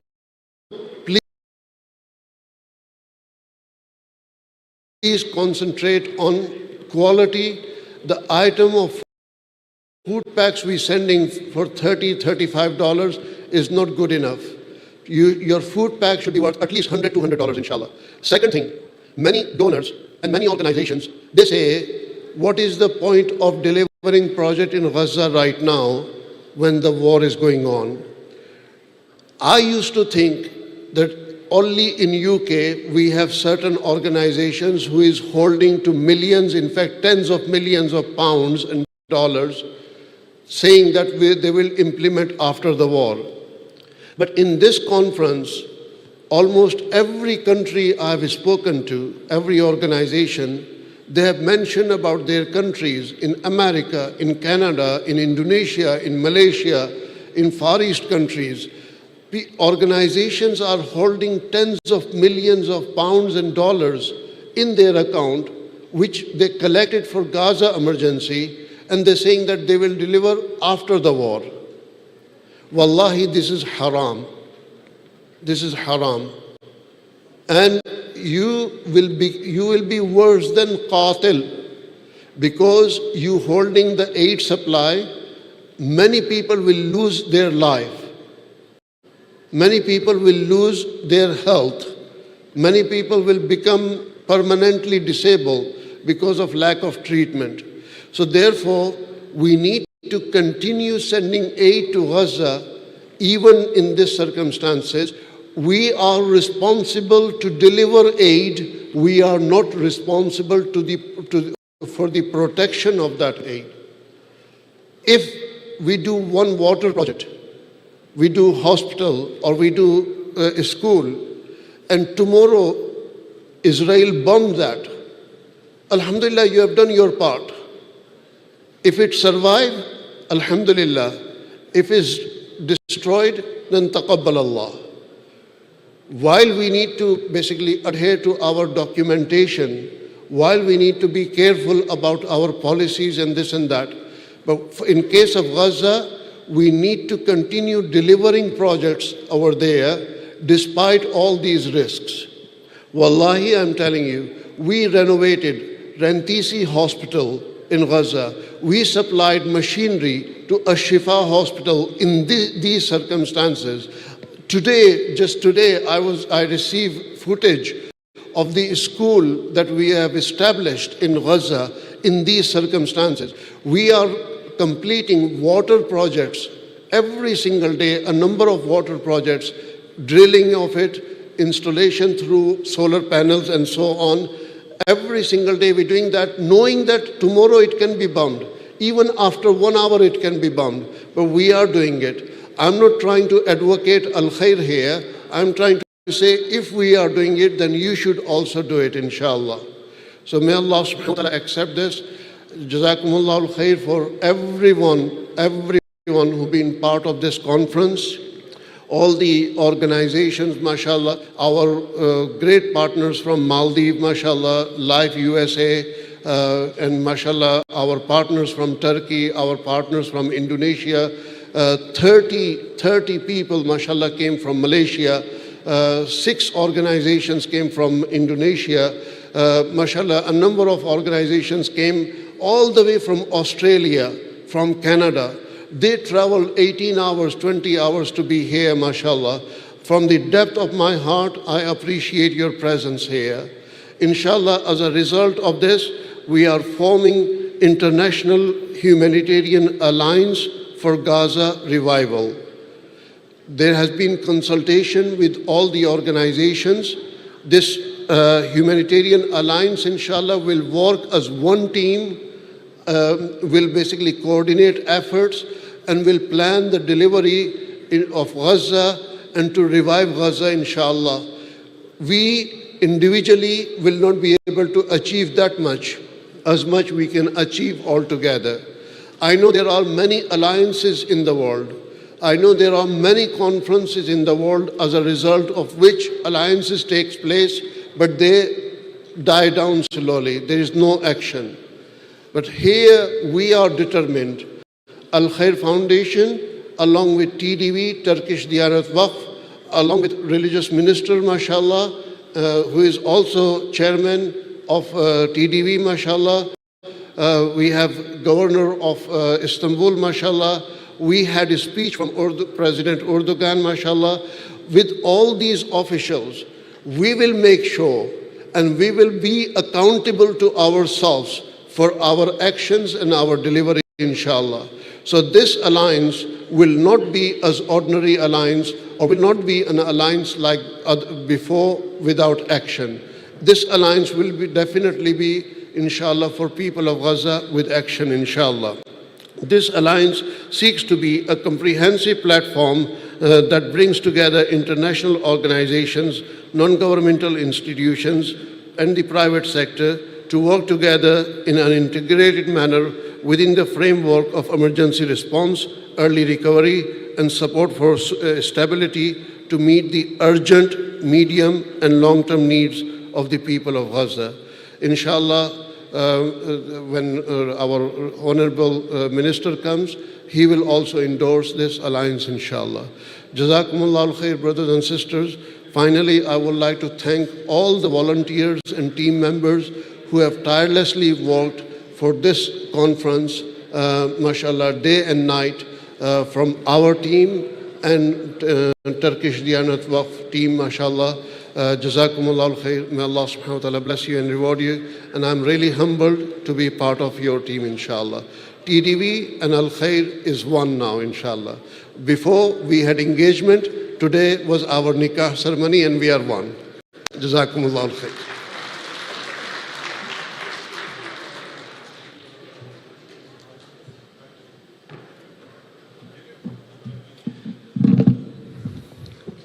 Thank you very much, Imam Qasim, the founder and executive manager of Al-Khair Foundation.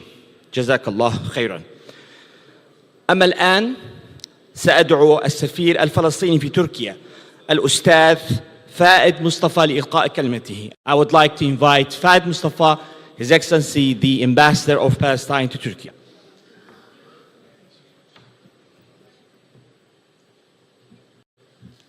بسم الله الرحمن الرحيم والصلاة والسلام على سيدنا محمد خاتم الأنبياء وسيد البشر أجمعين.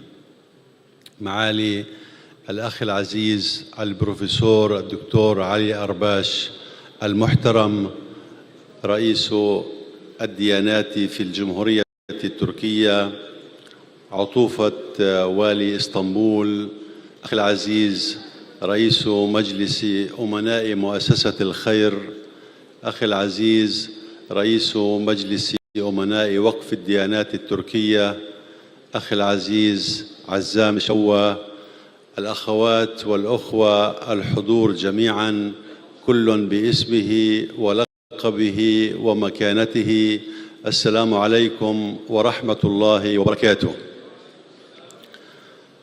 وبداية أتوجه لكم بالاعتذار لأنني لم أتمكن أن أكون موجودا معكم يوم أمس في افتتاح هذه القمة الإنسانية العالمية الهامة بسبب ارتباطاتي الرسمية في العاصمة التركية أنقرة بحكم فعاليتنا الرسمية التي كانت يوم أمس بمناسبة اليوم العالمي للتضامن مع الشعب الفلسطيني.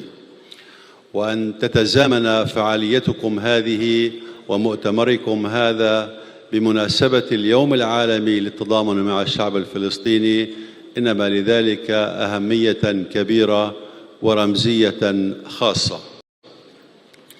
وأود كذلك أن أتوجه بالشكر والتقدير والاحترام والعرفان لكل المؤسسات المشاركة في هذا الملتقى الهام، وشكر خاص إلى الجهات المنظمة وقف الخير ووقف الديانات التركية على هذا الجهد الكبير الذي نظموه وعلى هذا الحشد الرائع الجميل المتنوع في هذا الوقت بالذات الذي يعيش فيه الشعب الفلسطيني في ظروف غاية في الصعوبة نتيجة هذا العدوان الصهيوني المستمر على شعبنا بشكل عام وعلى أهلنا في قطاع غزة بشكل خاص.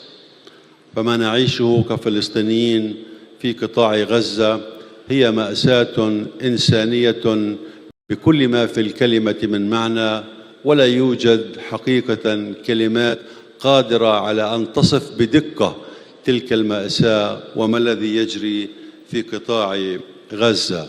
وفي قطاع غزة ترتكب الجرائم المركبة بشتى أنواعها، جرائم ضد الإنسانية، جرائم إبادة جماعية، جرائم تطهير عرقي يرتكبها هذا العدو الغاشم دون أي وازع من ضمير ودون أي احترام للقانون الدولي والمواثيق الدولية والإنسانية، كاشفا عن هذا الوجه البشع لهذه الحركة الصهيونية العنصرية وجوهرها ومنطلقاتها ومبادئها. وبالتالي نعيش كفلسطينيين في ظل هذه الظروف وفي ظل هذه الأوضاع في ظل مأساة إنسانية كبيرة.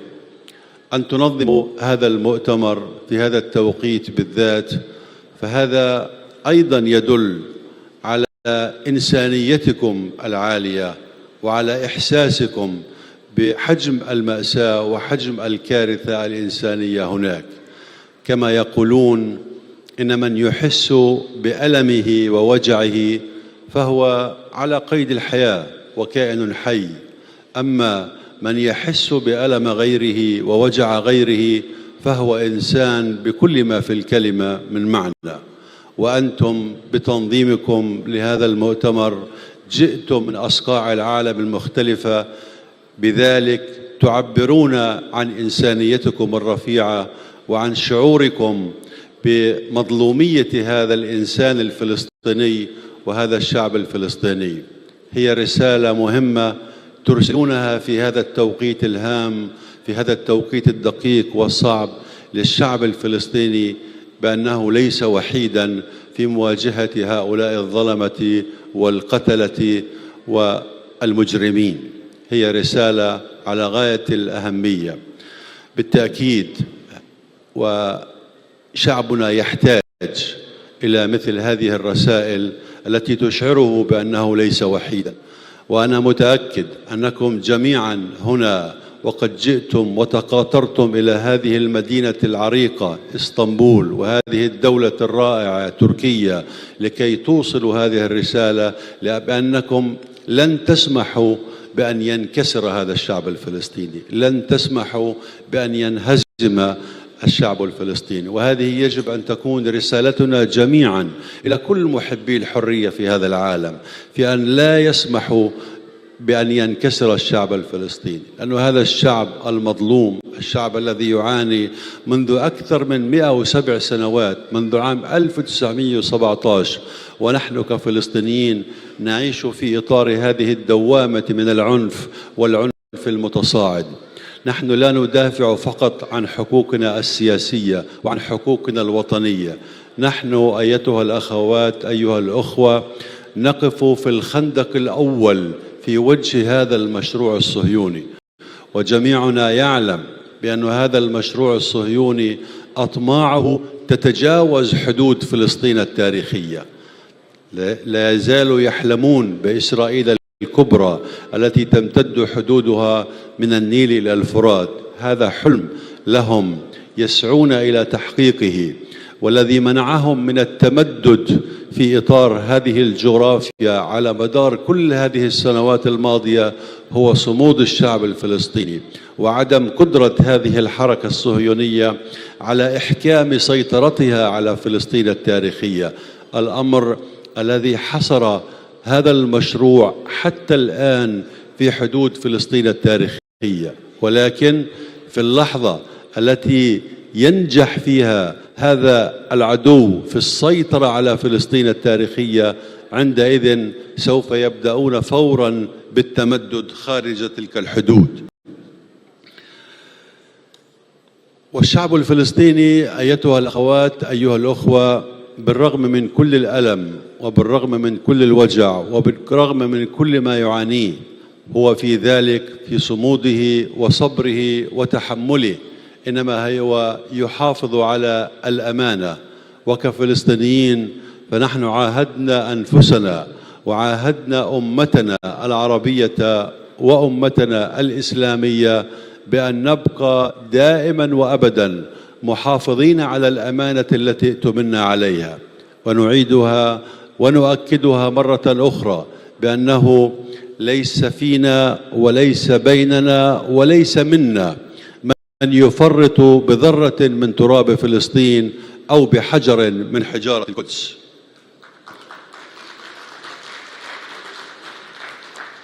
ونحن كفلسطينيين أيتها الأخوات أيها الأخوة نتمتع بذاكرة حية، لا ولن ننسى أبدا كل من وقف معنا، كل من ساندنا، كل من حاول أن يخفف من مصابنا، وكل من حاول أن يطيب من جراحنا.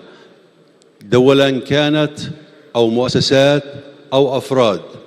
وبالتأكيد أيضا لن ننسى ولا ننسى كل من تآمر على شعبنا وكل من خذلنا وكل من كان ضد حقوقنا الوطنية والتاريخية على أرض فلسطين. وفي هذا الصدد أيتها الأخوات أيها الأخوة، كما يقولون لا يشكر الله من لا يشكر الناس، فهنا وجب علينا أن نتقدم بالشكر الجزيل لكم جميعا على مواقفكم، على حضوركم، على دعمكم، على مساندتكم لشعبنا. وأيضا لا ننسى هذا البلد الطيب الذي نتواجد فيه تركيا، ونشهد أن تركيا والشعب التركي الشقيق وقفوا إلى جانب شعبنا منذ اليوم الأول وساندونا في كل معاركنا السياسية، وكانوا سندا أيضا في كل معاركنا القانونية وفي معاركنا الدبلوماسية دفاعا عن حقوق شعبنا ونصرة لمظلوميته.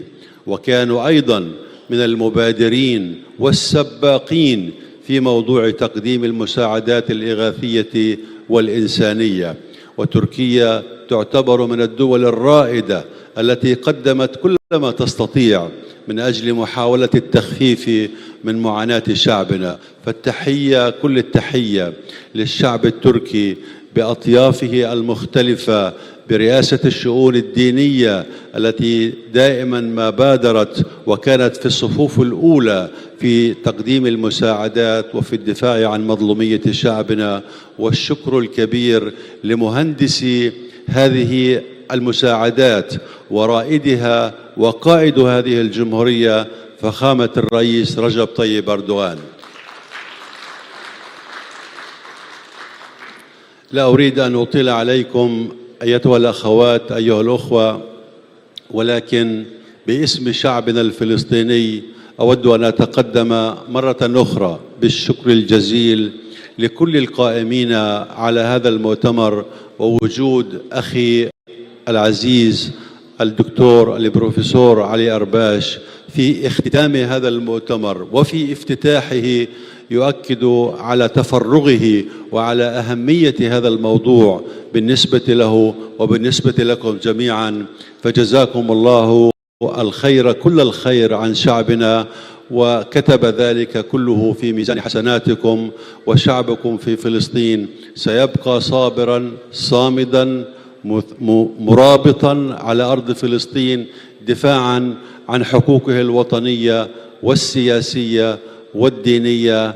فالمسجد الأقصى هو أمانتنا، القدس هي أمانتنا، وسوف نحافظ على هذه الأمانة بكل ما أوتينا من قوة ومن إمكانية. بارك الله فيكم جميعا، شكرا جزيلا لكم، وحتما إننا وإياكم لمنتصرين، وهذا الظلم والاحتلال إلى زوال، وبإذن الله يرونها بعيدا ونراها قريبا، وإنا إن شاء الله لصادقون، وسنصلي وإياكم في المسجد الأقصى قريبا وهو محرر من دنس الاحتلال. والسلام عليكم ورحمة الله وبركاته. وعليكم السلام ورحمة الله وبركاته. سعادة السفير فائد مصطفى سفير دولة فلسطين في تركيا، وإن شاء الله كما قلتم نراه قريبا إن شاء الله. Şimdi de konuşmalarını yapmak üzere İstanbul Valimiz Sayın Davut Gül Beyefendi'yi sahneye davet ediyorum. Buyurun.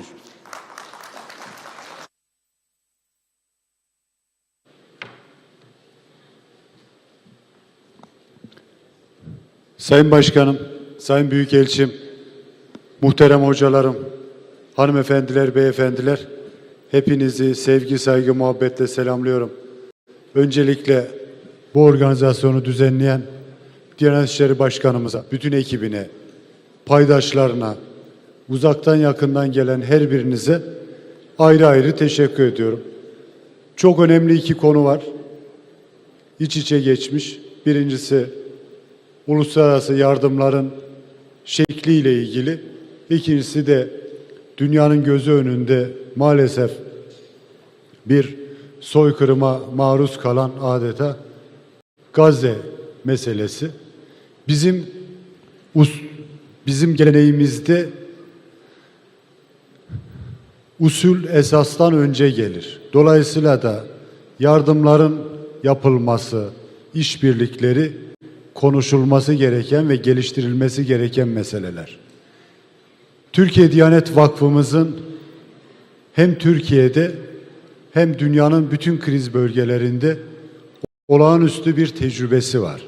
Bu tecrübesini Türkiye'deki ve dünyadaki diğer sivil toplum kuruluşlarıyla paylaşması, bu yaptığı hizmetleri, şeffaflığı, sürdürülebilirliği, vicdani kanaati paydaşlarla birlikte daha da ileriye götürülmesi her türlü takdirin ötesinde.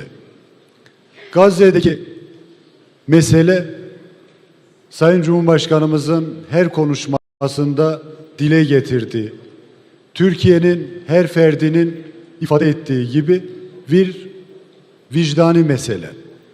Türkiye Cumhuriyeti'nin tavrı belli, yaptıkları belli, yapacakları belli. Biz Gazze'deki mazlumların yanındayız.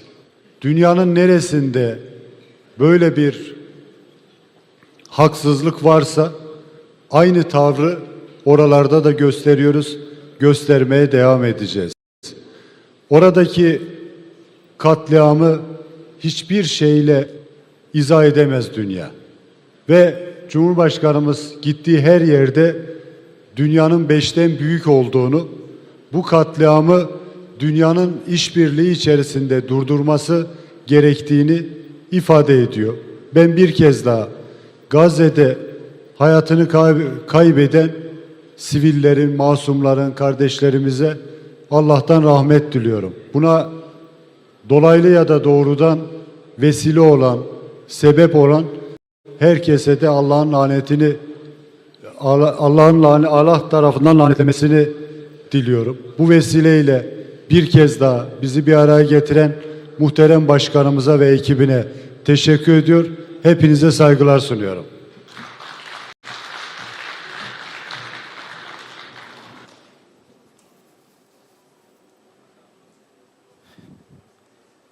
İstanbul Valimiz Sayın Davut Gül Beyefendi'ye konuşmalarından dolayı teşekkür ediyorum. Now, a long 2 days. And I think those who attended, those who involved the discussions, those who have been joining as speaker, as a guest, as someone who have, they say in Arabic, him.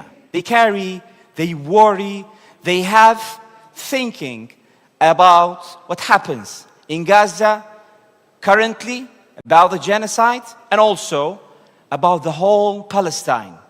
And I've said just now, وَنَرَاهُ قَرِيبًا. We are seeing it very, very, very soon, inshallah, that all Palestine, from the river to the sea, inshallah, will be free. Jazakumullah khairan. So, everything has an output. Most of the conferences, you attend courses, you attend discussions, but everyone will be looking an eye to the output. Today, our last session and our comprehensive result for all these 2 days will be now presented for you as our closing ceremony with our leaders, with our people who are considered specialized in the humanitarian crisis, not only in Turkey, but whatever ummah needy, especially Gaza. So for that, and to read and discuss the result, the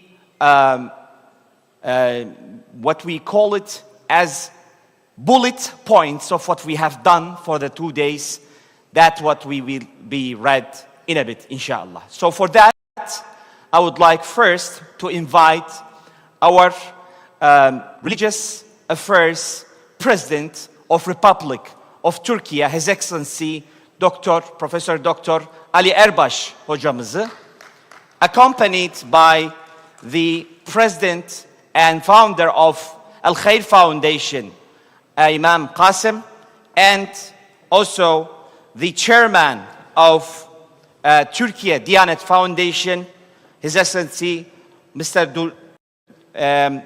Izani Turan, and the deputy chairman of Board of Trustees, Dr. Burhan İşleyen, and last but not least, the member of Board of Trustees of Middle East of Al-Khair Foundation, Mr. Basil Nader.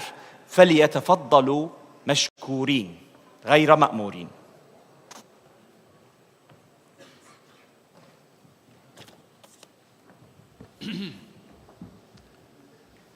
Bismillahirrahmanirrahim. Elhamdülillahi Rabbil alemin. Ve salatu ve selamu ala eşrafil enbiyai vel murselin.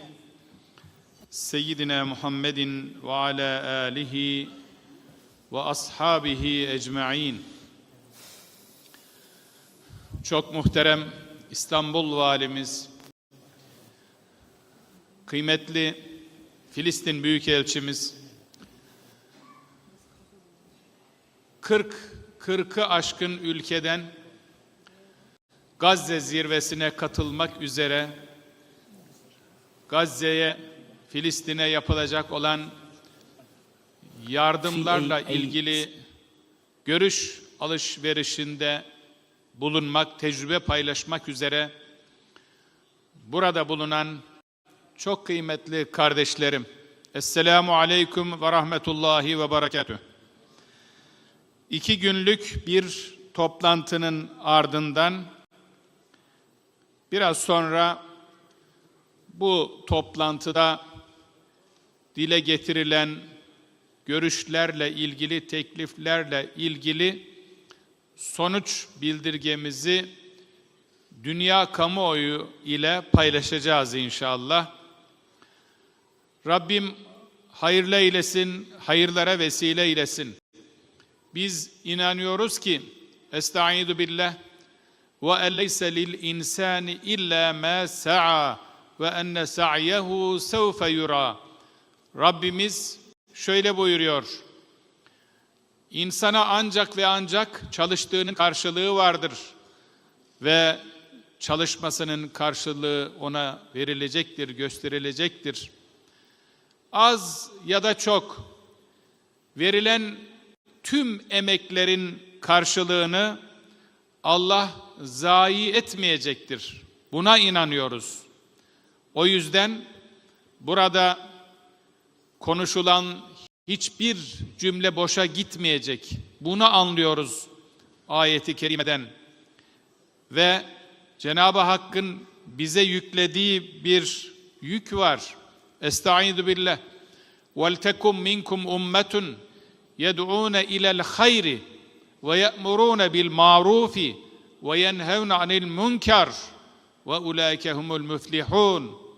Rabbimiz içinizden hayra çağıran, iyiliği emreden, kötülükten men eden bir ümmet bulunsun diye emrediyor. İşte o ümmet burada.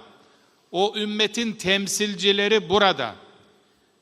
Nedir işimiz? Hayra çağırmak, iyiliği emretmek, kötülüğü ortadan kaldırmak. Kötülük dünyanın neresinde olursa olsun onu ortadan kaldırmak için gayret etmemiz gerekiyor. Bugün Gazze'de, Filistin'de büyük bir kötülük işleniyor. Büyük bir zulüm var, soykırım var, katliam var. Ümmetin bütün fertlerinin, temsilcilerinin bunun için harekete geçmesi lazım. İşte burada bulunan kardeşlerimizin derdi bu. Rabbim yapmış olduğumuz çalışmaları hayırla sonuçlandırsın inşallah. Değerli kardeşlerim, İsrail'in Gazze'ye yönelik vahşi saldırıları insanlık tarihinin en karanlık sayfalarından birine dönüşerek küresel vicdanı derinden yaralamış ve dünyada eşi benzeri görülmemiş bir insani trajediye neden olmuştur.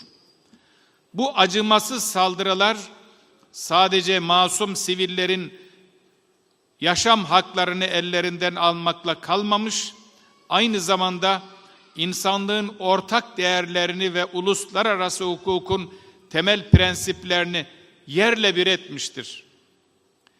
İsrail'in sistematik olarak sürdürdüğü bu yıkıcı saldırılar sonucunda on binlerce masum sivilin hayatını kaybetmesi, milyonlarca insanın zorla yerinden edilmesi ve nesiller boyu sürecek derin toplumsal yaraların açılması, insanlık onuruna vurulan ağır bir darbe niteliğindedir.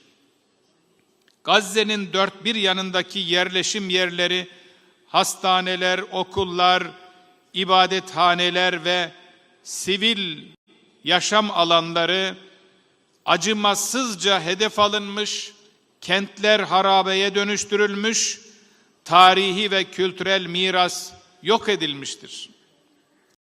İnsanlık tarihinin bu utanç verici döneminde Gazze'de yaşanan insani kriz her geçen gün derinleşmektedir. Temel yaşam hakları sistematik olarak ihlal edilen siviller, gıda, temiz su, elektrik, tıbbi yardım ve barınma gibi en temel insani ihtiyaçlardan mahrum bırakılmıştır. Özellikle savunmasız gruplar olan çocuklar, kadınlar, yaşlılar ve engelliler bu vahşetin en ağır mağdurları haline gelmiştir. Binlerce çocuk açlık, hastalık, yetersiz beslenme ve ağır travmalarla mücadele etmekte, yaralılar temel tıbbi müdahaleden yoksun bir şekilde hayat mücadelesi vermektedir.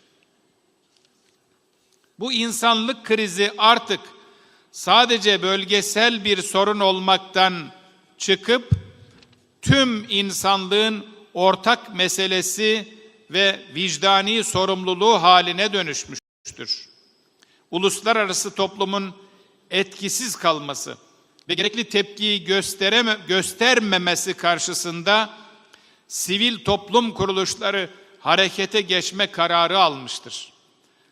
Cumhurbaşkanımız Sayın Recep Tayyip Erdoğan, Gazze'ye destek olunması ve yeniden yapılandırılması için dünya ülkelerinin birlikte hareket etmesi gerektiğine dikkat çekmiş ve Gazze halkının yanında olmaya devam edeceğini vurgulamıştır.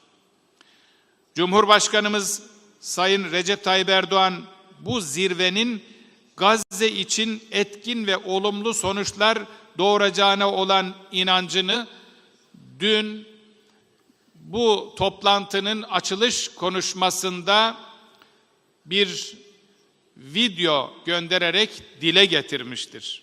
Kendisine özellikle bütün katılımcılar adına şükranlarımızı arz ediyoruz. Bu bağlamda Türkiye Diyanet Vakfı ve El-Khair Foundation öncülüğünde İstanbul'da düzenlenen Gazze İnsani Yardım Zirvesi küresel çapta bir farkındalık ve eylem çağrısı niteliğindedir. Zirveye dünyanın dört bir yanından Asya'dan Afrika'ya, Avrupa'dan Amerika'ya 40 ülkeden 200'ü aşkın insani yardım kuruluşu katılım göstermiştir. Bu geniş katılımlı platform Gazze'deki insani krize çözüm üretmek, yardım koordinasyonunu güçlendirmek ve uluslararası kamuoyunu harekete geçirmek amacıyla bir araya gelmiştir. İnşallah biraz önce El-Khair Foundation Başkanı İmam Kasım kardeşimin ifade ettiği gibi bu toplantının ardından koordinasyonu en güzel bir şekilde sağlamak için Türkiye Diyanet Vakfı ve El-Khair Foundation öncülüğünde bundan sonra yardımların daha nitelikli, daha verimli yapılması, birliğimizi, beraberliğimizi, güç birliğimizi daha nitelikli bir şekilde sağlamak için çalışmalarımız Türkiye Diyanet Vakfı öncülüğünde ve El-Khair Foundation öncülüğünde devam edecektir inşallah. Zirve özellikle sivil toplum kuruluşlarının bu kriz karşısında atacağı somut adımları belirlemek, ortak hareket planları oluşturmak ve acil yardım koridorlarının açılması için çözüm önerileri geliştirmek üzere düzenlenmiştir. Aşağıda detaylandırılacak olan çözüm önerileri ve eylem planları bu zirvenin çıktıları olarak küresel topluma sunulacaktır. Değerli basın mensupları, kıymetli katılımcılar, şimdi bu zirve, Gazze zirvesi sonunda ortaya çıkan sonuç bildirgesinin maddelerini arz ediyorum. 1. Gazze'deki krizin çözümüne yönelik bilgi paylaşımı ve yardım koordinasyonunu sağlayacak bir platform oluşturulmalıdır. 2. Geniş kapsamlı ve sürdürülebilir çözümler geliştirmek amacıyla uluslararası ve yerel uzmanların yer aldığı bir danışma komitesi kurulmalıdır. 3. Gazze için acil insani yardım koridorları oluşturulmalıdır. 4. Seyyar hastaneler ve acil müdahale üniteleri hızla kurulmalıdır. 5. Geçici eğitim merkezleri ve dijital öğrenme platformları devreye sokulmalıdır. 6. Güvenli ve geçici barınma alanları ivedilikle inşa edilmelidir. 7. Temel ihtiyaçların karşılanması için acil gıda yardımı programları başlatılmalıdır. 8. Savaş suçlarının belgelenmesi ve araştırılması için uluslararası komisyonlar kurulmalıdır. 9. Travma sonrası stres bozukluğu tedavi merkezleri ve ruh sağlığı hizmetleri yaygınlaştırılmalıdır. 10. İstihdam oluşturacak projelere yönelik ekonomik kalkınma modelleri desteklenmelidir. 11. İsrail'in saldırıları uluslararası medyada daha geniş bir görünürlük kazanarak kanıksanma tehlikesinin önüne geçilmeli ve küresel farkındalık artırılmalıdır. 12. Boykot girişimlerinin etkili bir şekilde sürdürülmesi sağlanmalıdır. 13. Gazze'de görev yapan sağlık personelinin güvenliğini sağlamak için uluslararası bir seferberlik başlatılmalı ve bölgeye yönelik kritik ilaçlar, hayat kurtarıcı tıbbi ekipmanlar hızlı ve kesintisiz bir şekilde ulaştırılmalıdır. 14. Anne çocuk sağlığı hizmetleri ve kronik hastalık takibi için özel birimler oluşturulmalıdır. 15. Yıkılan okulların yeniden inşası hızla tamamlanmalıdır. 16. Sürdürülebilir tarım projeleri ve yerel üretim desteklenmelidir. 17. Yerel yönetimlerle işbirliği yapılarak uzun vadeli kalkınma planları hazırlanmalıdır.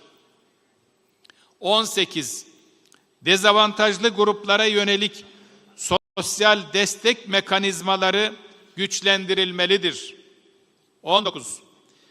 Girişimcilik destek programları ile yerel üretim kapasiteleri artırılmalıdır.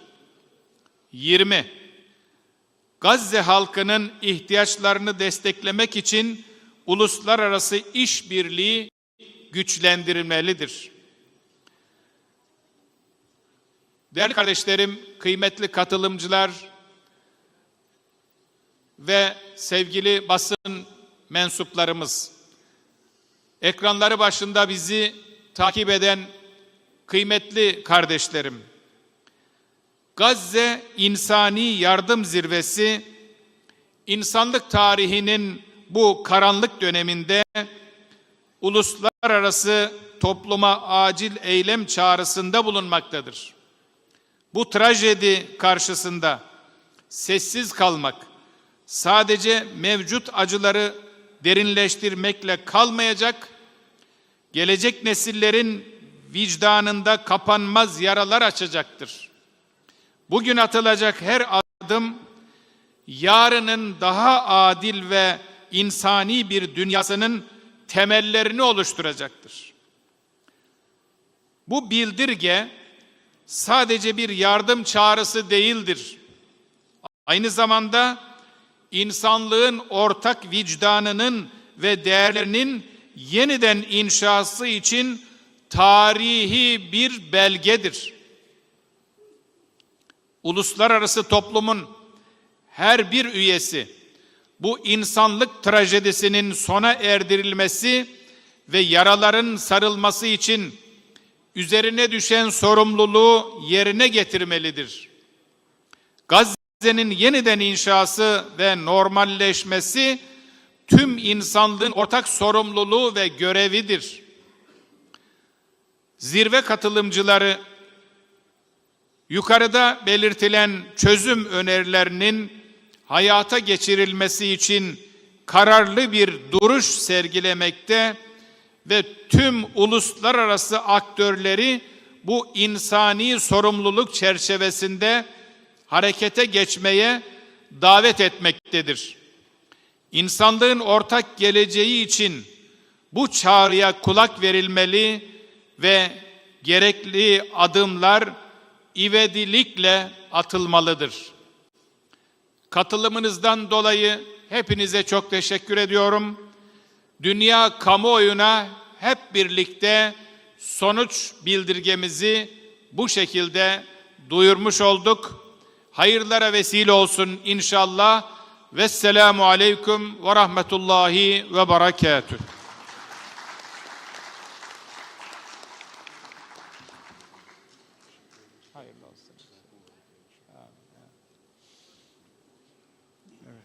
Efendim, Türkiye Diyanet İşleri Başkanımız Sayın Ali Erbaş Bey ve değerli jüri katılımcılarımıza teşekkür ediyoruz. Ağzınıza sağlık hocam. Çok teşekkür ederiz. Allah razı olsun. İzen nasıl ila nihayet hâzihi el fakara. Şu an bu son şeye gelmişiz. Hediye takdimimiz olacaktır. Ardından hediye yapılmasın derim. Tamam. Tamamdır. Now we came to the end of our 2 days program, and after we have heard the beyanname, the result, the final bullet points I have mentioned, 20 of them. It is important, each and every one of them carrying important and critical information and planning, as we have said in the opening ceremony, plan and act and make a pathway, a strategic, sustainable future for Gaza and the region. Thank you very much for all these 2 days. Thank you very much for our speakers. Thank you very much for the guests. Thank you very much for all discussions that have been out of these 2 fruitful days. Thank you very much. Jazakumullah. Wassalamu alaikum wa rahmatullahi wa barakatuhu. Never stop speaking about Gaza. Never stop boycotting and continue speaking about these issues.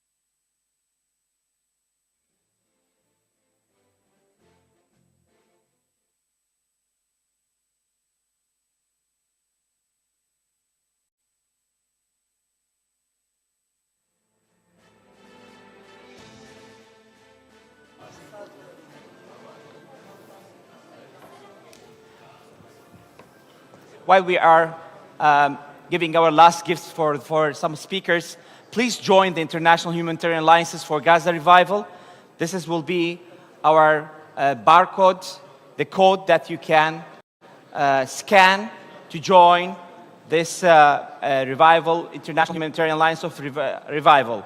Thank you very much. And yes. Assalamu alaikum wa rahmatullah. Sorry, we were supposed to give shields before we depart, but obviously the special guests have left and we will deliver to them.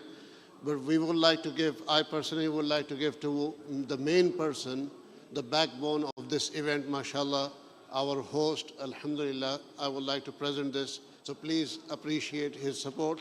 Also, please appreciate all the translators. Mashallah, they have translated wonderfully, very hard work, mashallah. Exactly.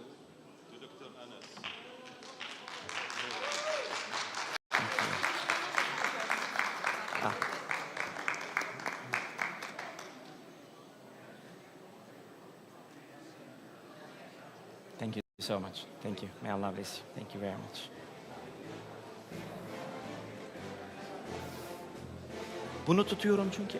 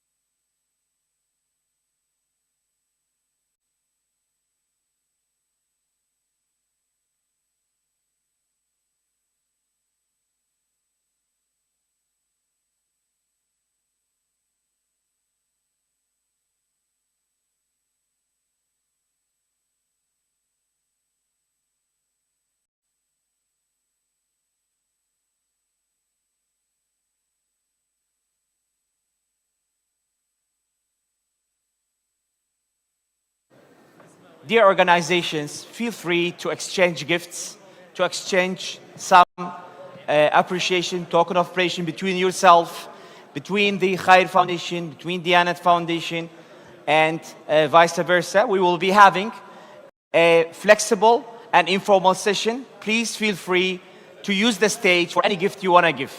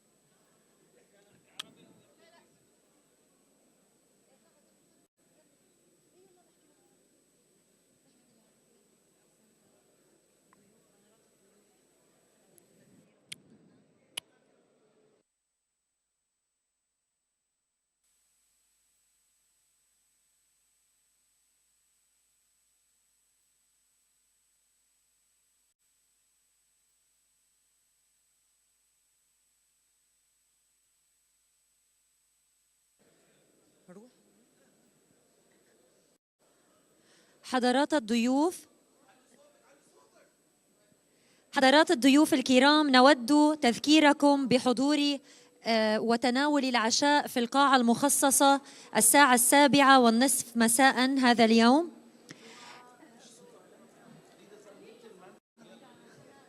Ladies and gentlemen, we'd like to remind you that there will be a dinner hosted by the summit in the same hall tonight at 7:30. We'll be meeting you over there. Thank you.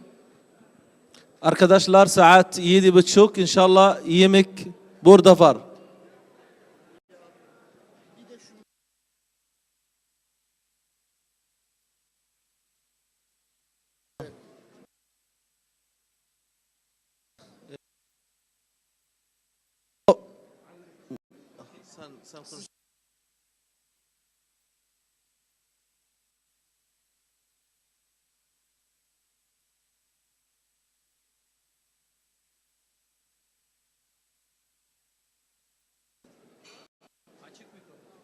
هذا بس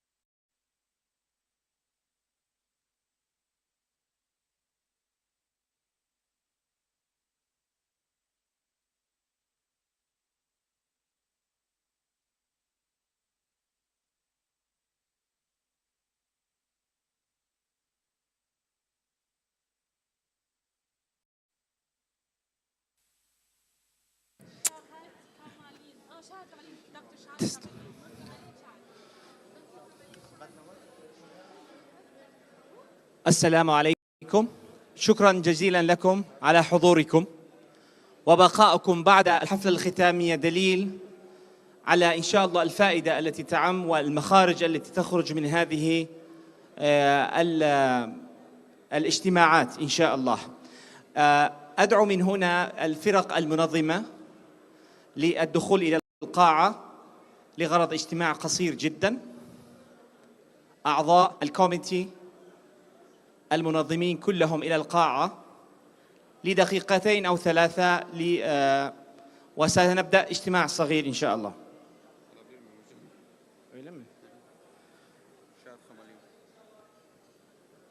Şahat Kamalin. Sürücü belgeniz buradadır efendim. Öyle mi? Şahat Kamalin. أستاذ نسيت هويتك هنا.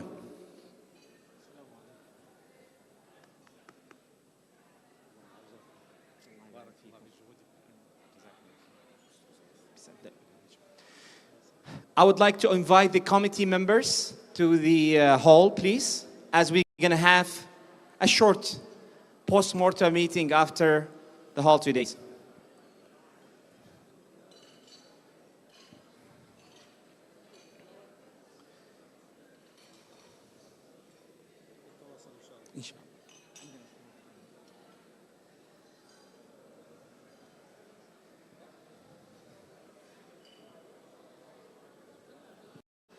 Efendim, organizasyon ekibini salona bekliyoruz. Kısa bir toplantımız olacaktır.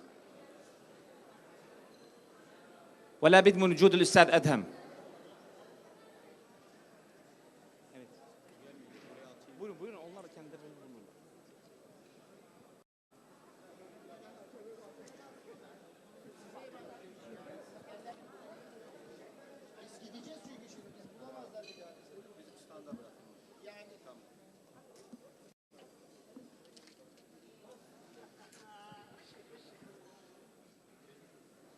Çok teşekkür ederiz.